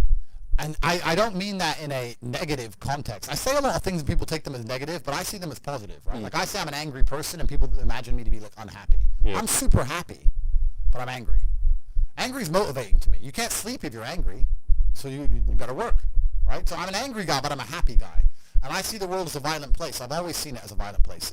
If most people look at a tree, they see a beautiful tree, right? If I look at a big, strong, beautiful tree, I think he must have fucked up every other little sapling around him. He took all the water, took all the nutrients, he destroyed them all. There was once 20 trees, and all 19 are dead, and they got one tree left, the big G, top G tree, top tree. Tate. That's it. That's violence. Violence got him there, right? He destroyed his enemy. That's how he got to the top. You see a beautiful tree, I see violence. You understand? And that's the true nature of the universe. You have to learn that you have to take things from other people, and by taking it, I'm not saying go rob a bank. I'm not saying that. I'm saying completely the opposite. You can be a philanthropist. I'm taking money from everyone inside of HU, but I'm changing their lives. It's a good thing. You can take money in a positive way. Most people don't look at life that way. And when you look at life that way, you need to start identifying. One of the things we teach inside of Hate You is to identify every single time your money is taken from you. So I say this to people. I say, for the next 2 weeks, every time you spend money, even if it's a pound, write down how they got it from you. And they're like, what do you mean? I'm like, all right, cool. You're walking down the street. You're going to Starbucks. You buy a coffee. Why did they take your money? Well, I wanted coffee. Yeah, but how? Okay, you wanted coffee, right? Cool. Did you only want a coffee because you saw Starbucks, or did you want a coffee beforehand? Why did you want their coffee and not another coffee? Did you buy a cake as well? Why did you buy a cake? All right, cool. So now you identify more of your money. You bought a cake, but you didn't buy a sandwich. Why? The sandwiches weren't on display, or they looked cold, or they looked rubbish, or the woman who was serving me was old and ugly. Maybe she was a young cutie and talked to me about bologna sandwiches, or bought one. Right? So you just start identifying how your money is taken from you. Because once you identify how your money is taken from you, you can start to actually intelligently think about how you can take money from other people. If I had to open a coffee shop, if I sit in a coffee shop, right, if I sit in Starbucks, the whole time I'm in there, not only am I thinking about how they got the money from me and how much I spent, I'm thinking about how I could outcompete them. I'd sit there and go, okay, cool, I'm in Starbucks, I spent £5.68, I got a latte, and I got a donut, and I'm sitting here. And that business place, that commercial property right across the street is available for lease. How could I outcompete this coffee shop which just took my money? What's the profit margin on this £5.68? How much did this cost them? The coffee, pennies. Donut, 30p maybe, right? How much is the staff? They pay the staff minimum wage £8 an hour. So I've already paid 30 minutes work from that brokey, the wage. She's there for another 30 minutes for free, right? How much is the rent? How much is the business rates? If I had to open up there, how would I attract people to come into my shop as opposed to their shop? They got a big brand name. I'm brand new. Okay, well, the bitch working here is ugly. My one's going to be hot. Boom, that's the beginning. Next thing, do they have any signage outside? No, I'm going to try and put some signage outside. Do they have parking? No, I need parking. But you just start thinking about how you can convince people to give you their money as opposed to giving it to the places they already give it. Different analytics. And once you do that, people say, I can't think of how to make money. If you start doing that for a year and just keep a notepad, you'll have 100 ideas of how to make money. You'll sit there and go, there's a place here that's doing this, and we can do it better this way. This place online is doing this, we can do it better this way. And then to get them all done, what do you need? Network. You need people. It's all about people. Then you need to either go in the war room, if you want to join, or have your people around you and say, okay, we can make money with this. Who's going to do it? Who's not lazy? Who's getting up at 4 a.m. tomorrow? Boom, let's get it done. So there's unlimited ways to make money, but most people go through life and their money is taken from them, and they don't even identify how they got tricked out of it. They're just happy with it. Yeah, they just have. How did I spend 16 grand in Cirque last night? Oh, because my ass got drunk. How'd they get me drunk? Well, because the guy, when I first bought the first bottle of champagne, was there on the table, pouring, putting it in my hand, got me drunk, then I spent 16 grand on bottles. That's how they got my money. So if I open a club, I need to make sure when people first come in, they get fucking hammered. Nobody thinks about it that way. Nobody thinks, how did they get that out of me? Right? Why am I spending $2,000 for dinner in Novikov? Is it the food, or is it the fact that I'm in Novikov and tag myself in Novikov? You have to identify how you're getting famoosed, how you're getting finessed. That's how you do it. But most people just walk through life getting finessed left, right, and center, giving all their money up. Now they're like, oh, how did that happen? You gotta learn to finesse other people. Yeah, but it's not finessing in a negative way. It's in a good way. It's a good way. You have to take money from other people. That's the only way you're gonna make money. Yeah. You have to take it. There's a pimp, and he said a really intelligent line. He said, business is just other people's money. That's all business is. I want to start a business. So you want other people's money. That's what you want. So how are they going to give it to you? You have to think about it. Nobody thinks about it. And the easiest way to think about it is to think how you're giving yours away. That's a mental model you should adopt. Yeah. And you'll end up with loads of business ideas. Business ideas are everywhere. It's just execution which is difficult. You know what, going back to what we said earlier about the survival instinct, yeah, at the end of the day, the way I see it is, and this relates to Islam as well, yeah, I'm a Muslim. Yeah. At the end of the day, when day of judgment comes and all that stuff, every man for themselves essentially, right? Yeah. Am I right in saying that? Yeah, every man for themselves, and that's where that comes from. So you're prepared for that. I saw in clips as well that you've got understanding and sort of respect for Islam. So a massive respect for it. I have a massive respect for Islam because they have principles which they refuse to bend on, and we live in a world now where every single principle is being constantly bent and broken. Yeah. And I like to see a fundamental, or I like to see a mental model which is rigid. Yeah. There's nothing left rigid anymore. The law isn't rigid. Christianity isn't rigid. Like the only thing you can sit there and say they will not bend or they will not break is Islam. So I have absolute respect for them because it's just a masculine imperative. It's just a masculine mindset to have. And as a man, I respect people who say what they mean what they say. Those are the rules. Oh, you don't like it? Tough. And besides Islam, there's not much of that left in the world now. Yeah. Now everything's just bending and breaking and they're making it up. Yeah. Like I think Christianity is a joke. I think it's a joke of a religion. If someone were to ask me my religion, I would have to say, if I was to find God, it would have to be via Islam, because how am I going to go to a Christian church when they got gay pastors and shit? The Bible says no, and you're just ignoring it. What is this? It's not even a thing. Like, to me, it's a joke of a religion now. I think it's a joke.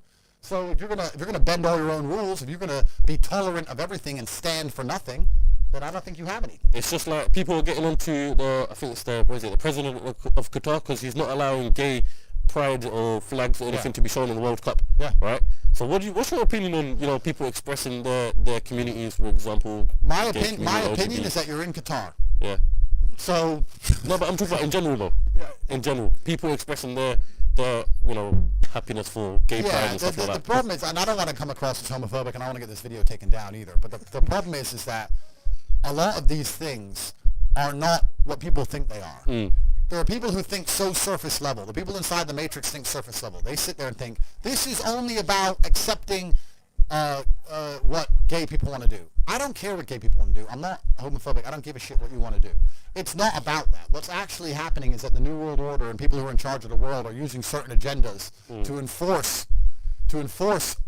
They're using them as a disguise to enforce hidden things. You understand? It's like the Green New Deal. They come along and say global warming, global warming, global warming. They pretend it's about the planet, but really it's about just raising taxes to the sky, locking you in your house and taking your car away. They don't give a shit about the planet. It's a disguise. So the people who are in charge of the world are using certain agendas which they don't want you to argue against to sneak in a bunch of other legislation and a bunch of other rules. And the whole pro-gay acceptance thing is exactly the same. It's nothing to do with gays. The people who are in charge of the world don't care about anyone but themselves. They don't care about you, whether you're gay or straight. They're not interested. What they're interested in doing is controlling the minds of people and affecting the way people operate in a way which is beneficial to them. I don't want to get too political on this podcast to say what they're really doing, because the video will get taken down. But anyone who has a brain, who wants to go and find out, you will find out that all this green agenda they're pushing has nothing to do with the environment. All this gay stuff they're pushing has nothing to do with gay people. It's all to do with control. People who are in charge of the world want more control. If they gave a shit about global warming and rising sea levels, why does every single multimillionaire and billionaire buy a house on the beach?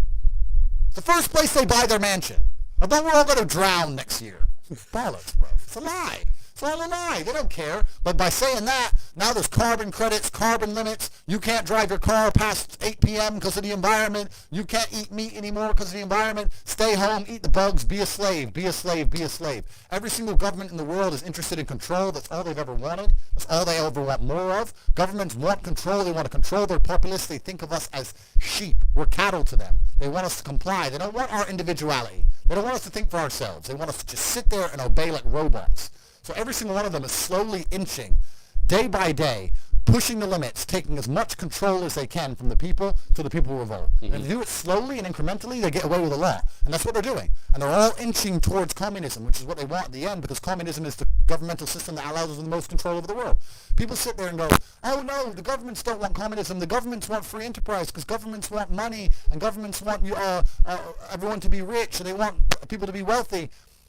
This is beyond money. The people in charge of the world print the money. They don't care about money. They don't care about economies. They don't care about taxes. All these things are brokey considerations. When you print the money, do you think you give a shit if the economy is good or bad? You print the money. You don't care. What you care about is when you click your fingers, do people obey you? That's what they want. They want power. Power, yeah. That's what it's really about. The whole world's about power. So when someone comes on TV and tells me I'm supposed to believe something, you need to believe this about the planet. You need to believe this about the gays. You need to believe this about this virus. You need to believe this. I sit there and I look at it and go, why do you want me to believe this? Do you think? Yeah. Why? It's a lie. And sorry, you got me started now. Sorry, bro. But it's like, why do you want me to believe this? Do you want me to believe this because it's good for me, or is it because it's good for you? Are the rules made for the benefit of me, or are they made for the benefit of the people who make the rules?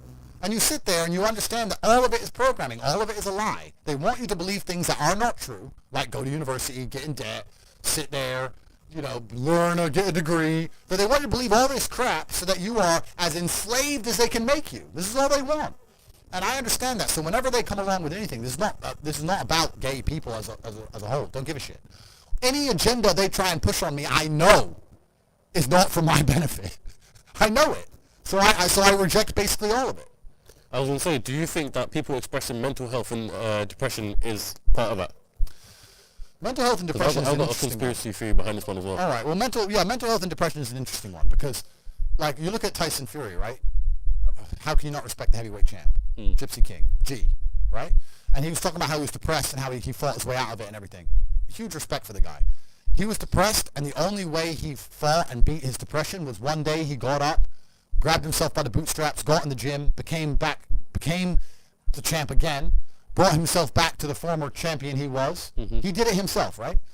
And I think that that's really the only way any of these things can be beaten. I think if I were to talk to Tyson, or Tyson were to talk to anybody, he'd say the same thing. He'd say, look, end of the day, even if you're struggling, it's you that's going to have to get up and get the work done and change your life. I think that a lot of the help, which is being purported now by the system, by the Matrix, isn't designed to help. I think it's designed to keep people in this state of depression, because when you're depressed, you're submissive. You don't care about what happens to you if you're depressed. Depressed people aren't going to riot against a new law or against COVID tyranny because they're depressed. They're too busy. They're at home and they're sad. I think that keeping everybody in a degree of semi-neutral depression, semi-sad, is good for their ability to control all of us. So when they go on the TV and say, you're depressed, it's a disease, you can't fix it, there's nothing you can do about it, it's not your fault, I think they're just trying to reinforce in your mind that you're never going to get better. I think if they really cared, they'd say, like Tyson Fury says, you're depressed, but you can beat this. You can do this. I don't hear them saying that very often. They just sit there and say, everyone's depressed and it's normal. Accept it. And I don't accept that. I don't accept that. I don't think people should sit there and accept that they're sad. Change it. I think only you can change it. That's what I believe. I'll save my my theory for off camera. Yeah, all right. We don't Tyson turn up here. Yeah, literally. This episode is brought to you by ExpressVPN. ExpressVPN is an app that reroutes your internet connection through their secure servers so your ISP can't see the sites that you visit. So why would you want this? You know, there might be times when you're on holiday, for example in Dubai, they don't allow you to go on some sort of websites, even some basic things like WhatsApp. Well, when you connect to ExpressVPN, which I have done before, it works perfectly fine, just as it should. And not only that, but ExpressVPN also keeps all your information secure by encrypting 100% of your data with the most powerful encryption available. Most of the time, I don't even realize I've got ExpressVPN running. It's so seamless that you would never notice anything. Literally, all you got to do is tap one button and you're protected. And the benefit is, it's on all devices as well. So whether on your phone, your laptop, your tablet, your smart TV, whatever the case may be, there's no excuse for you not to be using it. So what are you waiting for? Protect your online activity today using the VPN rated #1 by Business Insider. So visit my exclusive link, expressvpn.com/CEOcast, and you can get an extra 3 months free on a 1-year package. Once again, that's expressvpn.com/CEOcast, and get protected today. So click the link in the description to learn more. A female wanted me to ask you a question, right? Alright. Is there ever going to be a day, I can see you're already prepared for this one, is there ever going to be a day, yeah, where you have one woman settle down for the rest of your life and eventually, you know, have kids, carry on the Tate bloodline sort of thing, you know? It seems like, you know, you're surrounded by females all the time, so is there going to be a day where it's just one? Perhaps. Yeah. It's not going to... I'm not pro or against that. I live life very logically, very objectively. If there's an advantage to only having one female, which I'm sure there are some, I can name them already, then yeah, that's the decision I'll make. If I think there's an advantage to having more than one, then that's the decision I'm going to make. Some people really need a female in their life because they need that kind of stability and direction and motivation. I'm not that guy. I do not need a woman to tell me to go work. I do not need her to tell me to put the video games down. I do not need to be cooked for and mothered. Like, it's nice if she does, but I'll survive. I did all this myself. I'll be okay. Like, the menial tasks you complete, I can hire somebody to do. It's not a big deal. I absolutely believe in love. I believe in family. I believe having kids is an amazing thing. But does that mean I'm ever going to live the completely traditional, I'm at home, wife says come home? That's never going to happen. That's not who I am as a man. If I have a woman who I love with all my heart and we have children, I'm still going to be out until whenever the fuck I'm out. I might be gone for 2 weeks. I'm out. See ya. See you in 2 weeks. And if during those 2 weeks I meet a big BQ, whatever. It is what it is. Doesn't mean I don't love my woman at home. Doesn't mean I'm not going to come back to her. But I'm just true to my instinct as a man. I don't think I should apologize for it. I think a lot of people are socially conditioned to apologize for things. That's not me. Society says I should do X. Well, society says I should do a bunch of dumb shit. But everything society tells me to do is wrong. So now society is going to sit here and say that I'm a bad person if I fall in love with a woman, we have a child, I take care of her financially, she's safe, the child's safe, I love them both, I spend time with them, and sometimes I'm away with my brother and there's a couple chicks around. Does that make me a horrible person? According to society, get fucked. Don't care. I do what I want. That's what I want to do at the time. That's what I'm going to do. My question to her at the back of this is, if you was to have a child, yeah, obviously, essentially they'd be born into money as well, right? Correct. So what would you leave behind for your child? My kids are broke. They are brokies. Yeah? Yeah, because they ain't going to get the lessons any other way. You know what? It's actually different. So if I had a daughter, my number one concern wouldn't be spoiling her. Because I think spoiling a chick isn't even a bad thing, really. I don't think it affects their mentality nearly as much as a man. But the problem with spoiling a woman is, if she has too much access to money, a man's going to get hold of it. I've been around, bro. I know. If let's say I had a daughter and she's 18 and she has access to a bunch of money. Her boyfriend, whoever the fuck he is, if he has any game, is going to be in the club on my money, driving her fast car with no insurance. PS5 paid for. You know what I'm saying? She'll be buying him nice presents and shit. So that's what annoys me about the chick. So she can't have any money because I don't want some fucking side dude getting it. Yeah. My son ain't going to get any money because I don't want him losing his hunger. I want him to grow up broke. I want him to go through all the struggles I went through. I want him to suffer. I want him to have that fire. Now, I had some major disadvantages due to the fact that I had absolutely zero access to money. My family was completely broke. So I will give him some advantages. Let's say, like when I was a fighter and I was fighting and I couldn't pay the rent. If my son, when he wins his fight, I'll give him a financial bonus myself for winning. But he still has to go win. Yeah. You understand what I'm saying? My kids are not going to be born into any kind of wealthy environment, into any kind of money. When I have children, I probably won't even raise them in a Western country because I think Western countries are soft. Bro, if I have boys, I want them growing up in deep Russia. Hardcore ones. Yeah, with like in the mountains with the goats. Like just running in the snow barefoot. Khabib ones. Yeah, I want monsters. That's what I want. I don't see the point in having to send them to some private school to sit around with a bunch of fucking toffs. Yeah. I don't see that. I think the best education in the world comes from the streets and comes from hardship. I don't think a private school can teach my kids anything that I can't teach them or that they actually need to know. You know, so when I have children, their lives will be very, very hard. And I also think that a father's job, this kind of ties back into what I was saying earlier when you're saying about having one woman and a family, etc. I think a father's job is to be a role model, not a second mother. A lot of fathers think that they're a good father because they're home every day. I'm not saying don't spend time with your kids, but I think you're also a good father if you live a life of exceptionality and that you lay a blueprint for your children to want to follow. My sons are going to grow up and see me and how I live and want to be like me. That means they're going to have to need certain attributes, right? If I'm home every day changing diapers, It's not happening. it's not the same. Yeah. You know, like my dad was barely around, but he was a superhero to me. And I wanted to be like the superhero. So it's not so much about, with a female, with a mother, it's about the quantity of time. With a father, I really think it's about the quality of time. The mother does the diapers, the food, the basic tenets of life, right? But the true exceptionalism is going to come from the father. And to do that, you need to be a role model. And if that means you have to be out conquering the world, you're going to be out conquering the world. That's how it goes. That's it. Cool, Tate, so my last question for you, yeah, and I think everyone kind of wants to know this as well, yeah? The man that we see on social media, the man that we see right now, yeah? Yeah. Is this all just an act? It's a good question. Is this exaggerated? Make the leap. Bring what you do online with GoDaddy. Register the perfect domain for your business. Create your website or sell online. Help protect your site and customers with our security plans. Learn more at GoDaddy.com.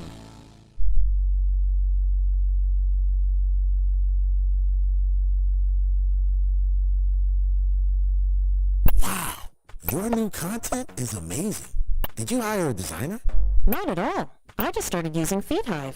FeedHive? That's right. It's a one-stop social media marketing platform.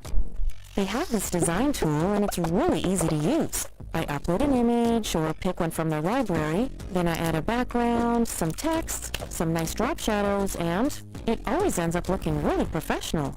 I was sure this was done by a designer. I know, and when I'm finished, I use their AI tools to help create some text, and then I schedule it for all my social channels with a single click. Incredible. And how long does this take you? Well, that's the best part. I can create several weeks of content in almost no time, and then schedule it to publish automatically. I'm growing followers on all my socials without even opening social media. Wow, this is just amazing. I know. I finally have time to run my business without worrying about content all the time. You're so lucky you found this tool. Oh, but you can use it too. Just go to feedhive.com and sign up. They offer a 7-day free trial. Thank you.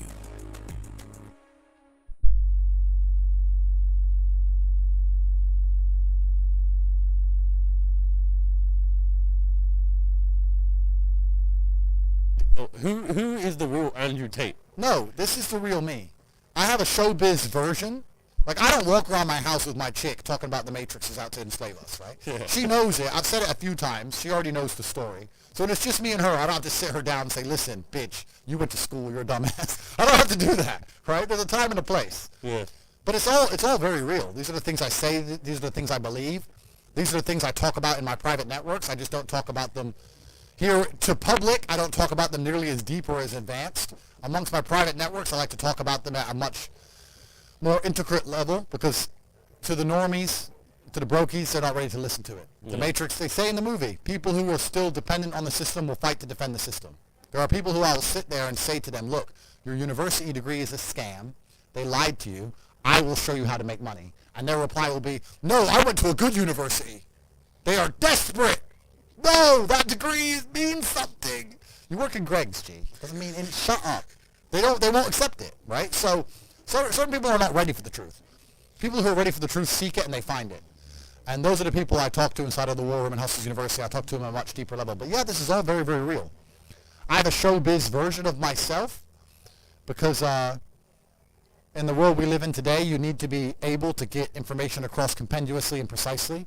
No one has an attention span, so I'm very good at talking quickly and talking quickly without mistakes and getting my points across and using analogies. I'm very good with analogies. This is all, I wouldn't say it's rehearsed, but it's very conscious because I have a lot to say, right? I can't sit here and money, because no one's going to watch it. Yeah. Right? So people will probably look at me and think it's fake. It's not fake. It's just a matter of me understanding how things need to be done. And as a professional, I do things as a professional. I'm on a podcast, so I'm going to be professional. I'm going to get as much information across as possible. And my mind works quicker than my mouth. I'm lucky. I'm smart. So that's how it goes. Tate, I want to appreciate you very much for your time. Thank you. There's always that fear when you have a podcast like this that, the guests are going to back out last minute. Yeah. So I want to really appreciate the fact that you're here and you've given plenty of time. And before we end up, can't let you go empty-handed, so I've got a few things. Obviously, Cinema... It's Christmas! Christmas come early. Cinema has sponsored this video, so we've kindly got the main man. Do you want to give it or... You know that. Yeah, we kindly got the main man to give you some perfumes. Amazing. So on this side here... Because you know what? I wasn't getting any girls in my life. I was thinking, what's going on? Maybe I don't smell good. Yeah. Maybe I don't smell good enough. And also, this one's on behalf of us. I know you're interested in Islam. Yep. So you don't have to accept this, but this is a choice. I will accept it. English translation of the Quran. So if you wanna. Amazing.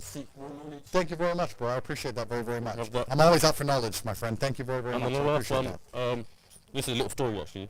Someone gifted me these cigars, and I don't usually smoke cigars, right? Okay. So I was like, yeah, cool. I'll smoke it on a special occasion. So I think it's only right that we probably end this podcast with a cigar. Let's do it, bro. Yeah, you got one? You want one? Yeah, if you have one. Yeah. I'll take it. Thank you. You have a lighter? No, I don't. You got a lighter? My lighter's in the car. My lighter's in the car. Need a lighter if we have one. Let me try this smell. This one's good. This one's special. Yeah? So I'm gonna... Thank you. I need you to do me a favor. Sure. Wear it and say only top G wear this. Alright. I got you. I'll make something happen. I'll get the shoe on. I'll get the thing and I'll spread. I got it. Me and Tate are going to smoke the cigars now, so I hope you all enjoyed the episode. Listen, we need 20,000 likes, and share this to people that you want to share it with, because I reckon this podcast might get taken down soon, so we need everyone to see this podcast. Tate, appreciate your time. Yeah, thank you. And I'll just do a little final bit before I put this on and take all the bitches, put them on the jet. Yeah, like, truthfully, I just want to... The last thing I'm going to say, and the reason I do these podcasts, is I actually think the world is quite a bleak place for men nowadays. I think that the societal path they've laid out for most men is a sad one. I think that all men like the idea of conquest and like the idea of being high status and being rich, and they're telling you that you shouldn't be those things and you shouldn't do those things. You should just go to school, get a wife, sit at home, happy wife, happy life, and it's depressing and it's unhappy. And I promise everyone that there is a degree of happiness, but as a man, that happiness comes from freedom. And freedom does require money at some level. And you're going to have to get out there and get paid if you want to be free as an individual. And once you're free, you're going to be happy. So if you resonate with any of the things I said, please don't DM me on Instagram. I get 5,000 DMs an hour. I can't read them. Like, I'm trying to find the pussy. Bro, I go in there. I go in the message requests. I'm scroll, chick. Okay, accept. Delete. I don't have time to read all that shit, right? But if you're going to join Hustlers University, you can begin to make some money. And if you're actually serious about brotherhood, about working with people, about networking, about understanding how the world really works, if you already have a little bit of money or you're starting to make money and you want to find a way to attribute that towards your freedom, then that's what the War Room's all about, and we'll see you inside of there. So I'm very accessible as a person. You can find your way to me inside of the networks, but don't DM my Insta because I'm not going to be able to see it. That's how it works. Fair enough, fair enough. Right, everyone, I hope you all enjoyed the episode. Tate, once again, thank you very, very Thank much. you. Sweet. We need some clapping. Come on, people. Come on, what's that about? That's it. Well, good one? Awesome, bro. Yeah. Awesome. Awesome.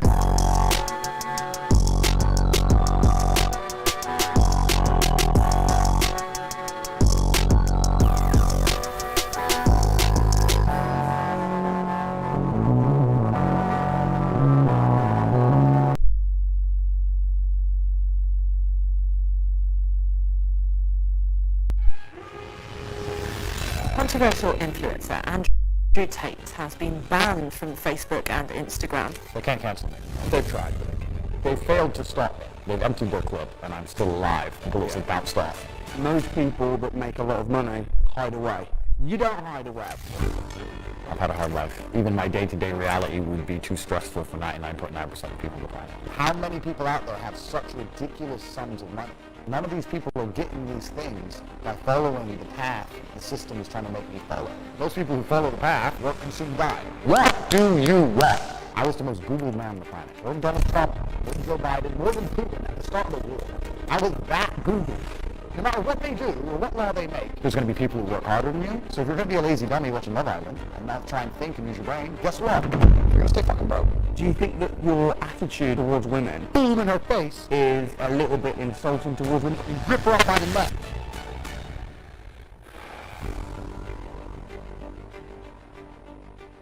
Andrew Tate, thanks so much for your time. Glad to be here, bro. Appreciate it, man. What's life? What are you doing at the moment? I'm here, there, and everywhere. 5 flights a week, you know, just trying to stay above water and fight the Matrix. I'm enjoying this new episode. It's been quite an interesting battle with the whole mass cancellation thing and moving over to other platforms and that kind of thing, and I've been massively successful on those. So I'm just focusing on that for now.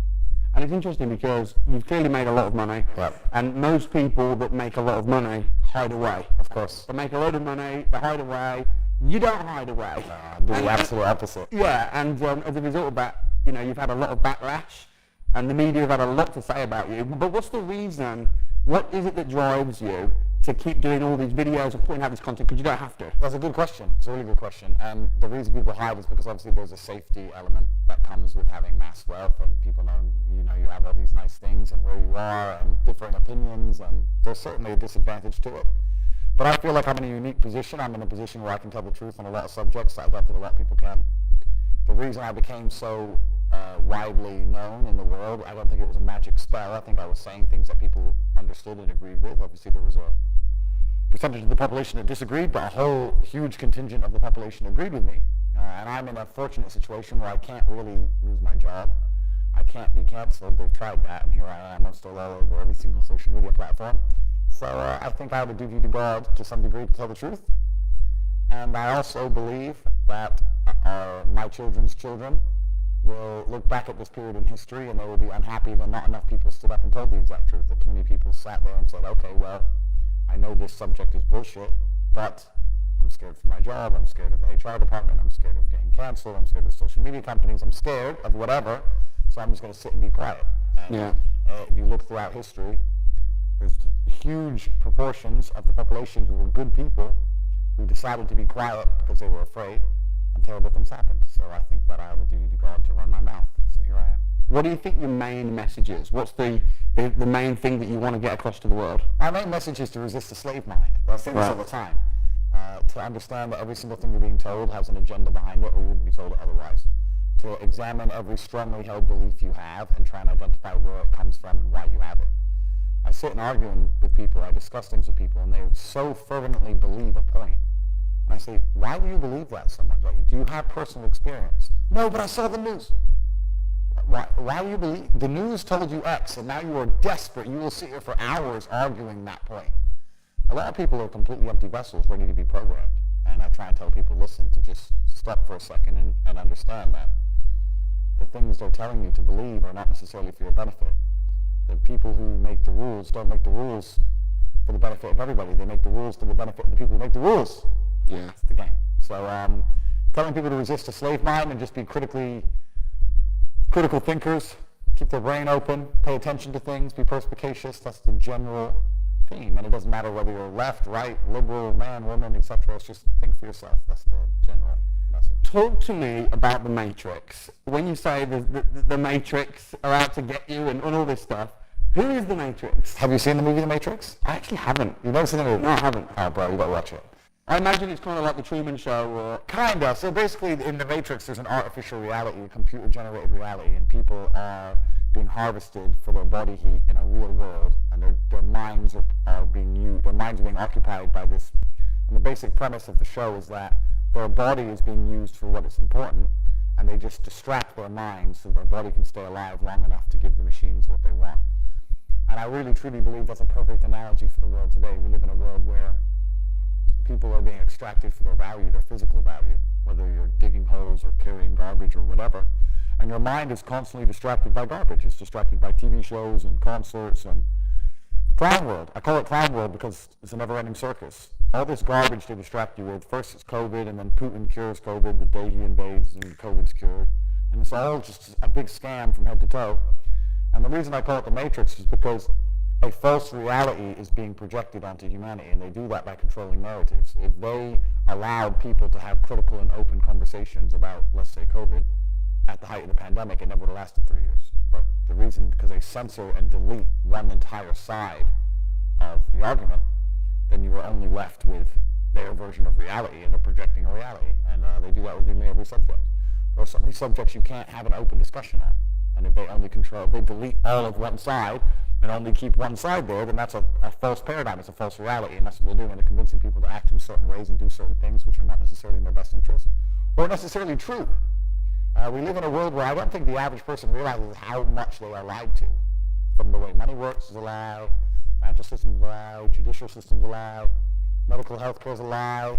It's all a lie. It's all a scam. Just go to work, pay your taxes. And that's why I call it the Matrix. So what would you say the average person that's maybe, thinking, oh my gosh, I'm being controlled, maybe this isn't true, maybe there's an agenda behind the mainstream media and the news and the government, maybe. Maybe. I mean, there is. This is the thing. You made a good point, because sometimes people say to me, well, maybe there is an agenda. What do you mean maybe? How can there maybe be an agenda behind the mainstream news? You're in charge of the world. You own the news. Are you going to tell the truth? If you had a bunch of slaves and a bunch of suckers working their asses off for pennies, are you going to tell them the truth? Would you?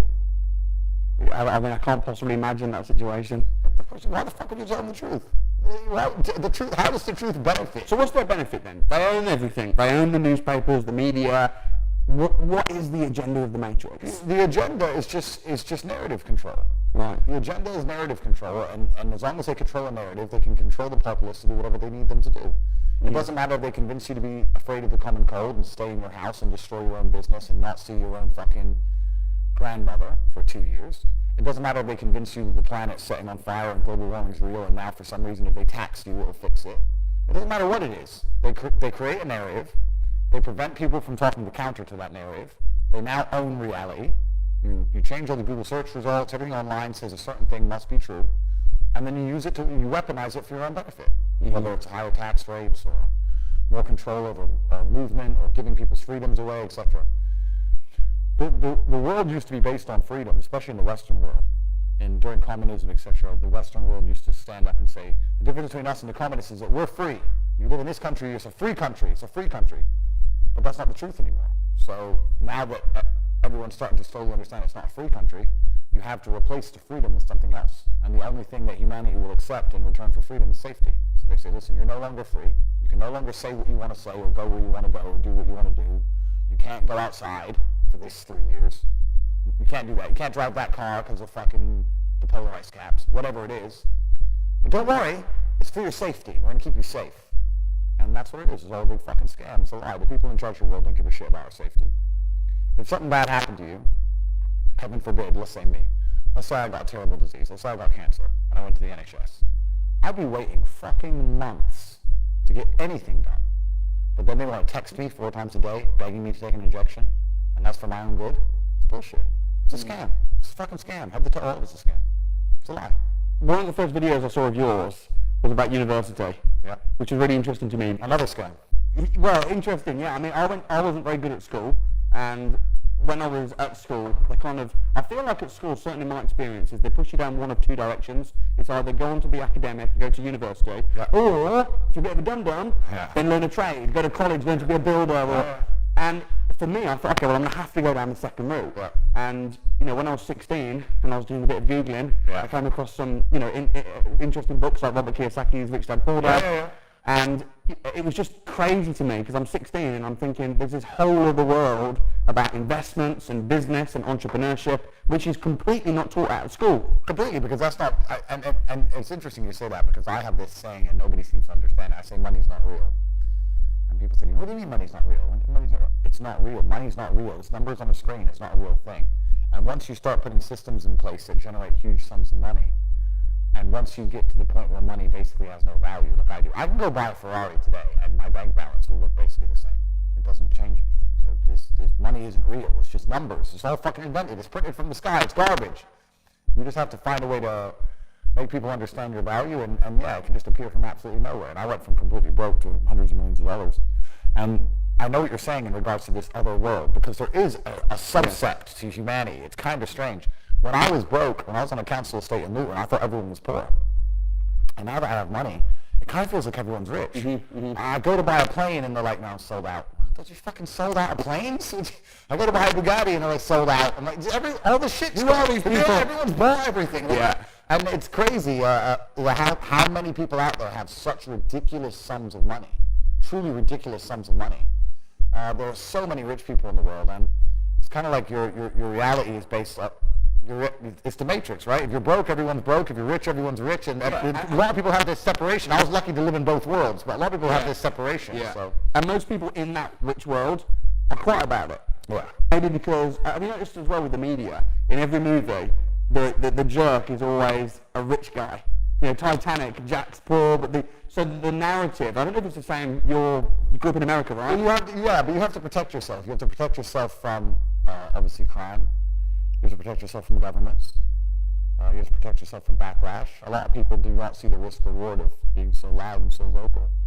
I do, in my particular circumstance. But it would be easier to be quiet about certain things. The only thing more annoying to British public about someone being rich is them being rich and vocal about it. And that's and I understand why, but I will absolutely all of it myself. I started, like I said, from the council estate in Luton. I did all of it myself, and it's interesting you said about discovering that other world, because I always knew the same thing. When I was going to college, you're talking about the two routes. There was A-levels and B-Tech. College, B-Tech, like the trades, or there's A-level to go to university. So I did a separate path to you. I was going to the A-levels to go to university, and I was walking to college with a couple of my friends, and a Ferrari drove past. And I said, bro, you see that? And he goes, yeah, what about it? I said, doesn't that piss you off? I must have been about 16. He goes, why? This dude has 400 G's for a car, 400 grand. I'm walking 4 miles to college because my mom hasn't got any car. He has 400 grand. Do you think he works a job? Do you think he's fucking behind a counter somewhere? He knows something about the world that I don't know. And they were like, well, he's rich. I'm like, yeah, I know. I didn't say he wasn't rich, dummy. I'm saying he knows something about the world I don't know. And I was intrigued, and it angered me. I couldn't sleep for weeks. I was pissed off. Every time I saw somebody with genuine money, I understood that everything I was being told and taught and they were trying to make me believe just simply wasn't true. I was like, this is bullshit. None of these people are getting these things by following the path that the system is trying to make me follow. Nobody, and everybody intrinsically knows this. If you go to if you're at BP, you're at a petrol station, and I pull up in my Lamborghini, nobody goes, wow, he went to school. He studied hard. They're like drug dealer, gangster. And they do that because they know that the easiest way to amass wealth is to break the rules, because the rules are not designed to allow most people to make money. You can make money within the rules, of course you can, but most people don't. Most people who follow the path work, consume, die. That's it. So I always knew the same thing as you, and I knew there had to be another way. I knew that just working for money was a paradigm that wasn't true. And then you understand making your money work for you, and you understand delinking your time from money. You start learning to understand these things, but eventually you build a system, and you build an ecosystem like me. I have 60 or 70 people work for me all around the world, and things just happen, and money just kind of appears as long as everything's well organized. Do you think that it's kind of becoming more well-known, though, entrepreneurship and how to get into business now than it was, like, 10, 20 years ago? It's certainly easier to make money now than ever before. I think so. It's easier than ever before to make money. I meet so many fucking 17-year-olds, 19-year-olds, kids with an e-com store or some crypto garbage, or to make quick, fast money now is almost easier than it's ever been. Now, that has advantages and disadvantages. I was talking to a young guy the other day, and he was 22, I think, and he caught a crypto pump. He made like $4 million in the last bull run, and now all the coins have gone down, whatever. He sold some. He has like $1.5 million. He's like, oh yeah, so I'm waiting for the next pump. I was like, bro, the problem with you is you've now been ruined for life because you're 22, you made easy money, and you think that you don't have to ever do any serious work. You also have no skill. Problem is with the crypto pump, it doesn't teach you anything. You didn't learn sales, marketing, staff management, stress tolerance. You need that. See, nothing. He doesn't know how to do anything. So he's just sitting there just gambling on shit coins, waiting for the next one to pump. And he's 22, and his ass is never going to want to get a real job, and he doesn't have any skills. So I think he's in a lot of trouble, truthfully.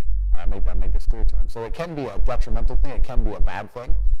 But in terms of making money, it's certainly easier than it's ever been because we live in a global marketplace now. You can reach the world, and all you have to do is have a message worth making people listen to. The hard part about making money today is that we live in an attention economy. You have to garner attention from people. It's difficult, right? Because anyone can start a YouTube channel, but it's getting the views that's hard. Right? Yeah. So you have to be talented enough and skillful enough to garner attention. But if you can garner attention, then you can make money. I think that's the new modern way to view the world. It's an attention economy. It doesn't matter what you do. If you're getting attention, you'll make money from it. Yeah. And I think that's what's happening en masse. Interesting as well, because when I first started getting interested in investments and stuff, I started going on courses, getting mentors. Because if you want to be good at anything, you need a coach. Yep. If you want to, you're a world champion kickboxer. Yeah. I'm sure it would have been impossible if you hadn't have paid for a coach. Absolutely. Right. And all my friends at the time were saying to me, "Oh, that's so risky. Yeah. What are you doing?" And I'm thinking, you're going to uni to study drama for 4 years, and I'm learning about property and investments, and you think what I'm doing is risky. Yeah, investing in yourself, especially learning from somebody who is already doing what you want to do, is not risky.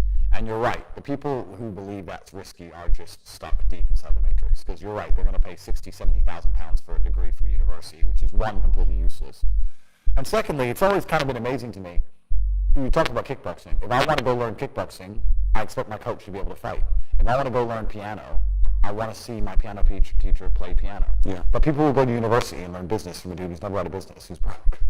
It's just like, it's clown world. It's stupid. Yeah. Like, education's becoming decentralized, which is actually one of my products, so I'm going to talk about it.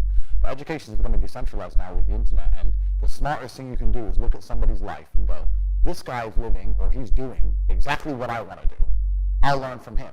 Mm-hmm. That is the smartest thing you can do, as opposed to just going to these traditional educational systems. Because the reason university is such a massive scam, and I said this a million times, is because it exists in an echo chamber. It doesn't exist in fair competition. The reason universities still manage to function is because they'll give children loans to go to these schools, but you're not allowed to use the loan for anything else. If I were to say to the average 18-year-old, here's 50 grand. You can either start your own business, you can buy crypto, you can buy mentorship from you, me, another millionaire online, you can fix your house up or your parents' house up, you can buy a nice car, or you can go get a degree. And you would give them the 50 G's. How many people do you think would choose a degree? None. Nobody. Zero. So they link the loan to the degree. So the choices are either don't get the loan at all, or get the loan and go to school. Yeah. Which means that the universities don't exist in fair competition. There's no fair competition within the entire educational system. Right. As soon as there's fair competition, nobody would choose it because it's such a terrible choice. Yeah. It suffers from double inflation. It gets more expensive every year, and more degrees exist every year. So the value goes down, the price goes up, year on year on year on year. It's a total waste of time. Yeah. But children are bored and they think, well, I don't get the money any other way, so I may as well take it. And that's where the whole educational system's a scam. I actually have my own university.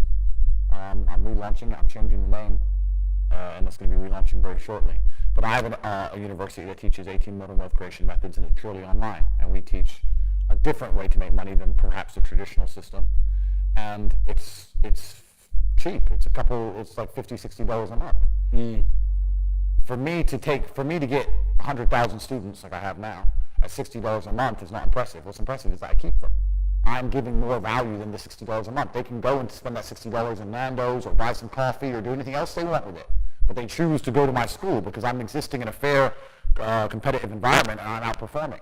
A university can't do that. All these other universities can't do it because they're all a fucking scam. Yeah, they're probably comparing it to university where, You're literally paying 30 grand to learn from someone who's being paid 30 grand to get 30 grand. It's all a scam, yeah. Whereas what we're doing is actually, teaching people. We have massive success stories. Obviously, we have a lot of people who are making a lot of money with other reviews, everything on the website, covertate.com.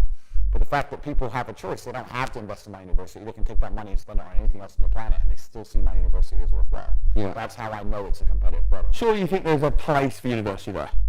If you want to be an architect and you have to study architecture, if you want to be a lawyer and you have to study law, that's fine. If you decide I personally never knew what job I wanted to do. Mm-hmm. These people seem to be very passionate about a particular trade. I just wanted to have a lot of money. If you were to say, look, I'll pay you $1 million to dig a hole, I would have dug a hole. Yeah. I'll pay you $1 million to fly a plane, give me a job. Yeah, but if someone wants to be a doctor, they want to be a lawyer, go to university and do it. Yeah, but know what you're doing it for. Don't go and study drama and end up a dramatic McDonald's worker 5 years later. Yeah, or go study something generic, like business or something generic. And even though business is obviously a good thing to know, but it's generic, and it's hard to apply. I mean, in my experience, like, imagine if I didn't have all this money and I had to go get a job again, I'd get a sales job, because I've always been a salesman. And I think that's a very important life skill to have, to be good at sales and to deal with the stress and have a commission-only environment. I think these things are good. But they don't even, I don't know if they even teach sales in university. Do they have any serious sales courses? I highly doubt it. It's all garbage. They don't teach anything important. They just teach anything. They teach things that are going to keep you inside the slave mind. And they want you to go to school and then go to college and then go to university and get in debt. And you have to be in debt so that now you have to work. And you're working and you're in debt, and then they want you to take on more debt if possible in the form of a mortgage, which a lot of people do, which we can talk about because I know you're the property guy. Massive, yeah. And then you're in debt now, and once you're in debt, you can't really quit your job, and it's very difficult for you to leave the country. And now they can hold things over you. That's the goal. It's all about control mechanisms, and the system is very well designed to make sure that people are conditioned to obey. It's very hard for the average person to say no to anything. Unless you have millions and millions and millions of dollars, it's very difficult to even have an opinion on subjects. I have friends with normal jobs, and they say to me in private, yeah, man, bro, I wish I could talk at work. They can't say anything. HR will wreck them. You're not allowed an opinion. You're not allowed to talk. It's just work, consume, die, shut up, believe what you're told. That's how it is. It's clown world. It's slavery. I think when it comes to the finances, and what I've heard you say about money, I think you're pretty bang on. Yeah. I know you've been recently cancelled. Well, you cancelled. You're still everywhere on social media. They can't cancel me. You're still everywhere on social media. They've tried, but they can't. What do you think the reason was? I mean, I've seen some of the things that you've said that are controversial. That's not why they canceled me. They attempted to cancel me because I became the most Googled man on the planet. And I had mass influence over the youth, especially males, 18 to 23, 24-year-old males. Yeah. And those are the backbone of the slave force. And we always have been and always will be. It doesn't matter if you look at modern times or ancient times. If you had to build an aqueduct or a road or raise an army, you'd go and find the 18 to 22, 23-year-old fighting age males. We're the most important demographic on the planet. We're the strongest. We have the most energy. We're the most capable of doing the most difficult tasks. And they tried very hard to police that demographic. Specifically, the reason that they talk all this garbage about toxic masculinity, and the reason that they purport in every single movie that men are getting beaten up by chicks, and every single family movie on Netflix, the woman's the smart one, the dad's a bumbling idiot, and all these different things, is they're trying to reduce the masculine tendency to rebel to a degree, because they want this subsect of the population ready to either go die in a ditch or go work for fucking nothing. And what they don't want, the last thing they want, is this subsect of the population to think, because that's the subsect of a populace which causes a revolution. If millions of 18 to 25-year-old men stand in one place, that's a revolution. That's it. It's over. It's not the women marching. Well, the women can march. That's fine. But when shit happens, men have to come along and deal with it. The police have to protect them. Women can march and have an opinion. That's great. But our actual revolution is going to be men, because eventually it's going to become violent. And they don't want large groups of men standing up and going, wait, 3 years you just took all our money, destroyed our businesses, now the pound is falling, you're inflating us out of the market, the housing market, we don't stand a chance of ever having any kind of financial independence. You're destroying our energy sector to save Ukraine, money laundering. This is garbage. And if enough of them get in a big group in London, then something has to change. And they don't want anything to change. So they try and keep this population subdued. And I'm telling them to do the opposite. I'm telling them to think. And that's the last thing they want. So they decided, Andrew's telling the population, the subsect of the population that we're most fearful of, to think for themselves. So Andrew has to go. And they attempted to cancel me. They have failed. Now I have to make sure they don't try and suicide me. That's the next goal. Well, because what happens if you don't shut up eventually, that's what comes next. So for everyone watching at home, I would never kill myself. But yeah, it's interesting times we're living in, that's for sure. How did it make you feel when you got removed off all social media platforms? I mean, were you upset about it? Were you? Top G, bro. I've been around. I've had a hard life. Yeah, I've had a hard life. I've had a difficult upbringing. I've had very difficult situations. Even my day-to-day reality would be too stressful for 99.9% of people on the planet. Losing Instagram accounts or not. But you predicted it would happen as well. I predicted. I've been talking about it for a long time. I said there's no way they'd allow me to stay on these platforms. It's not in their best interest for me to stay on these platforms. It's not in their best interest for people who watch my products, watch my content and buy our products to sit there and go, I don't need anything else. This guy's telling the truth. I'm listening to him. I'm making more money than ever before. My life is better than it's ever been. Fuck school, fuck uni, fuck you, fuck the news, fuck you. I'm following Andrew. And that's why they wanted to try and get rid of me. It failed. I've moved over to Rumble now. I'm on rumble.com. And the stock price has blown up ever since I've moved over, and I've got 600,000 subs inside of 2 or 3 weeks. Well, congratulations. Thank you. So it's big on Rumble. Yeah, bro, it's massive on Rumble. Like, no one talked about Rumble, right? So they've failed to stop me. They've emptied their clip, and I'm still here. I'm still alive. The bullets have bounced off. But that's the real reason they canceled me. I don't know if you know the story of Socrates. Socrates had to poison himself. He was arrested, and he was accused of corrupting the youth. That's why. He was tried for making the young military-aged men of Greece think for themselves. That's not allowed. You're not allowed. Since the dawn of human time, you're not allowed to do that. And I'm committing the cardinal sin. I'm saying to men, listen, they're trying to tell you X, and that's garbage. The truth is Y. And that's why they decided to do it. What do you think is going to happen over the next few years with the cost of living crisis, which is not just in the UK, it's pretty much all over the world? Yeah. People are literally, the average salary is about 25, 30 grand a year. Everything's going up apart from salaries. How do you see the next few years panning out? I'm going to say this now. I'm someone from a council estate. I don't have a clue how the average person is still surviving. I don't get it. Like 25, 30 grand a year in the current world is such a tiny amount of money. It's man, it's about to be worse than ever before. It's going to be have-nots and have-yachts. It's always been that way. Yeah. But it's going to become worse and worse. As inflation gets out of control, as the price of assets soar, the richer are going to become richer and the poorer are going to become poorer. I don't think that most people, I'm going to correct myself, I know that most people don't understand economics as a whole. They don't understand money as a whole, because if the people watching this, if they all understood how all this shit worked, there'd be a revolution tomorrow. So they don't understand any of it. But it's very difficult for a government to even pretend to give a shit about the average person to me, because I understand how all this works. So the government comes along and decides to give out free money. The average person in the middle or at the bottom goes, wait, free money, government cares about the poor person. No, they don't. Let's keep it very simple. Let's say they gave every person in the UK £1,000. They're either going to save that money, or they're going to spend that money, or they're going to, let's say, invest that money. If they spend that money, which is what 90% of them would do, it goes to corporations, making the corporations filthy rich. The stock price of Amazon during COVID went to the moon, because everyone's sitting at home bored, just buying stuff, right? So there's less corporations than there are people. So let's say you give everyone in the UK £1,000. A lot of that money goes to one guy, Jeff Bezos. The rich get richer, just like before. Let's say they invest it. Well, they can invest it in what? The stock market? Well, that increases the share price of companies. Who owns companies? Rich people. Let's say somehow 200 of these people are best friends and they're never going to argue, and they get together and they get £200,000 and they buy a house, for example. That's still going to raise the price of housing on that street. The homeowners are going to get richer. The people who already own things, the asset owners, are always going to get richer. No matter what you do, the people who are poor are always going to get poorer, and the asset owners are always going to get richer. Yeah. And it's running away now to a point where the chance of buying a home on the average salary is near on impossible. I mean, you know some hacks, you know some things about it, et cetera, et cetera. But I don't know how people are surviving on this money. Because I come from a council estate in Luton, that's fine. But now I'm living in a world where I can talk a bunch of rich people stuff right here. For me, it's very normal now to jump on a jet from Bucharest, where I live in Romania. I'll go to Monaco, that's 30, 40 grand. We'll go stay in a hotel, which is $5 grand a night. We'll go out for dinner, 3 or 4 of us, that costs 15, 20 grand. we'll stay, we'll have a business meeting, and I'll jet home. I'll spend £250,000 in a weekend to go to a meeting. and I'm not the only one doing it. There's 30 other guys there doing the same thing. Like, I don't think people who are working normal jobs understand that there are people out here making such ridiculous sums of money.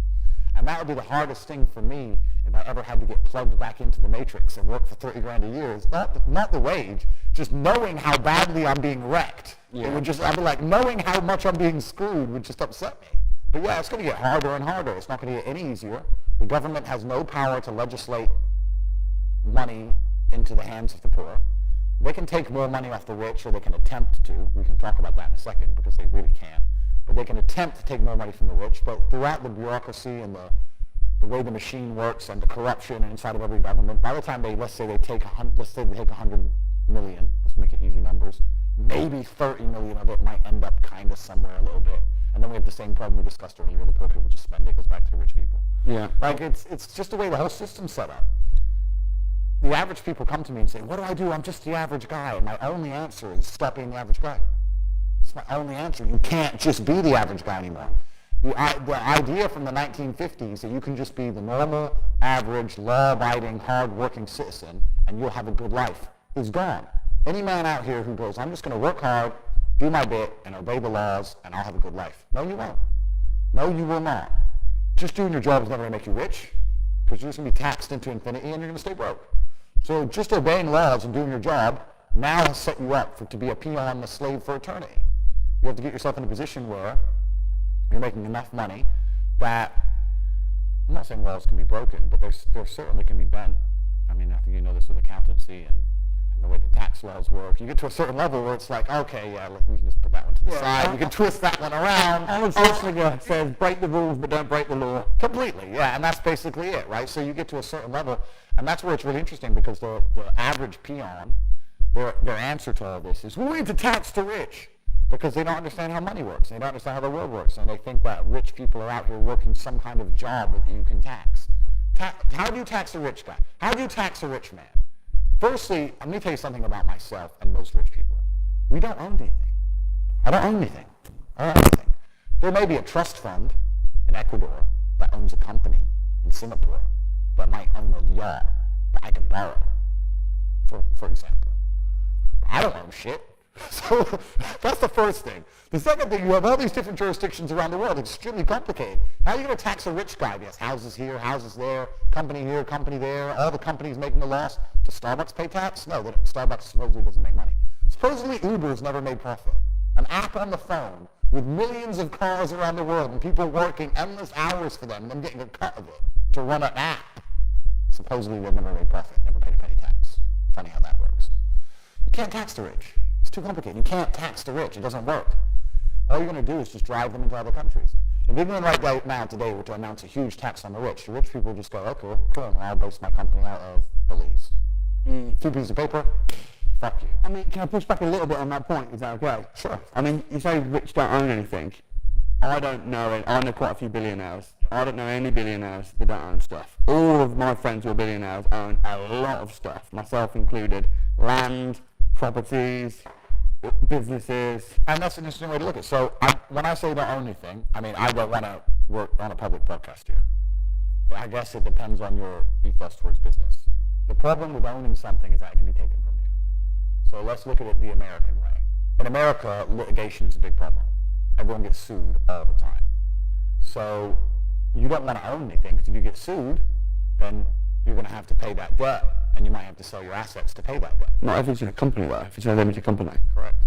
This is the point. So people don't own anything themselves. Okay, so only through their company. It's a limited company owns it, yeah, a trust owns it. Exactly. So you understand what I'm saying? Yeah. Look at the Panama Papers. Yeah. Look at it. And then it gets really complicated. And this is what I'm saying, where the average Joe Schmo at home has no idea how this stuff works. Yeah. Because let's look at Nike, for example. Nike doesn't pay any tax. Why does Nike not pay tax? Well, I'll give you a very simple version. They have 2 companies. One set up in Belize with a 1% tax rate. One set up in Europe. The one set up in Europe sells Nike trainers, pays all the staff, pays the stores, sells all the shoes, makes all the money, makes millions and millions and millions in profit. The one in Belize owns the trademark. So after 100 million, 200 million, whatever it is, comes into the European company. The European company has a debt to Belize to use the trademark of all the profit. isn't that coincidental? Yeah, right. That goes to Belize. Then Belize government comes along and goes, give us 1%. Nothing. Boom, boom, done. Tax paid. It's all a scam. It's all a lie. It's all a scam. The person who gets fucked, it's always the same. It's the guy in the middle. Yeah. The guy in the middle is going to get wrecked. It makes me laugh when they talk about, we're going to increase taxes, When they talk about increases taxes, they're not trying to chase down the billionaire on his yacht, because they can't. They're trying to chase down the guy with an address, who can't move, can't leave, he has a mortgage debt, 2 kids and a dog, living somewhere in Sunderland, and he's stuck there. There's a cost-benefit analysis, and there's a risk-return on every action that we take as humans. If I was in charge of a tax authority, I'd sit there and go, okay, we have all these millionaires, and they're all on jets, and they're everywhere, and they have 7 passports, and these complicated corporate structures, and this is going to take years to penetrate. We need money now. Who can we get now? Oh, we'll get him. Some dude. Turn up, you owe us money. How much? 50. I don't have 50 grand. I'll pay you 10. Cool, thanks. Because he can't resist it. The guy in the middle can't resist. And this is why I'm saying about having things in your name. When you have things in your name, you're in trouble, because if you say no to that tax bill, what do they take? Your house. Your car. They just take your shit. So that's why, I don't know about your structure, and obviously you can't talk on an open podcast, but the richest people I know don't own anything. They don't own anything. Yeah, the companies will. Well, but it can get even more advanced than that, because companies can then still be litigated, but trusts can't. Let me ask you a question then. What are you buying? What are you investing in right now? You don't have to go into details. I know we're on a public podcast, but what sort of stuff are you making a lot of money, clearly? Where are you dumping that besides supercars? Yeah, supercars are just, I need to stop. I have 28 supercars now. It's got to a level of ridiculous now where all the car brands just text me, hey, new Lamborghini's coming. What color do you want? I'm like, black. And I just buy it. I don't know what they look like. I just buy them. But I think it's an important question, because there are going to be people watching this that are making a lot of money. Yeah. Entrepreneurs, business owners, making a lot of money, and they're thinking, I've got this money. Where do I dump it? Where do I put it?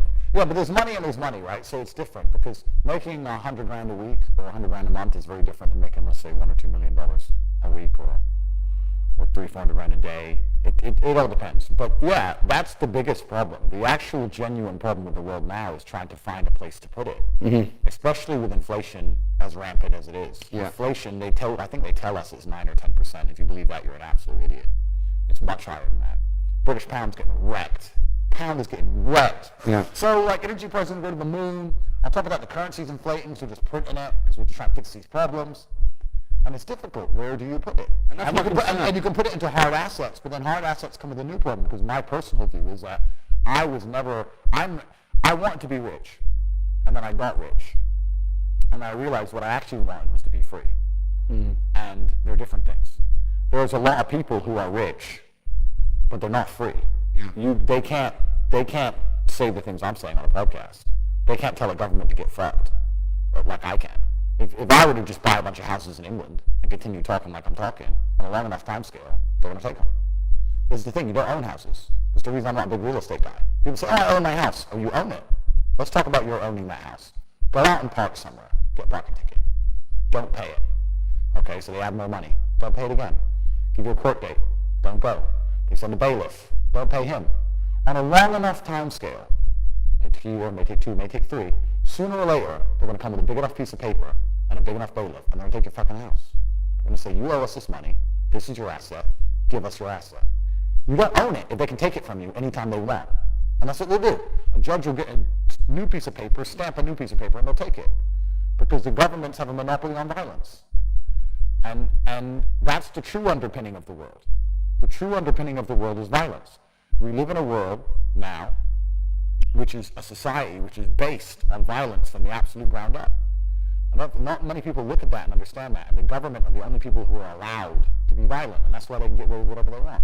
But everything is violence. There's a threat of violence within everything. The reason a police officer can give you a fine and you don't tell him to piss off is because you don't want him to be violent with you. That's it. He always has that in his back pocket. They've always got violence in their back pocket. That's what the government has. So to sit and go, I trust the government, I'm going to buy this nice big house, I just think that's to a degree, yeah, you can make money, and yeah, everything's fine as long as you follow the rules. I'm not saying it's not. But in my situation, in my worldview, it's like I don't like having someone having that kind of control over me. So to answer your question, sorry, because I'm trying to be a professional. So real estate's difficult. The currency markets are trash. Stock market's about to go down to fucking zero. It's hard. Like, it is difficult to sit there with hundreds of millions of dollars and go, what do I do with it? Where does it go?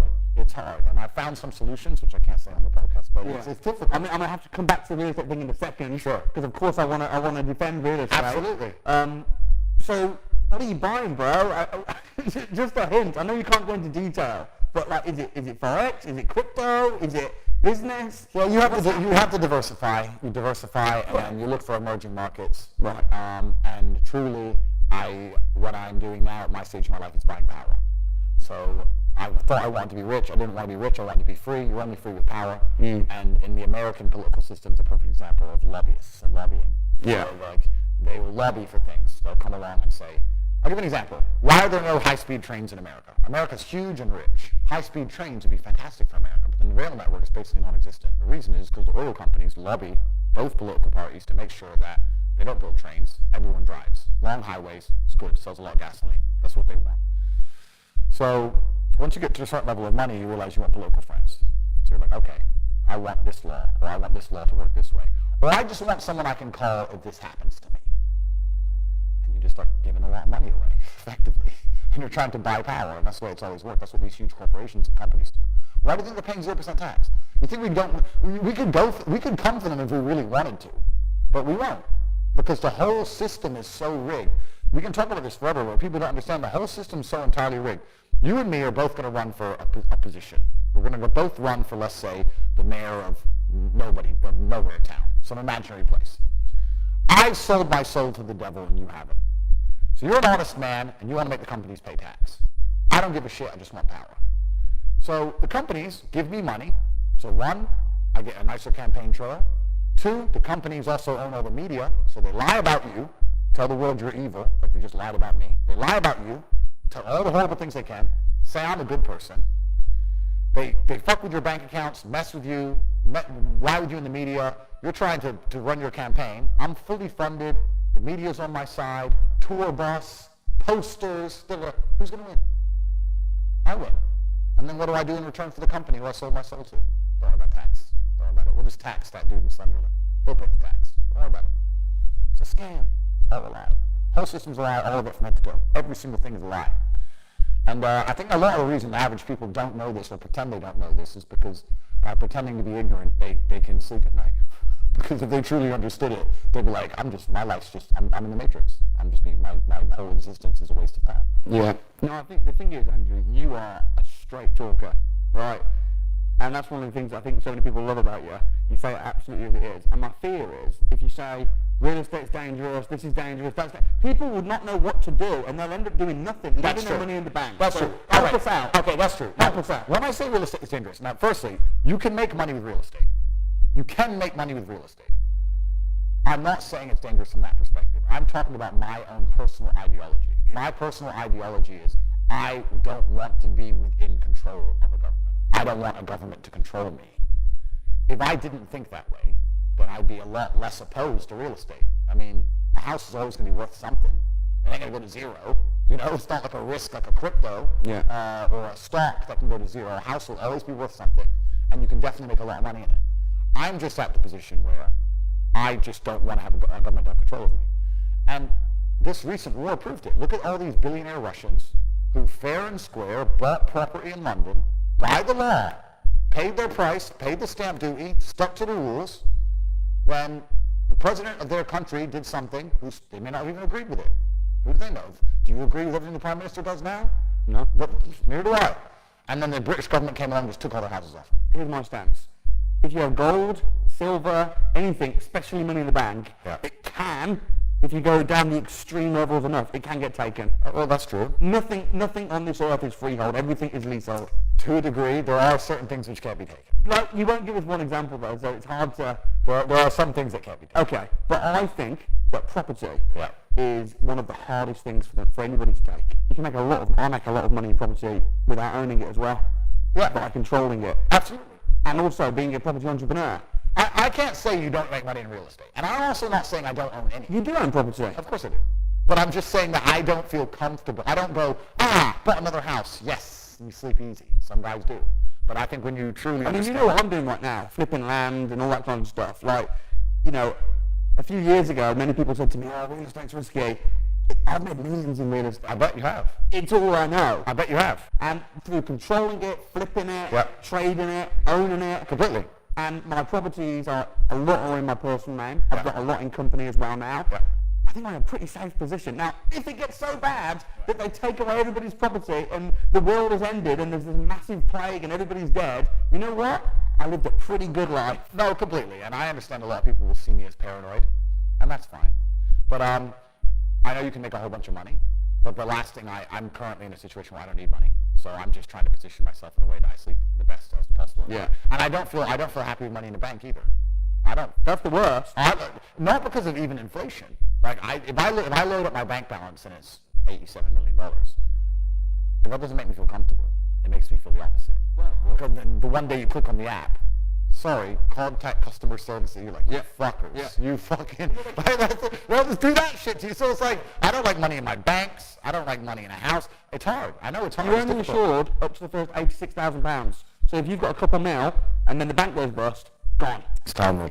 But I think there's a lot that can be done. Like, I'll give away one of the things I like to do. Just one. So personally, I prefer the idea of digital real estate. Because digital real estate is not controlled by one government jurisdiction, and it can be owned by some obscure entity. So let me give you an example. Let's say I were to buy www.money.com. That's worth money. I could put anything on there and generate money, so that's worth money. I'd pay a lot of money for it. Yeah. And let's say that was owned by a Singaporean trust. Boom.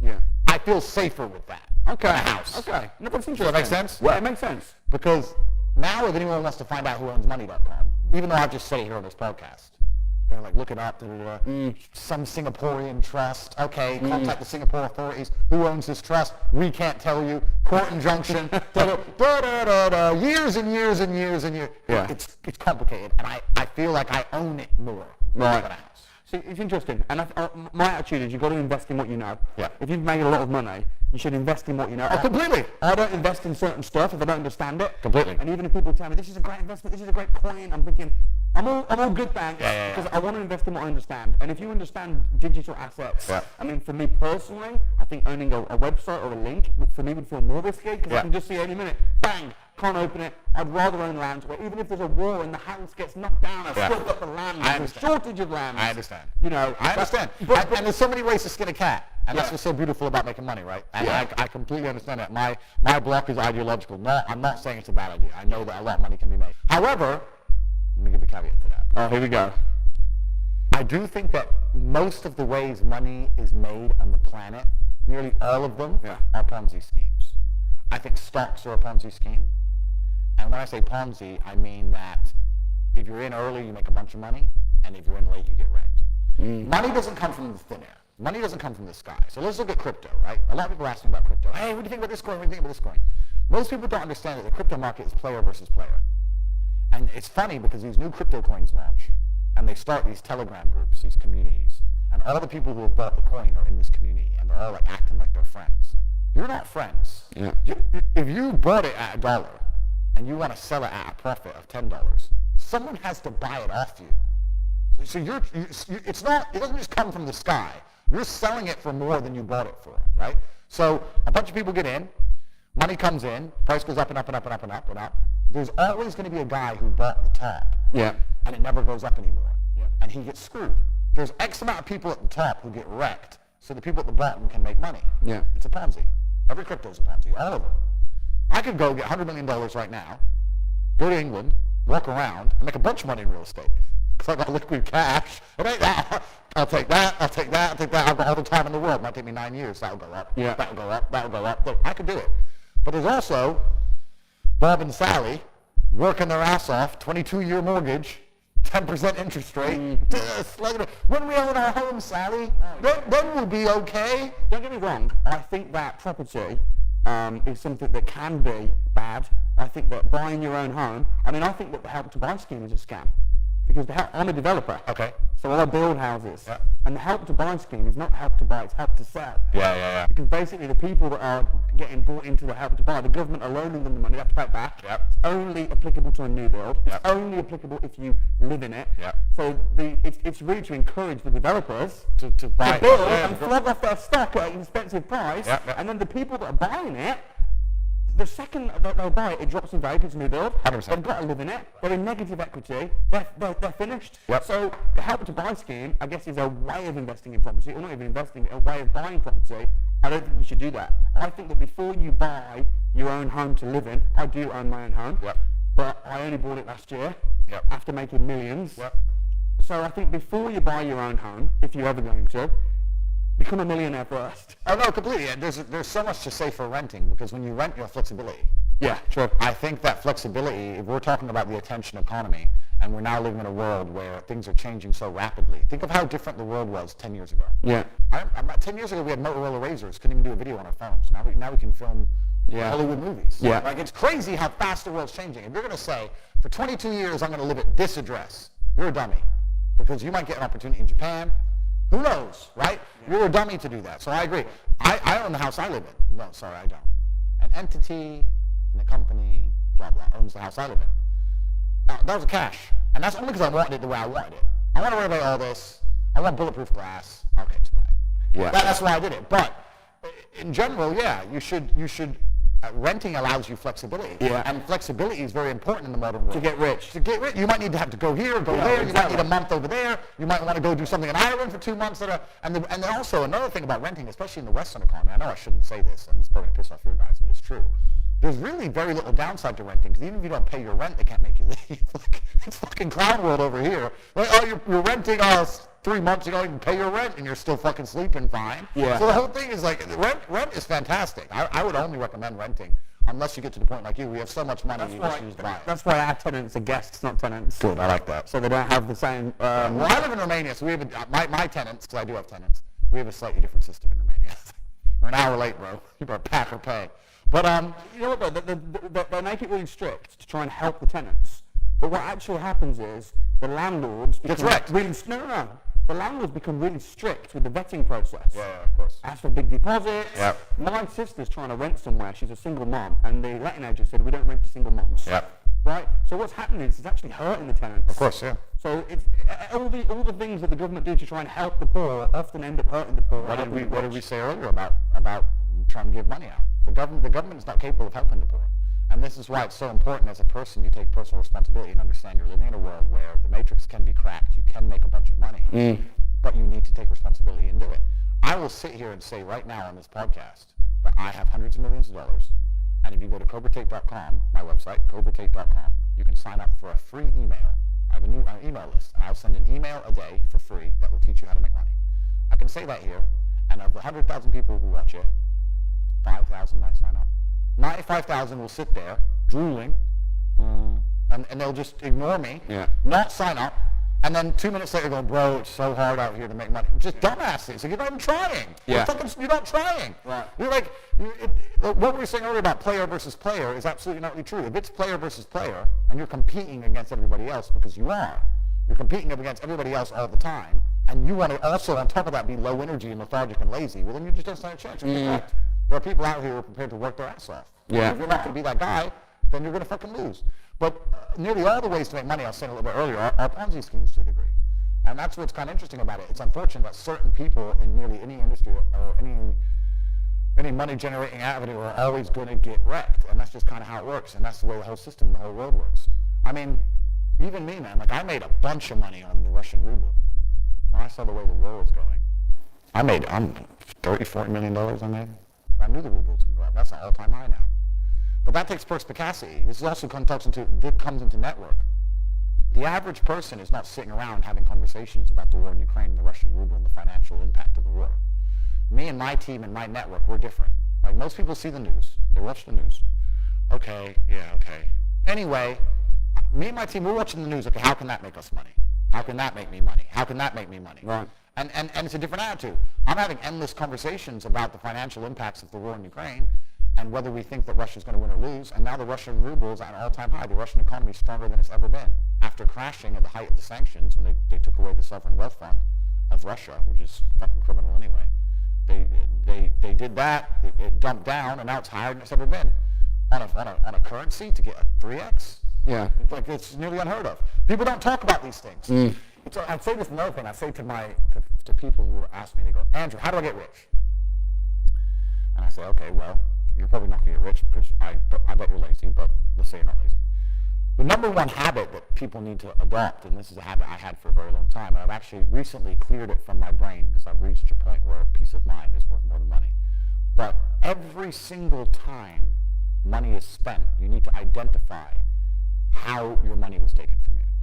And I say taken because money can't be made. Money is taken. Because the only people who can make money are the government. So if you're a government, you can make money. You can print it from thin air or a bank.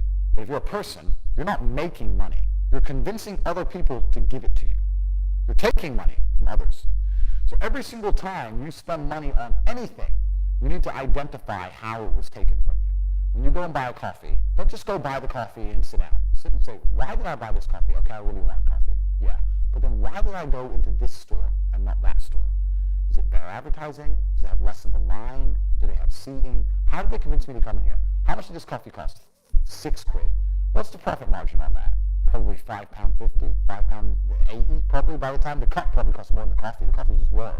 How did they convince me to spend £6 in this place? And when you sit there and analyze, and you all start to learn little lessons about business, you'll learn about the importance of the signage. You'll learn about the importance of there being no queue. Yeah. So that if you ever run a business, I say with my business, my people all the time, faster. All the time, quicker. Yeah. Like, I have a couple of businesses that are physical. I'm like, I don't want to see a line. I don't want it to see empty because it looks bad. So when there's lines, you work fast. When we're down to 1 or 2 people, you take your time, you talk to the customer. Right. Keep it so there's like always one person at the thing. Like, manage the line. Like, people don't think about this stuff. No one's going to sit and wait in a long ass queue. Maybe some idiots will, but people like me won't. We've got shit to do, right? My time's worth money. I'm not going to stand and wait in a line.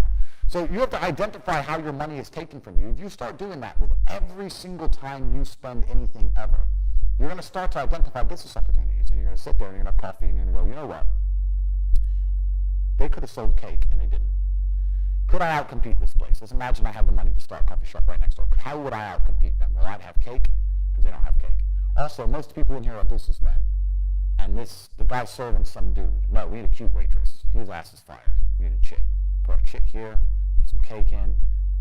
Financial Times, some business people in. Think. People don't even think about this stuff. They don't use their brain ever. They don't ever look around and realize how they're spending their money. They don't look around and look at which businesses are successful. They don't look around and pay attention to anything. They don't look at the world and all the things that are happening and how it can benefit them. None of it. They don't look at any of it. They're too busy following the circus. That's why it's Clown World.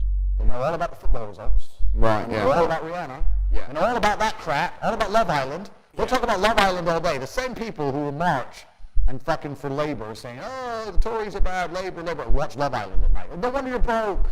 You're a fool. You're a dummy. And no matter what the government does, no matter what a government or a financial system, no matter what they put together, it's always going to be competitive to some degree. Unless it's communism, which has been tried and they're trying to bring back, and we know how that all ends. Communism ends very, very quickly in violence because there's no other way to enforce anything. But no matter what they do or what law they make, there's going to be people who work harder than you, and they're going to make more money than you. So if you're going to be a lazy dummy watching Love Island and not paying attention every time you spend money and not try and think and use your brain, guess what? You're going to stay fucking broke. Yeah. And I'm also going to say this now. I know for a fact when I talk about how the world works, and people say, but why would the people in charge do that? And I say, because they view you as scum. And the reason they view you as scum is, I can say this, and I'm not saying this in a horrible way. I'm from a council estate, right? I came from absolutely nothing. And I'm now at my position in life. I know how hard I've worked. When I meet somebody who's whatever, 50 years old, and they have absolutely zero money, I don't think, oh, he's had it hard. I thought, he just didn't, he was lazy. Sympathy disappears after a certain amount of time. When you pull it off, you pull it off, I pulled it off. When you've been through X amount of shit to pull it off, and everyone's just coming out with excuses all the time, sympathy vanishes. Yeah. So, look, I'm sorry, I don't buy your shit. Right. You were too busy sniffing, drinking pints, doing all this dumb shit. I wasn't doing it. I don't feel sorry for you people. And that's what happens after a certain amount of time. So if I feel that way, and I'm also from a council estate. Imagine these people who were born as billionaires. How do you think they view us? You think they give a shit about wrecking our currency? I don't give a fuck. You better find something to eat on the floor. They don't give a shit. This world is so much cooler than people understand. I have people all the time come to me saying, yeah, I want to make money. Go take a half an hour and learn about fractional reserve banking. Learn you don't even know how money works. Yeah. You don't even know how a bank works. Like, how are you going to make something you don't know what it is? Right. Like, it's crazy, man. One of the first TikTok videos I saw you do was where you talk about how money's like water. Mm-hmm. And that I thought was a really good analogy because money is always moving. Yeah. And that's, again, coming back to property, because you know how much I love real estate, Of course. is if you look on the Sunday Times rich list, 90% of them either made their money through real estate or made it through business or other ways and are now investing in real estate. Of course. If you can get around people that are in the property market, even if you've got no money, be in that environment. Even if it's a case of finding deals, passing them on to the investors, it's where the money is. Oh no, that's completely and utterly true. And yes, the cycle of precipitation, right? So a cloud comes, it rains, it falls down to the ground, it goes under the ground, whatever, goes into a stream, it moves into the stream, goes to the ocean, evaporates again, up to a cloud, floats somewhere else, falls down again. It's always moving. That's how money is. People think that money is in these large, stagnant pools hidden in people's bank accounts. That's not really true. Money is constantly moving all the time. And if you can find a way to get in between it and stand in the right place at the right time, you're going to get wet. That's absolutely not That's an awesome analogy. but it's true. I'm going to steal it, by the way. You can. It's no problem. It's true. And a lot of people have done that, right? I mean, even the little example I was talking about earlier. If anybody with a brain didn't invest in pharmaceutical companies at the beginning of COVID, I mean, you didn't buy stock in Abbott at the beginning of COVID, don't know why. If you didn't invest in the arms companies at the beginning of this forever war, I don't know why. Like, it's easy. Where's the money going? To Ukraine to buy guns. So what am I going to do? I'm going to buy stock in Raytheon. Like, it's not complicated stuff. It goes into also, we'll talk about network and how important that is. But it's interesting you say about being in a room where people are talking about property deals. I say the same thing. I say this to people. I say, if you're in a room full of ice cream experts, and all they talk about is ice cream, how to make ice cream, their favorite flavor, the best way to store it, how much it costs to produce, how to transport it, and that's all they talk about is ice cream. Even if you have no interest in ice cream, over a long enough period of time, you're going to end up knowing stuff about ice cream. You're going to knowing shit. You're like, that's double chocolate this, it costs this much, and this is how they moved it. You're going to know things about ice cream. If you're in a room full of people who want to talk about money, then you're going to end up knowing about money. It's exactly the same thing. And network is net worth. Everyone understands this. And people also understand that they're likely to become the sum of the 5 people they spend the most time with. Yeah. But then they hang around with losers. It just blows my mind. It's like, I'm a busy man. Like, I don't have time. All these opportunities I've given a little away. I've told a little bit about domain names, a little bit about the Russian ruble, a little bit about stocks, etc. I'm very busy myself. But my network, I have hundreds of people who I talk to all doing this shit. Hey, Tate, have you seen this? Boom. And I'll throw him something, he'll throw me something. That's my ecosystem. That's who I talk to. Those are my friends. We don't talk about Rihanna. We don't talk about football. We don't talk about Love Island. We don't talk about anything other than money. Yeah. How are we not going to make hundreds of millions of dollars? How am I not going to have money? Like, that's all we talk about. That's all we do. So I say this to people and I say, when's the last time, we talked about the coffee shop example. I say this to people all the time. When's the last time you sat and talked about money? What do you mean? When's the last time you sat down with someone and talked about money? What do you mean talk about money? Well, if you don't know what to talk about, then you don't understand money. So go learn how money works. Go learn how a bank works. Go sit on YouTube for free. You don't just pay 50 grand in 4 years at university. Go sit on YouTube and understand money, banking, or the real estate market, any of it. Understand the last housing price crash, why it happened. Understand mortgage rates and how it's affected by interest rates. Understand it, and then just sit with someone else who understands it and talk about it. Oh, yeah, I should do that, yeah. Back to TV. Dumbasses. So, like, I don't want to be a negative person, because I'm not. But to a degree, I think the universe is very giving. And I've yet to experience in my 36 years a man or a woman who genuinely tries their very best and genuinely dedicates themselves to something and is genuinely motivated to make sure they're the best version of themselves, who doesn't get what they want. Yeah. I've never seen it. I've never seen someone go, I spend all of my time doing what I'm supposed to do. I do not waste any of my time. I dedicate myself. I'm good to people. I'm honest. I'm hardworking. I'm there on time. Every time I've got a meeting, I've got a firm handshake. I don't snake anybody. God likes me. I work hard. I'm not an evil person, and I work really, really hard. Who doesn't have everything they want? So, everyone can have anything they want. I really believe the universe will give anyone anything they want if they actually fucking want it. The problem is, I think, when people complain. So if someone's complaining that they're broke and being negative, oh, it's really hard, but then they're not doing the very basic things. It'd be like me complaining that I'm overweight. Yeah. Yeah. If I was to bitch about it, oh, I'm overweight, it's really hard. I heard you say actually on a Rumble video, you said that if you woke up fat, within a couple of months you'd be slim. Absolutely. Of course you would be. And in the same way, if I woke up broke, a couple of months I'd be rich. Yeah, that's right. Yeah, so it's all about, exactly. You get what you want. Completely. And what you push towards. Completely. And that's what I truly believe that the universe is giving in that way. But it is player versus player, and that's just the way it works. But that's why also network is so important. So a lot of people who don't have, when you were saying earlier about being around the property deals, just even being around people with money, it's just a good place to be. I'll give you an example. I was in Romania, and I have the largest car collection probably in Romania. I have 28 supercars, everything you can name. And I went to a town called Cluj-Napoca. It's on the border of Hungary. And I drove there in my Chiron, and I parked up, and a kid came up, and he said, hey, can I take some photos of your car? I have a car spotting page. I was like, yeah, whatever, cool. And he goes, yeah, okay, I'll just be a few minutes to this. So he took a bunch of photos, and he come up to me and goes, hey, do you want the photos? And I was like, not really, I've already have photos. And he goes, oh yeah, okay, well, if you want them, here's my email address. And I said to him, why do you do this? Like, you spend all day standing around taking photos of other people's cars. Is that not a waste of time? I thought it was a waste of time, but I was wrong. He goes, oh, well, I skipped school and I skipped college because I knew if I take pictures of expensive cars and email them to people, I'll have email addresses of the richest people in Romania. Yeah, smart. I was like, you're clever. I ended up hiring him. He works for me now. Yeah. I was like, you know what, I like you. He got himself a full-time job that day. So he understood, be near the money. I have no money. Money's over there. Well, let me get closer to it. I mean, like, nobody's staying over here on my fucking own. Let me at least get closer to it. That was a 17-year-old kid. Now he's making 10 grand a month in Romania from me. So like, at least being closer to it. So you're right. People should, even if they haven't got a penny in the world, should be going to these meetings about real estate, about investing, but especially if it's cheap, they should go. Just meet other people who at least have money. Have conversations about money. Talk about it. How are you going to get what you don't talk about? It's like, you used a gym analogy. It's a perfect analogy. I've never met anybody who is in fantastic shape, and you say, how'd you get in fantastic shape? And he goes, oops.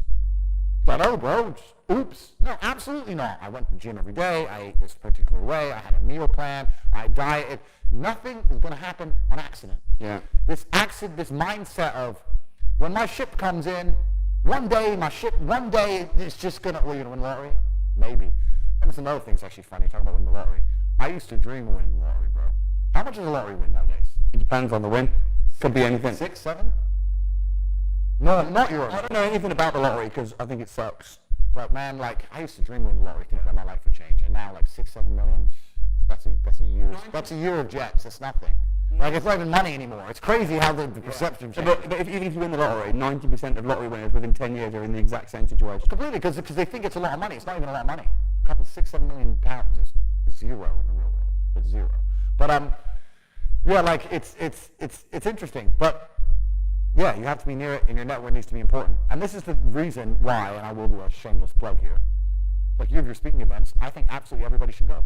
Even if they have no intention of buying a house, they should be at that fucking speaking event, and they should be listening to you and understanding how the real estate market works, and they should be polite to people and courteous and nice, and they might make a friend. And they should sit and talk to their friend about real estate. That cannot detriment your life. That cannot detriment your life. You'll sit and meet with your friends on the pub and talk crap, but you won't sit and talk about money. You're not going to get it on accident. Your ship's not going to come in on accident. You have to plan for this. That's why the only 2 things I sell online, and trust me, I've been offered endless things. I state this as a matter of fact, not a matter of arrogance. I was the most Googled man on the planet. I was the most famous individual on the planet. More than Donald Trump, more than Brad Pitt, more than Joe Biden, more than Putin at the start of the war. I was that Googled when my TikTok thing blew up. And I was offered $40 million to promote crypto, $10 million to promote some fucking pills, supposed to be some supplement that makes you strong, scam. I was offered endless money to sell my soul. and I didn't do it because I didn't like the idea of a kid who really believed in me and who's a fan of mine buying a crypto because I said it's going to go up. And like I said, player versus player, someone's going to lose, and that kid losing all his money because, you know, I'm in first, I own most of the coin or whatever. I didn't want to be a scammer for money because I believe that having a pure heart and living true under God is more important. So I never sold my soul. I'm not like Logan Paul and these fuckers who sell an energy drink full of sugar and crypto pump and dump scams and NFT scams and all these other influencers sell scams or they sell gambling to kids on their Twitch screens. None of that. I don't do anything. Only two things I sell are my university, which I have priced so cheap, $60 a month, so cheap that anybody can join. There's no one who's too poor for that. Yeah. And there's no contract. It's month-on-month enrollment. You can join. If you don't like it, you can leave. Everybody who joins makes more money than they invest. Look, even if you spend $60 to join and you make $300 the first month, it's still a win. Yeah. It doesn't matter. You're not going to be a millionaire overnight. It's still a win. It's my university for that. And the only other thing I have is my network, which is the War Room. And we have about 4,400 men now all around the world.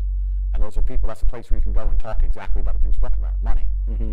Oh, the war in Ukraine's happening. How can this make us, how does this affect me in a way that actually is going to benefit me? Not what the news is saying. The news is talking shit about how we have to save Ukraine and fucking money laundering all this money through fucking arms companies. They're lying to you. What's the actual truth and how can this actually benefit me? So I have the War Room, my personal network. Those are the only two things I sell to the world. I sell how to make money in a university and I sell a network. Because if you have those two things, you can have anything you want. Yeah, and it's interesting as well because anybody that says, I won't pay that £60 because it might not work, it's crazy. No, but what will happen is, when they go into business, they'll think the same. And anyone in business has to look at the best case and the worst case and the likely case.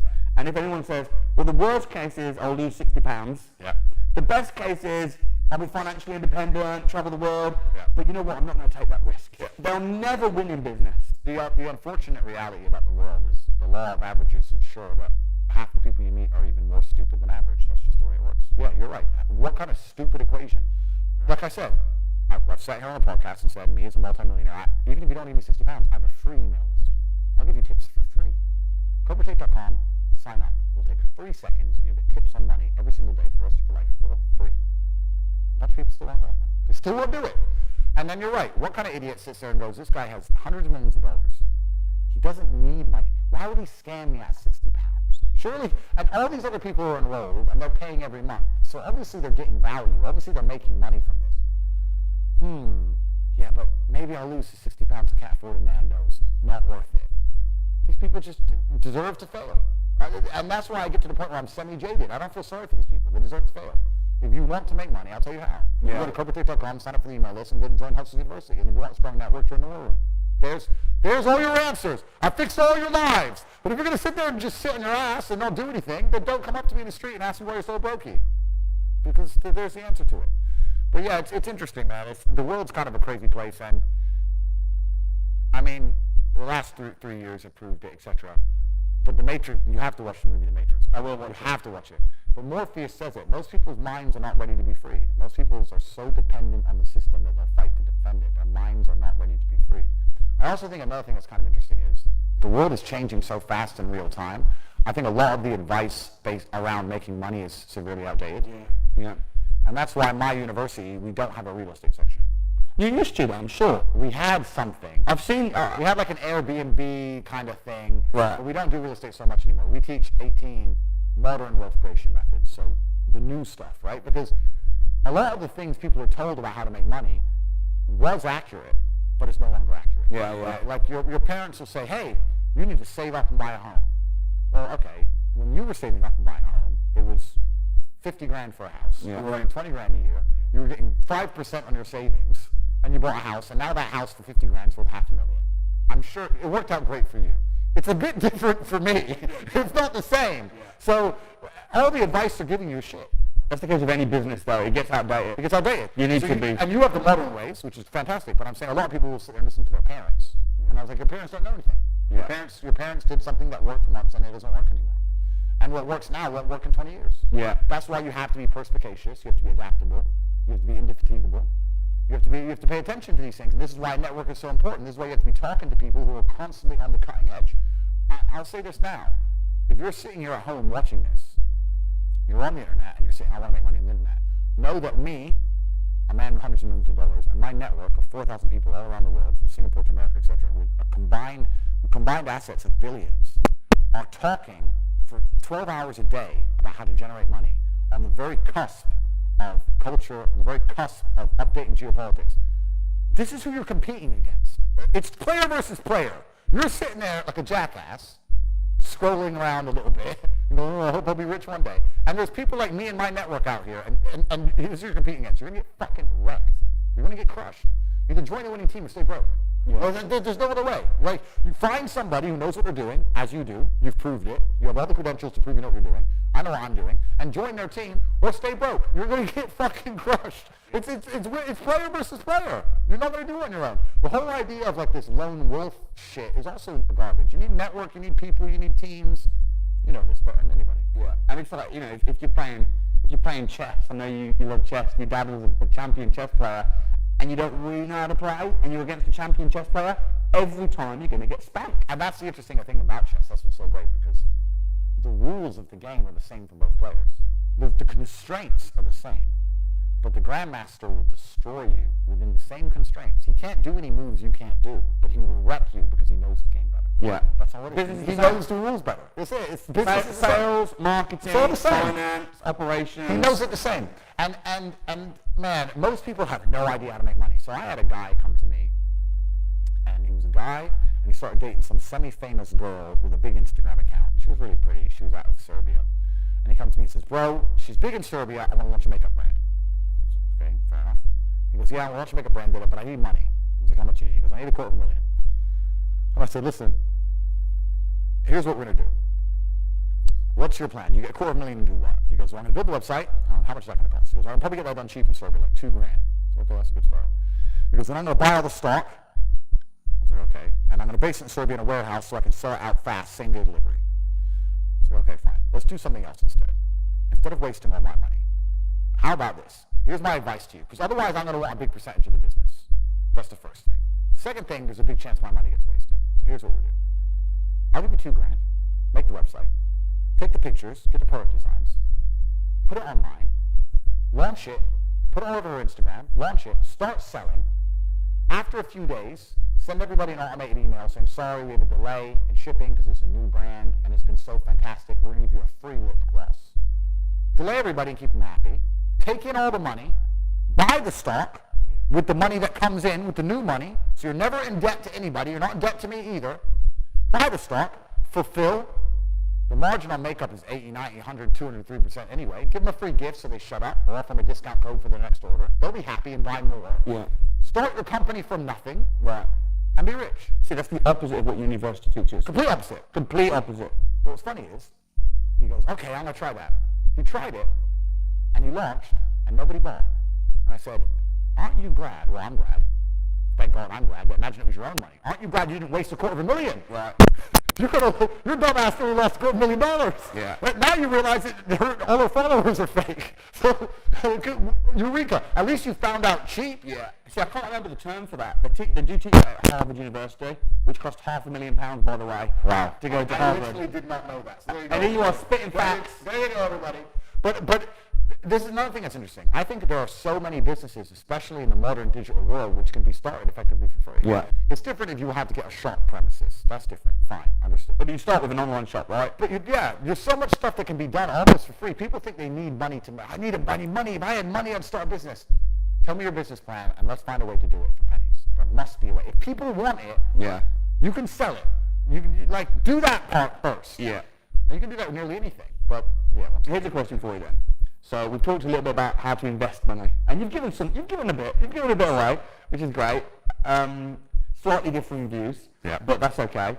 Talk to me about not making money, because you don't believe in making money. No. You believe in taking money. Yeah.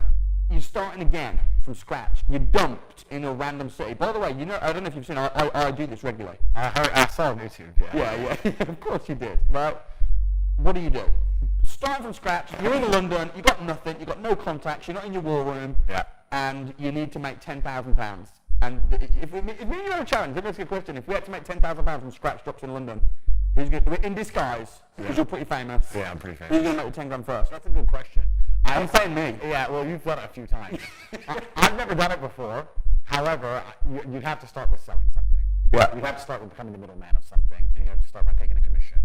That's the first thing you can do. Like the London dropped in the middle of zero and doing it physically, I'm not sure. I think no matter where I was dropped, I would turn to the internet, no matter what. Okay. I think that, because the internet's just a global marketplace, it's just so much better. I'd find somebody with, okay, so let's say I had nothing, right? I'd find somebody with star power, like you, for example. I'd come along, I'd drop you an email and say, listen, I want to put something together. I believe I can help you sell more. I am hoping if I show you I can sell more, you'll give me X amount of commission, X amount percent. I understand you have star power, you have something I don't have. You can talk in front of the camera, you can attract people, you can entertain people. What are you currently selling? You're selling this. Okay, if I bring X amount of thousand people, will I be able to get this percent? That's what I would do. I think that if I didn't have the ability to sit on a camera and entertain, I would find somebody who does, and I would be the blood and guts beneath the show business. Interesting. And that's the easiest way to get rich in the world today. So you'd find someone that's got an existing product or service. Correct. And then you would help them sell it and promote it. Absolutely and utterly. That's the easiest way to get rich today. Especially because commission only, nobody's afraid of saying yes to. Nobody's afraid of being saying yes to. So let me see if I have my business card with me. If I don't have it, I'm going to be upset. Let me give you an example of my business card because it shows it perfectly. So I do. Here we go. So here's my business card. I'll have to show the camera. Keep this, bro. It's for you.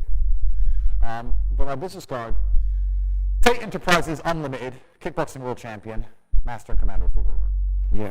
Also says on the back, my unmatched perspicacity coupled with sheer indefatigability makes me a feared opponent in any realm of human endeavor, which is my saying. It's a saying from my father. But it's basically saying unmatched perspicacity, so the ability to always pay attention. Perspicacity is perception. So unmatched. I'm always paying attention to everything all the time.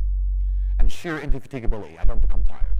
Makes me a feared opponent in any realm of human endeavor. So a man who always pays attention and never gives up is a feared opponent, no matter what you're fighting against him. And then it says, I specialize in the following. Wars fought, assassinations plotted, revolutions started, uprisings quelled, smuggling, passport allocation, ventriloquist, decentralized finance, blockchain and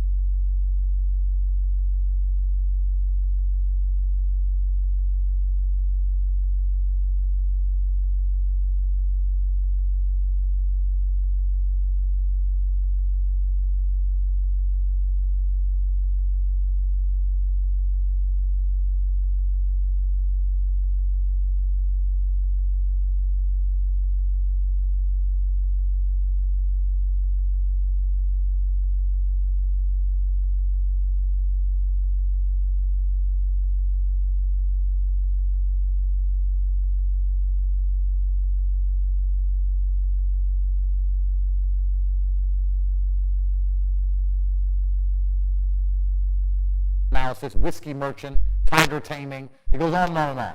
The point I'm making is, Rainmaker, if you come to... Is artificial intelligence going to put marketers out of business? The answer is absolutely it will, unless you're prepared. It's smarter than us, it's faster than us, and it's...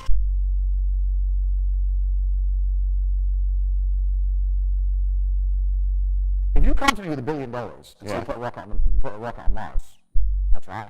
Yeah. Pay me. Okay. Maybe I'll call Elon and give him $900 million to do it. Maybe I'm just a middleman. But I'm the guy you can come to for anything. I'm that guy. Yeah. No matter what you want done, I'll get it done. I know a guy who knows a guy. And I think that kind of shows my point overall. If I just start again, I do the same thing. I'd meet people who are extremely competent and extremely good at what they do. You'll often find in life that people who are best at what they do aren't good at the marketing and sales side of things. There are so many fantastic singers or fucking painters or whatever. They're amazing, and they don't make any money. They're crap at the marketing, the sales, the whole famous of it. I do that. It doesn't matter if I find a singer and say, look, I'm going to get you bookings on this percent. I'm going to get you the best bookings back. I'm going to put together a promo video. I'm going to use my camera guy. We're going to make this excellent, and we're going to get some personality involved, and you're going to go up to some random girl on the street, and you're going to sing. This is all off the top of my head. You're going to some random girl on the street, and you're going to busk, and you're sing to her, and we're going to do it over and over again, even though a bunch of them will call you weirdos, to get one who looks like she falls in love right there on the spot, and that's going to go viral on TikTok, and we're going to put that on your Instagram account, and your Instagram account's going to start getting followers, and when you start getting DMs on the Instagram account, I'm going to reply to them, and I'm going to book other bookings, I'm going to get X amount %. But it's all boosted, boom. Okay, now I've got a singer out there working, I've got a photographer out there working, I've got a painter, she's out there painting shit, bang, bang, bang, bang, bang. It's just a game. That's how you get rich. I think you do well. Would you be down for it? A challenge? Who can make the first 10 grand from scratch cheap? I can't walk the streets anymore. Yeah, but we can get a mask. Design a mask. When I walk the streets, I have to have full security teams or the strap. If I can find a way to completely disguise you. I don't know. I'm top G. They know me, bro. Your accent would give it away. London's a bit of a weird one for me because London's not safe anymore. One. And two, like when I'm in Romania, I'm armed and I have a full security detail and blah blah blah. And when I'm in London, it's unusual because people recognize me and they want to. Some of them want to be friendly, but when I see full-grown people like running up to me or coming up to me, I don't. I've had a hard life, right? I don't like when 3 full-grown men go, "Hey, Tate." I'm like, "Oh, for fuck's sake!" I just don't like it. So I have to have a security team. Do you have people? Do you get pretty mobbed in the streets? Oh, bro, it's crazy. I don't know if you've seen some videos. Yeah, like if I walk into a hotel and someone sees it, puts it on Instagram or Snapchat, and they work out it's me, there's just thousands of people outside. Wow. It's crazy. It's really nuts, and that's because, like I said, I've inspired the masculine youth a lot. So a lot of 19-year-olds have nothing else to do but try and get a picture with me. And that's another thing, because you look bad when you say no. Sometimes I say no to guys, and they're like, "Why?" It's like, because if I do 500 photos a day, like 500 times 3 minutes. It's like it's my life. It goes on all the time, and it's easier with security, because security can just say, "Leave them alone." So I'm trying to live normal life, right? But it's not too bad in Romania. But in London also, it's not necessarily a safe place. I'm obviously an extremely rich person, and I don't like when people run at me and come up to me and try to surprise me and shit. I just want to be left. All right, my question for you then: when are you gonna? Because you need to do an event, bro. Start doing an event. You can get your security. It can be all controlled in London, Dubai, even Romania. Yeah. So do an event. Yeah. It's fun. Is it fun? It's very fun. Yeah, I've never done a speaking event, but I actually have my first one booked. I'm doing my first speaking event in Dubai. I've chosen Dubai for security reasons and a bunch of other reasons. I believe Dubai is the city of the future. I'm heavily invested in Dubai. I love Dubai. I have a lot of money in Dubai. So, I'm doing a speaking event in Dubai. Awesome. Yeah, I'm going to do a speaking event in Dubai. It'll be my first ever one, and we'll see how that goes. I think you'll do really well at that. I'm okay at talking, so we'll see. That'll be fun. It'll be good to meet people and do the event and in a controlled manner and talk to everybody. And that's not just on money, that's basically on life philosophy. That's going to be a life philosophy event on my tenets for life as a whole.